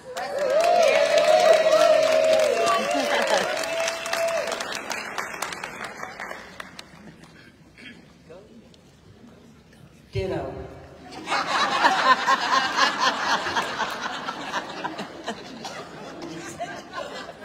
The 12th district had a very productive year securing our foundation to build a stronger future. By working the programs and auxiliary mission, the Mighty 12th has provided help and support to many veterans and community organizations. How did we do it? It's really easy. You host dinners, bingos, raffles, dances, auctions, bake sales, and veteran awareness fundraisers. It's done by displaying and wearing auxiliary branding when you're distributing copies and attending community events, enlightening the people about the auxiliary's purpose and commitment. Our units initiated and participated in community parades and ceremonies, including POW MIA Day, Gold Star and Blue Star Mother Day, National Poppy Day, Fort Chaplains Day, Memorial Day, and of course, Veterans Day. Police officers, firefighters, and of course, veterans were recognized for their service with treats, gifts, and recognition ceremonies. School children throughout the district reaped the benefits of Give 10 for Education supply drives, holiday meal donations, monetary aid to sports teams and school clubs. Living essentials and gift cards were distributed to homeless and needy students. Children were taught flag etiquette and the significance of the poppy. 24 scholarships totaling $15,000 were presented to the people. The ROTC cadets with medals for academic and military excellence. Organizations like Operation 300, K9 Line, CODA, Project SUDS, National Veterans Homeless Support, Reads Across America, Missing in America, and Project Rec Relief, along with many others, have received supplementary assistance, whether monetary or in kind, to help ensure our veterans and their families were well taken care of.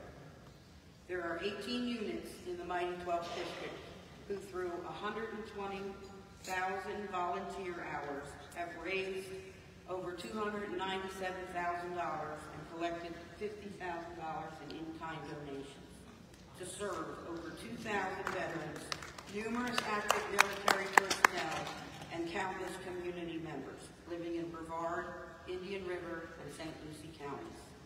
Although our debt to these heroic men and women in the service of our country can never be repaid, the 12th District will continue the mission by advocating for veterans, educating citizens, mentoring youth, and promoting patriotism.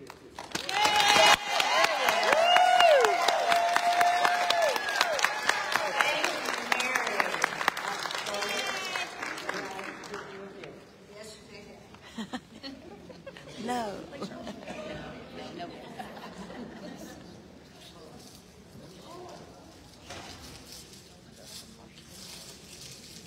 Just caution. It says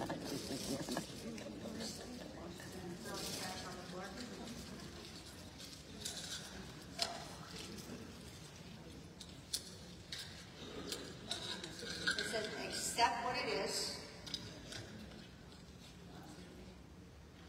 have faith in what will be, and let go of what was. There you go.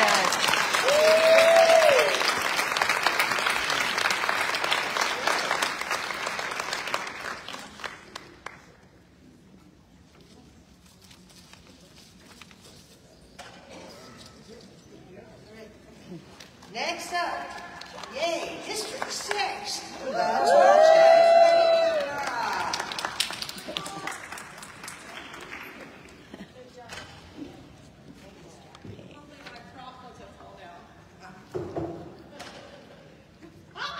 Hi. Oh! We'll just have to deal. District 6 was blazing through the year with their torches, leading the way in securing the foundation for our veterans, community, and children and youth. What an honor it was to have our own Madam President be from our mighty 6th District. Flame on! And I just have to brag on 6th District. When you put the word out for help, 6th District really comes through. Together as a district at the picnic, we helped raise over $3,500 for Boys and Girls State transportation. And that was thanks to all the donations for the food and the raffle baskets that we got that allowed 100% of the proceeds to go towards Boys and Girls State. Woo! In addition, when you come up with a crazy idea to collect used purses and your male members get behind and they dress and drag for a benefit to sponsor Operation 300, it was a huge success. Thanks to Post 80 family for joining us in that event, and the amount we raised will be shown at the parade of checks later on tomorrow. This year, many of our units were off to a running start with back-to-school parties and school supply drives, and many reported fundraising for the AEF Relief Fund, especially as storms were already heading our way. Unit 55 actually has a standing dessert auction where they continue to raise hundreds of dollars for the AEF Fund. Most units reporting distributing poppies, collecting food and donations for Thanksgiving and Christmas baskets, and helping with local school and local church and school food banks throughout the year. Several units participated in Veterans Day events, even ones that were out of town, and they continue to strive through that by offering free food and haircuts and lunch on Veterans Day. At the district meeting in December, many units got together as a district and participated in bringing unwrapped toys that filled an entire truck and went to the families at Lake Nona so they can hand out at Christmas time.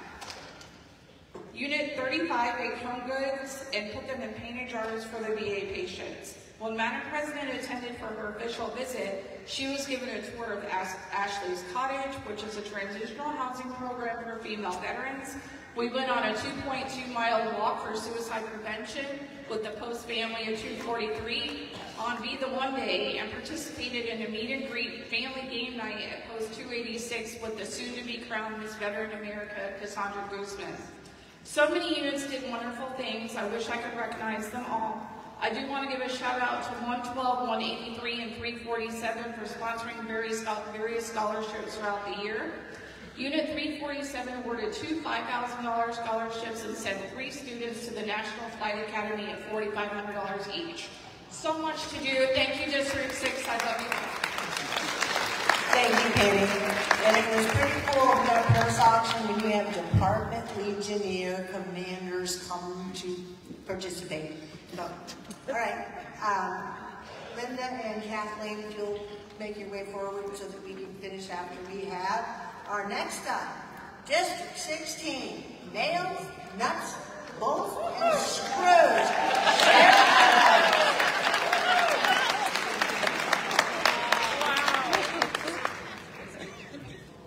I will put them up here, but actually they just fall through. But we are the fasteners, and our foundation is secure in that present. The mighty 16th District units put on their hard hats and tool belts and broke ground in 2024 to begin laying the foundation of our new house. Upon receiving the annual blueprint, it was crucial to ensure our district leadership was aligned and prepared for the upcoming year. We hosted a district planning event in July, invited all district chairmen and unit presidents in this collaborative session.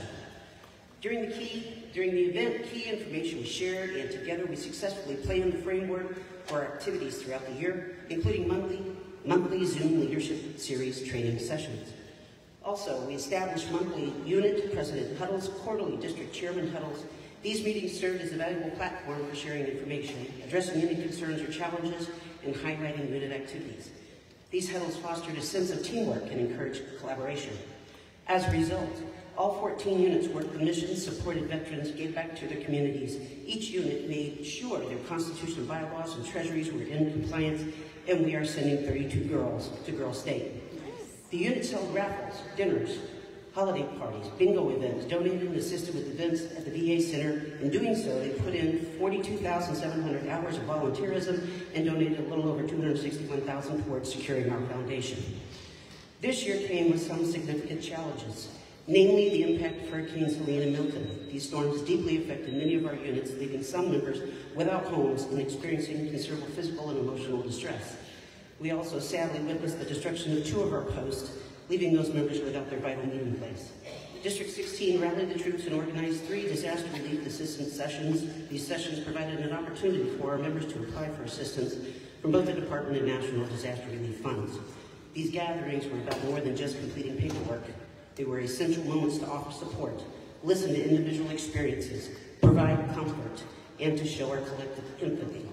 Thanks to these efforts, we were able to provide meaningful assistance to over 100 family members within our district. Also, our units came together and provided supplies, monetary donations, coordinated fundraisers, and opened their post homes to members of posts that were affected. This outcome truly highlights the strength of our community, demonstrating the unwavering commitment of our members to support one another and the remarkable way our district came together in a time of great need. On a brighter note, the 2 impacted units, 273 Madeira Beach, had their grand opening in February, and Unit 158, Treasure Island, expects the post to reopen at the end of July. Nice. Although our district was impacted, our units managed to continue pursuing membership and working the mission. Their Florida strong attitude and pure determination led to a stellar year. I'm thrilled to announce that District 16 achieved 100% reporting on both the President's and impact reports. Furthermore, as of May 15th,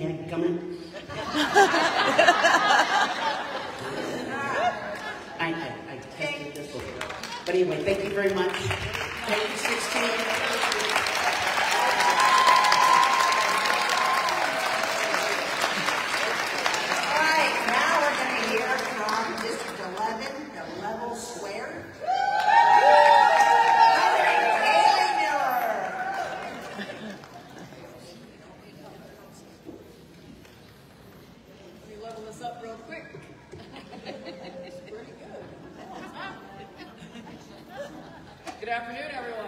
Good afternoon. It's truly a privilege to stand before you today and share just a snapshot of the amazing work happening across District 11. Our auxiliary units have been making a powerful and heartfelt impact, raising thousands of dollars for veteran-focused causes like Camp Valor, Stand Down House, Race Across America, and the Renewal Coalition. Through creative fundraisers and meaningful events like the Kitchen Kindness Program, Trunk or Treats, Oktoberfest, and Veterans and Memorial Day ceremonies, we've continued to bring our communities together in the spirit of service, not self. I would like to take a moment to highlight some standouts. Unit 271 has truly embraced the mission. This year, they distributed over 600 poppies, served more than 200 children, spent over $2,000 on youth programs, and crafted 30-plus handmade blankets for local kids in need. Their commitment to veterans, children, and the community sets a shining example of teamwork. Unit 164 has been a leader in the community, donating essential supplies to the Stand Down House and supporting wounded veterans. Through their signature Ghost Races, a fundraiser that it's as fun as it is impactful. So if you haven't been to one, put it on your calendar. Unit 199 always shows up with heart. They volunteer at local rehab and nursing facilities every 3rd Tuesday and serve meals twice a month through the Kitchen Kindness Program, bringing hands-on help and heartfelt compassion to our VA communities. Outstanding. Unit 62 continues to lead with excellence. They sponsored 4 Girl State delegates, awarding each a $2,000 scholarship, a total investment of over $13,000 in our future leaders. And they didn't stop there. They also packed and delivered 273 backpacks filled with school supplies to 5 local schools. They donated over $25,000 to Camp Valor. So a huge thank you to you units 62, 164, 199, 20, 47, 277, and 271 for your outstanding job hosting Department President Charlotte Bass. Your hospitality, organization, and enthusiasm did us proud. But what moves me the most beyond the big numbers and the events are the moments of togetherness. When someone steps up with a new idea, we all rally behind them, and that's the spirit of District 11. Our membership currently stands at 113.5%. So thank you for your passion, your service, and for letting me represent such a phenomenal district. I'm proud of each and every one of you. Thank you.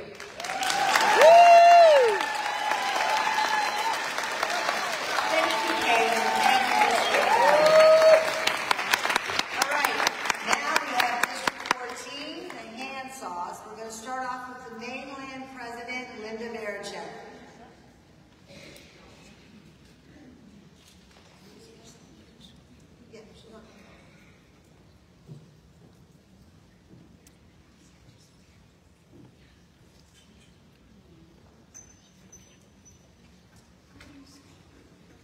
Good afternoon, everyone. Good afternoon. You'll have to forgive me because I had to kind of redo when I found out that we now only have 2 minutes instead of 3. No. You'll have 3. Got it. Okay. I was told different. I'm going. We have 7 units in the mainland. 4 of them are very, very small, but very mighty, and we all work so hard to get the mission going here. They all work tirelessly for all of our Memorial Day, V-Day, Veterans Day. We do Red Shirt Fridays. They do bake sales. Unit 31 did a poker tournament and raised $3,700 for the Miami Fisher House. And that's just one of the many, we've raised many thousands, $10,000 or more in toys for the local police departments, Toys for Tots, and so on. I can't imagine not having these ladies in the 14th district. As I said, they may be few, but they are very, very hardworking ladies working for our veterans in the community. Unit 98 in Coral Gables is one of the smallest, and you ought to hear some of the things that they do. So again, thank you very much, ladies. Palmetto Bay, and all of them have told me they do bake sales, do raffle baskets, cook-offs, dinners all the time to raise funds to help support their units. I can't even go into some of the things because it's a lot more than 3 minutes, but it is in my final report, everything. It's all here. But again, thank you very much for allowing me to be your president this past year. I appreciate it. And on to next year. Thank you. Thank you, Linda. Now, is Kathleen... Madam President, yes? May I have permission to give you a gift? Yes, you may.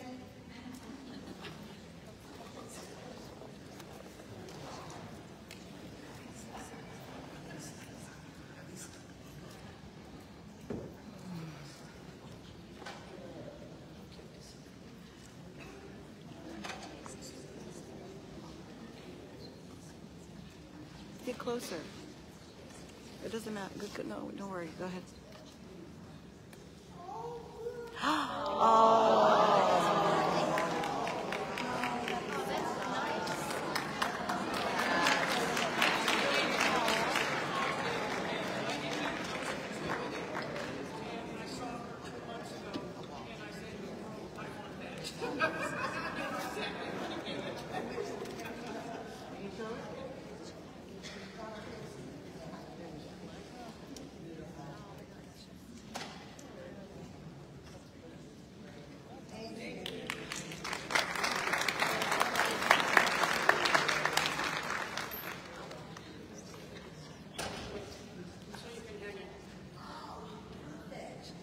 Beautiful. Thank you so much.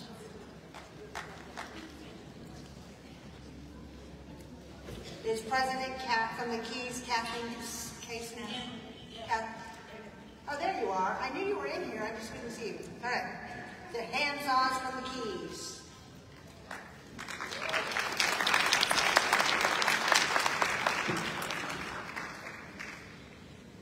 Hi, I'm District 14, the Keys, and we're small down there. There's 4 units, and I'm president of one of them, 154 Marathon. And I just have to say, I'm really proud. I wish some of them were here, other than my ladies, because 333, 2 years ago, was on the verge of losing their charter. They happen to come in this year at 121%. Awesome!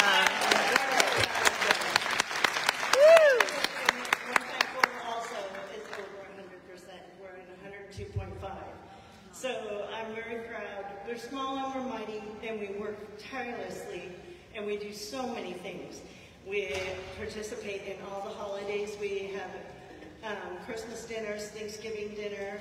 All our veterans get to eat for free. We do, there's breakfasts that are done. There's 333 does what's called a river run. It's for disabled American veterans, and it's like rehabilitation through water, sports, and it's done through the local VA clinic, and they host that twice a year. 333 also does what's called the Pantry Corner. They do a Taco Tuesday, and they support that. They have a commissary, and everything is free to the veterans when they come to the Veterans Clinic in Key Largo. We've done troop boxes twice a year. We do it at Christmas time. We do it at 4th of July. We do Veterans Day parades, Memorial Day parades, Memorial Day lunches. We put flags on the graves during Memorial Day.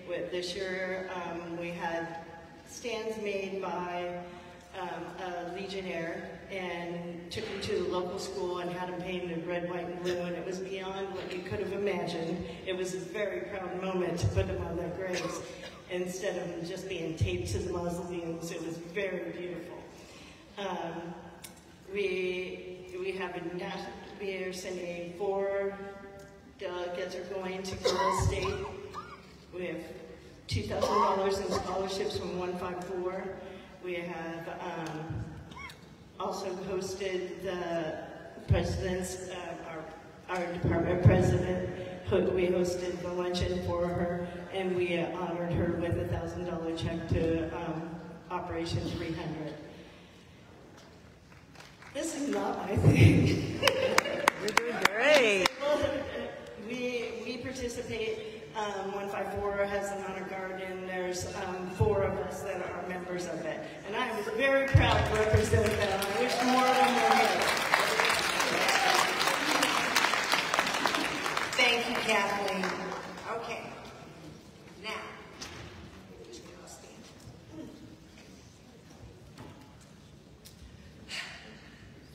we all know that district presidents work very hard.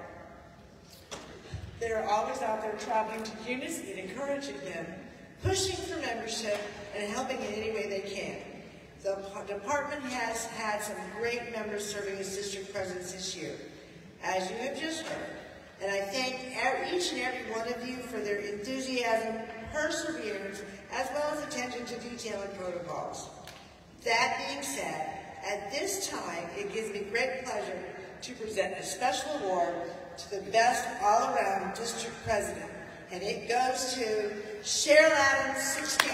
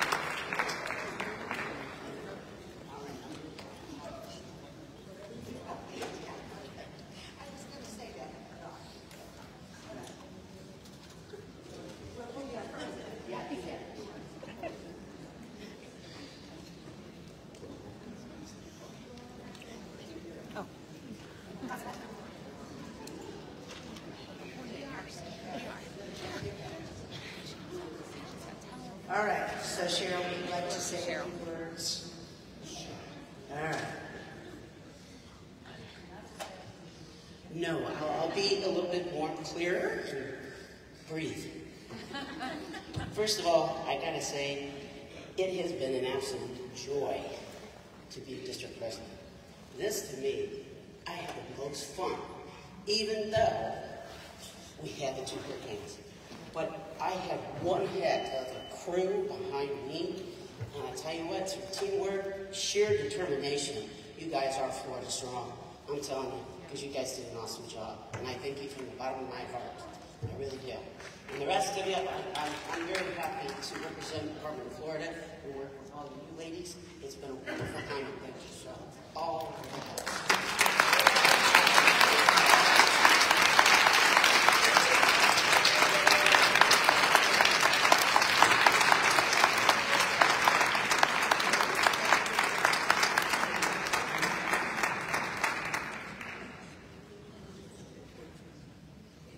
All right, we're going to take a quick break. Please be back at 1:45. Yeah, be back at 1:45. You only have 3 minutes. The full report is in the book of reports. So let's get started with education. Stacy Pisano, and then if Constitution and bylaws, Jane, Sherry, Sergeant Arms, no Sherry, I'm sorry. Girls, State, and Legislative Linda, would please.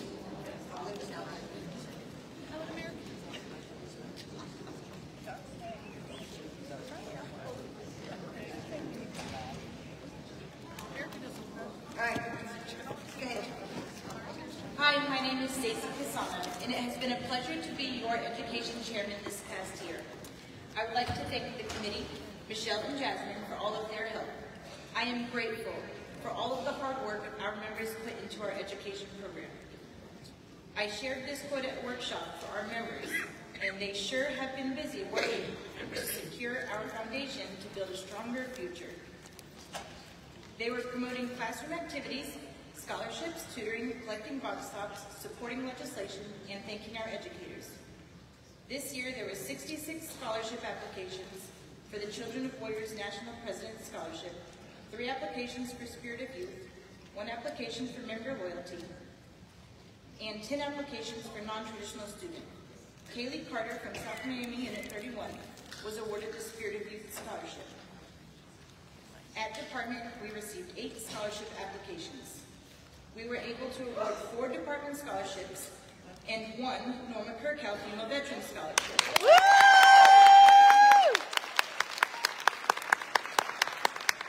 Here is our first recipient of the Norma Kirkhouse Female Veteran Scholarship, Josephine Blankenship. Not only did our units donate to department scholarships, many of our units offered scholarships at their local levels. This year, they awarded 85 scholarships valued at over $54,000. Here are some scholarship presentations. Here are statewide totals for Give 10 to Education. Units communicated with their local schools to see what their exact needs were. Unit 54 donated 476 backpacks filled with supplies to Salvation Army Hope House, totaling $900 in in-kind donations. They delivered 1,029 handwritten thank you cards to every worker in all schools and bus drivers. District 11 attended school board meetings, town hall meetings, and educational seminars to help keep up with veteran benefits and educational changes. Unit 136 participates in Back to School Clothing Drive. Unit 193 donated educational toys to Maxwell's Place. Unit 283 supported 3 schools that have handicap classes by buying sensory toys and beanbag chairs. Unit 112 presented Scholastic Achievement Awards to 5th grade students. Unit 323, with assistance from Unit 303, collected over 360 jars of peanut butter and jelly for kids to take home for the summer. Veterans and community schools. Unit 136 celebrated Veterans Day at Pine Island Elementary by teaching the importance of honoring our nation's veterans and passing out patriotic-themed coloring books. Unit 321 partnered with local 1st and 4th grade classes to exchange pen pal letters throughout the year. They had 20 to 25 adult pen pals paired with 56 4th graders and 20 1st graders. Each month, the students would write to their pen pals. Tutoring. Unit 199 taught Black History programs. Thank you all.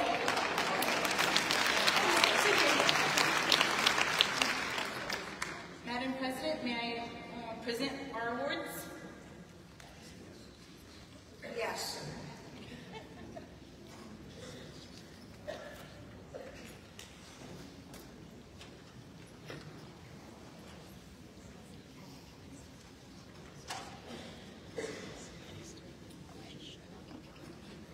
The Elizabeth Nelson Award is awarded to the unit having the best all-around program throughout participation in all phases of the education and scholarship program in conformity with current national program. This year's winner is Challenger 7, Unit 348.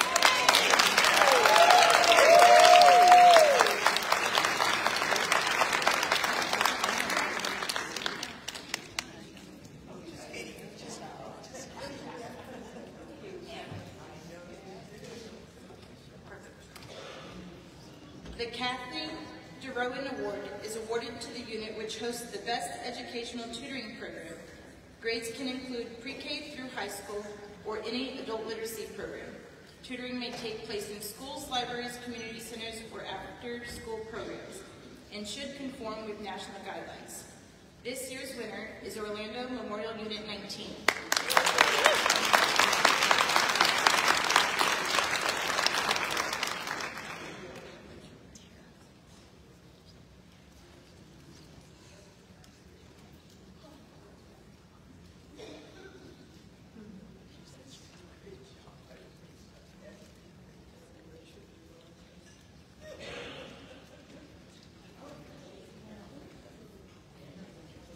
She said it's really the juniors. Oh. Wow. And this year's Chairman's Award is the Superintendent's Award, awarded to the best all-around education program in each membership grouping. And I'm going to read all of them first, so if you all want to come up. Membership Grouping 1, West Palm Beach, Unit 199. Membership Grouping 2, none. Membership Group 3, Old Glory, Unit 183. Membership Group 4, Cooper City, Unit 321. Group 5, Lehigh Acres, 323. And Group 6, Punta Gorda, Unit 103.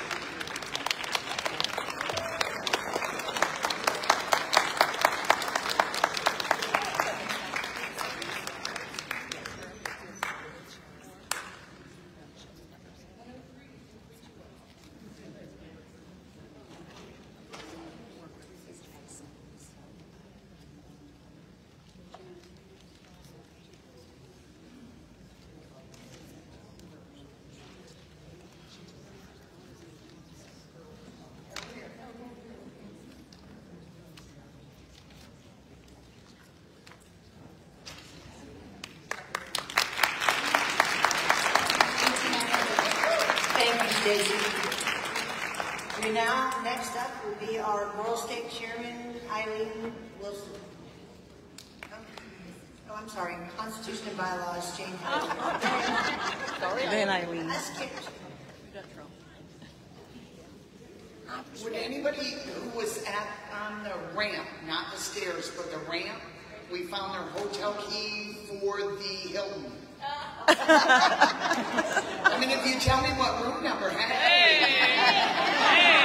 So if you were on the ramp and you lost it, our department secretary had it.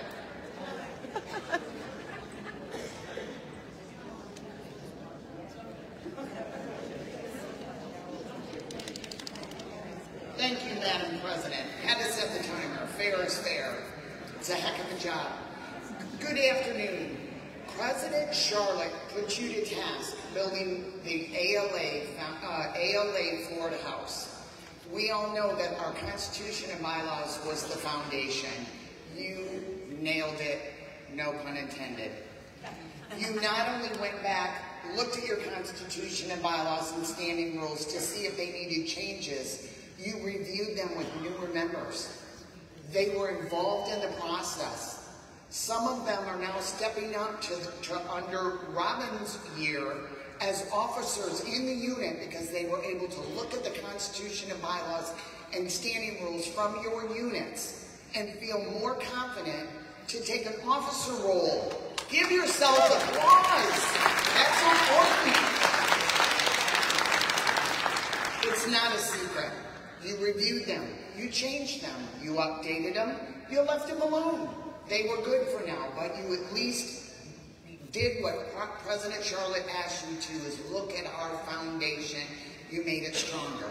That doesn't mean you can't look at it next year just to see if there's something you missed this time, because we all know it's a dry, sometimes boring task to look at Constitution and bylaws and standing rules and then tweak them. But please continue to do that and keep your members involved.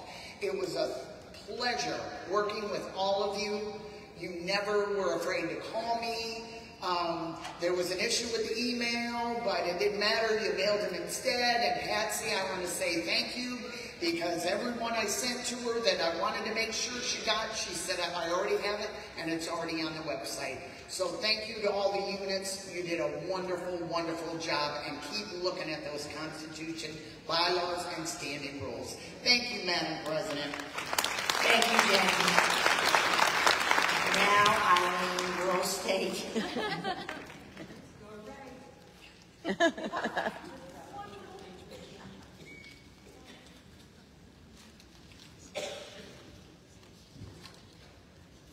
Thank you, Madam President.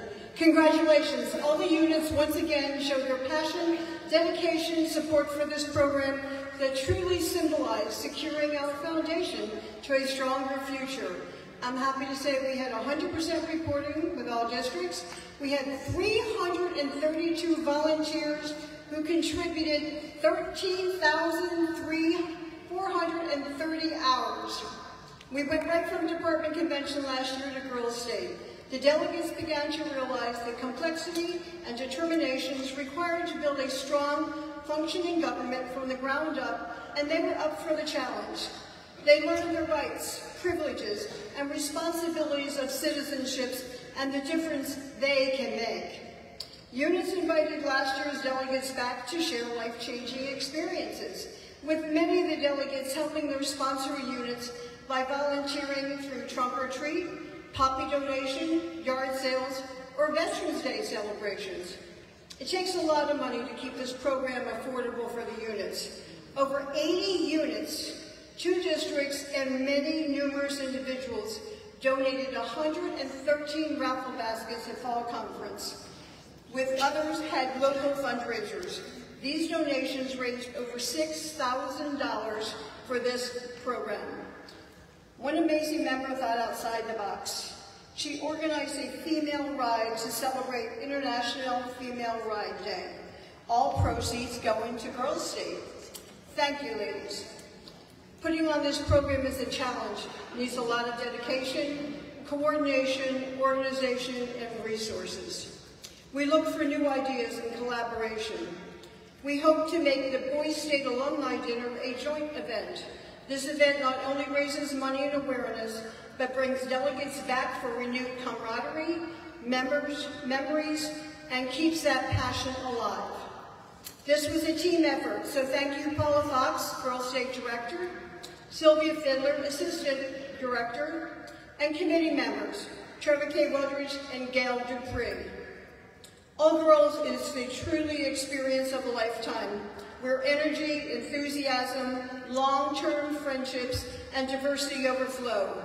As soon as the long-awaited 2025 Girls State session will start, these young women will embark on a journey of a lifetime, never to be forgotten. Thank you. Madam Chairman, may I give my words? Yes, you may. First off, I'd like to have an award. I understand that Eric Rice Hoffer could not be here. Could I have someone from either K11 or District 8 accept this award on her behalf? She brought all their female riders from District 8 and several other districts.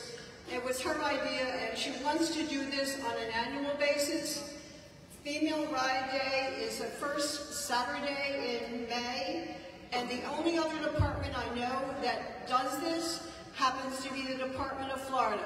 So ladies, here's the challenge.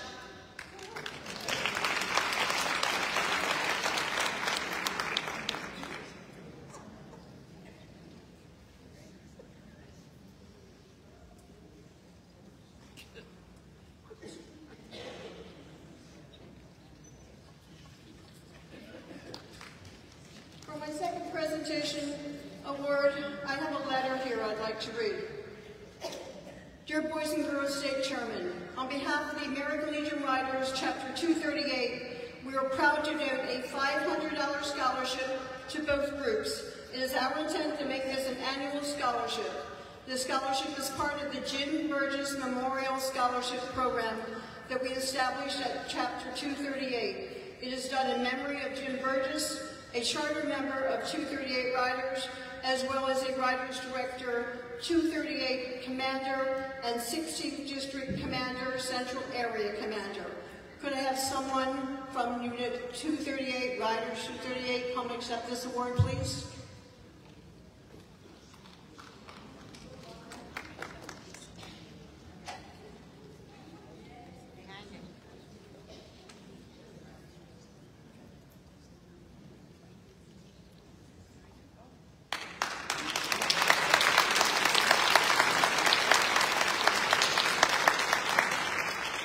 And one last time, ladies. Girls State is great!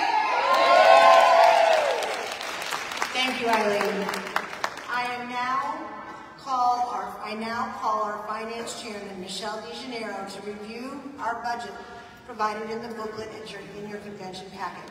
As the budget was read in detail yesterday at the pre-convention finance meeting, we are opening the floor for questions addressing specific line items as presented. Thank you, Madam President. I move to accept the general budget as presented to the members and read in detail yesterday. It has been moved and seconded that we accept the proposed budget as presented. Is there any discussion? Okay.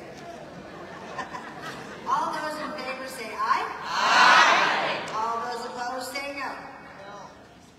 The motion is carried.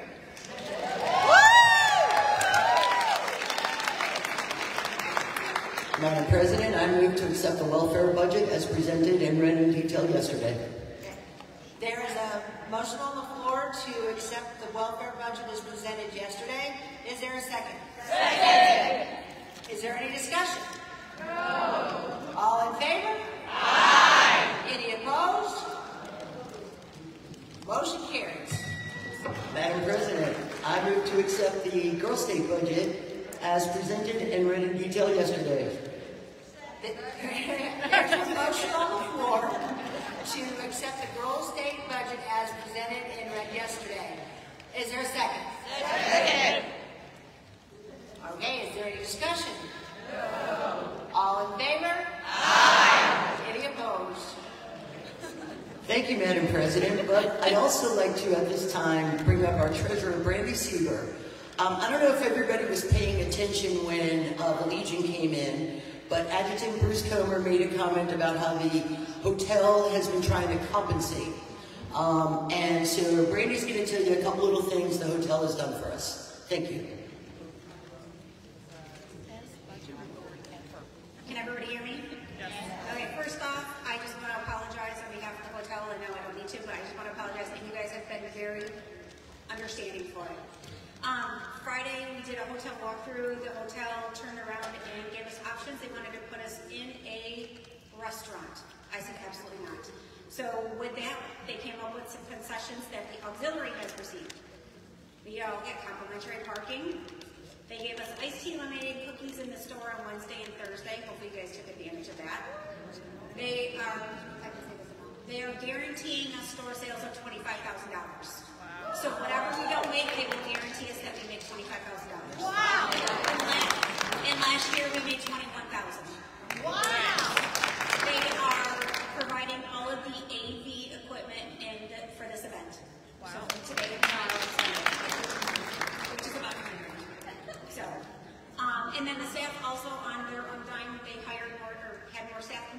They moved all of our store and all of our general session and our registration for us from the Crystal and registration over here, so we did not have to do that. So, I thank you guys for being patient while we were working over in those 2 rooms, and thanks. Thanks, Brandon. Thank you, Brandon. Madam President, I think that concludes our finance report. Thank you, Michelle. And congratulations, Michelle.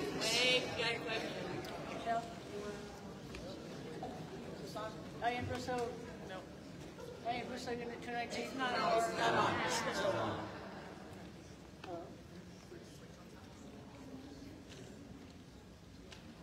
Can you hear me now? Yes. Diane Russo, Unit 219 from Park. I just have a question. I don't, and I may have missed it yesterday. Was there discussion or information given on how much money is in the scholarships? No, there was not. Do you have that, or are we going to get that? We can get that. We can get that for you tomorrow. Okay. Thank you. Yeah. Okay.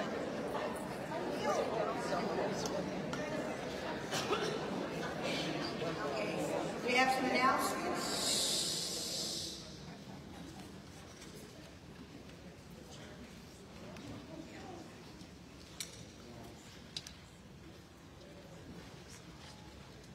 Madam Secretary, do we have any announcements?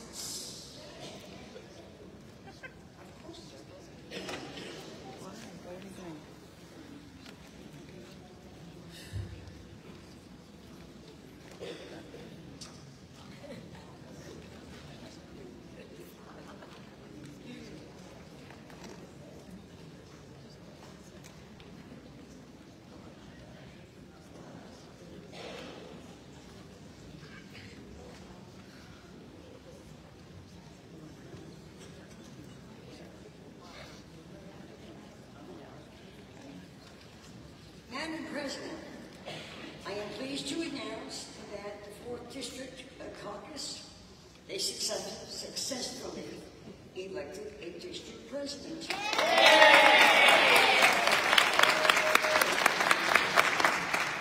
I see you smiling back there. Congratulations, Jeanette Nettie Goggins.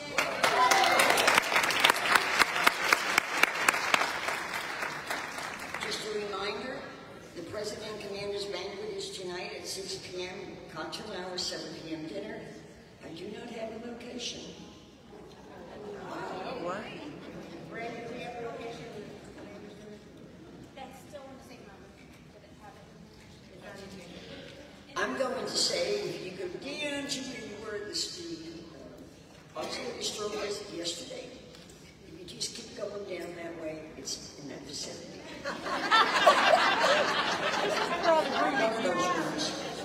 Look for the outside bar. Okay. Someone just questioned why we let members come up to the side.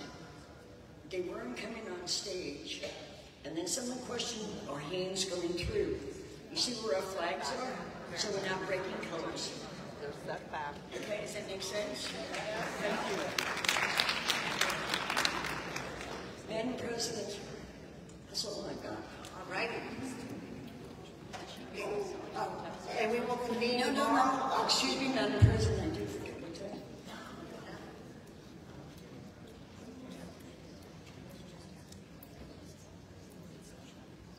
PDPs, you need to be here in the morning session. We all know what tomorrow is.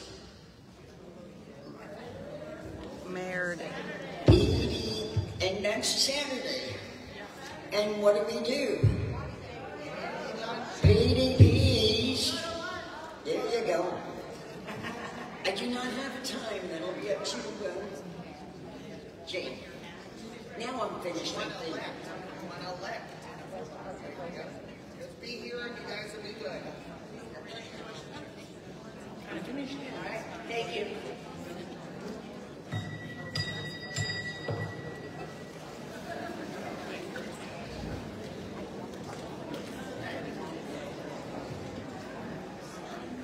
At this time, our chaplain, Karen Marks, will lead us in a closing prayer.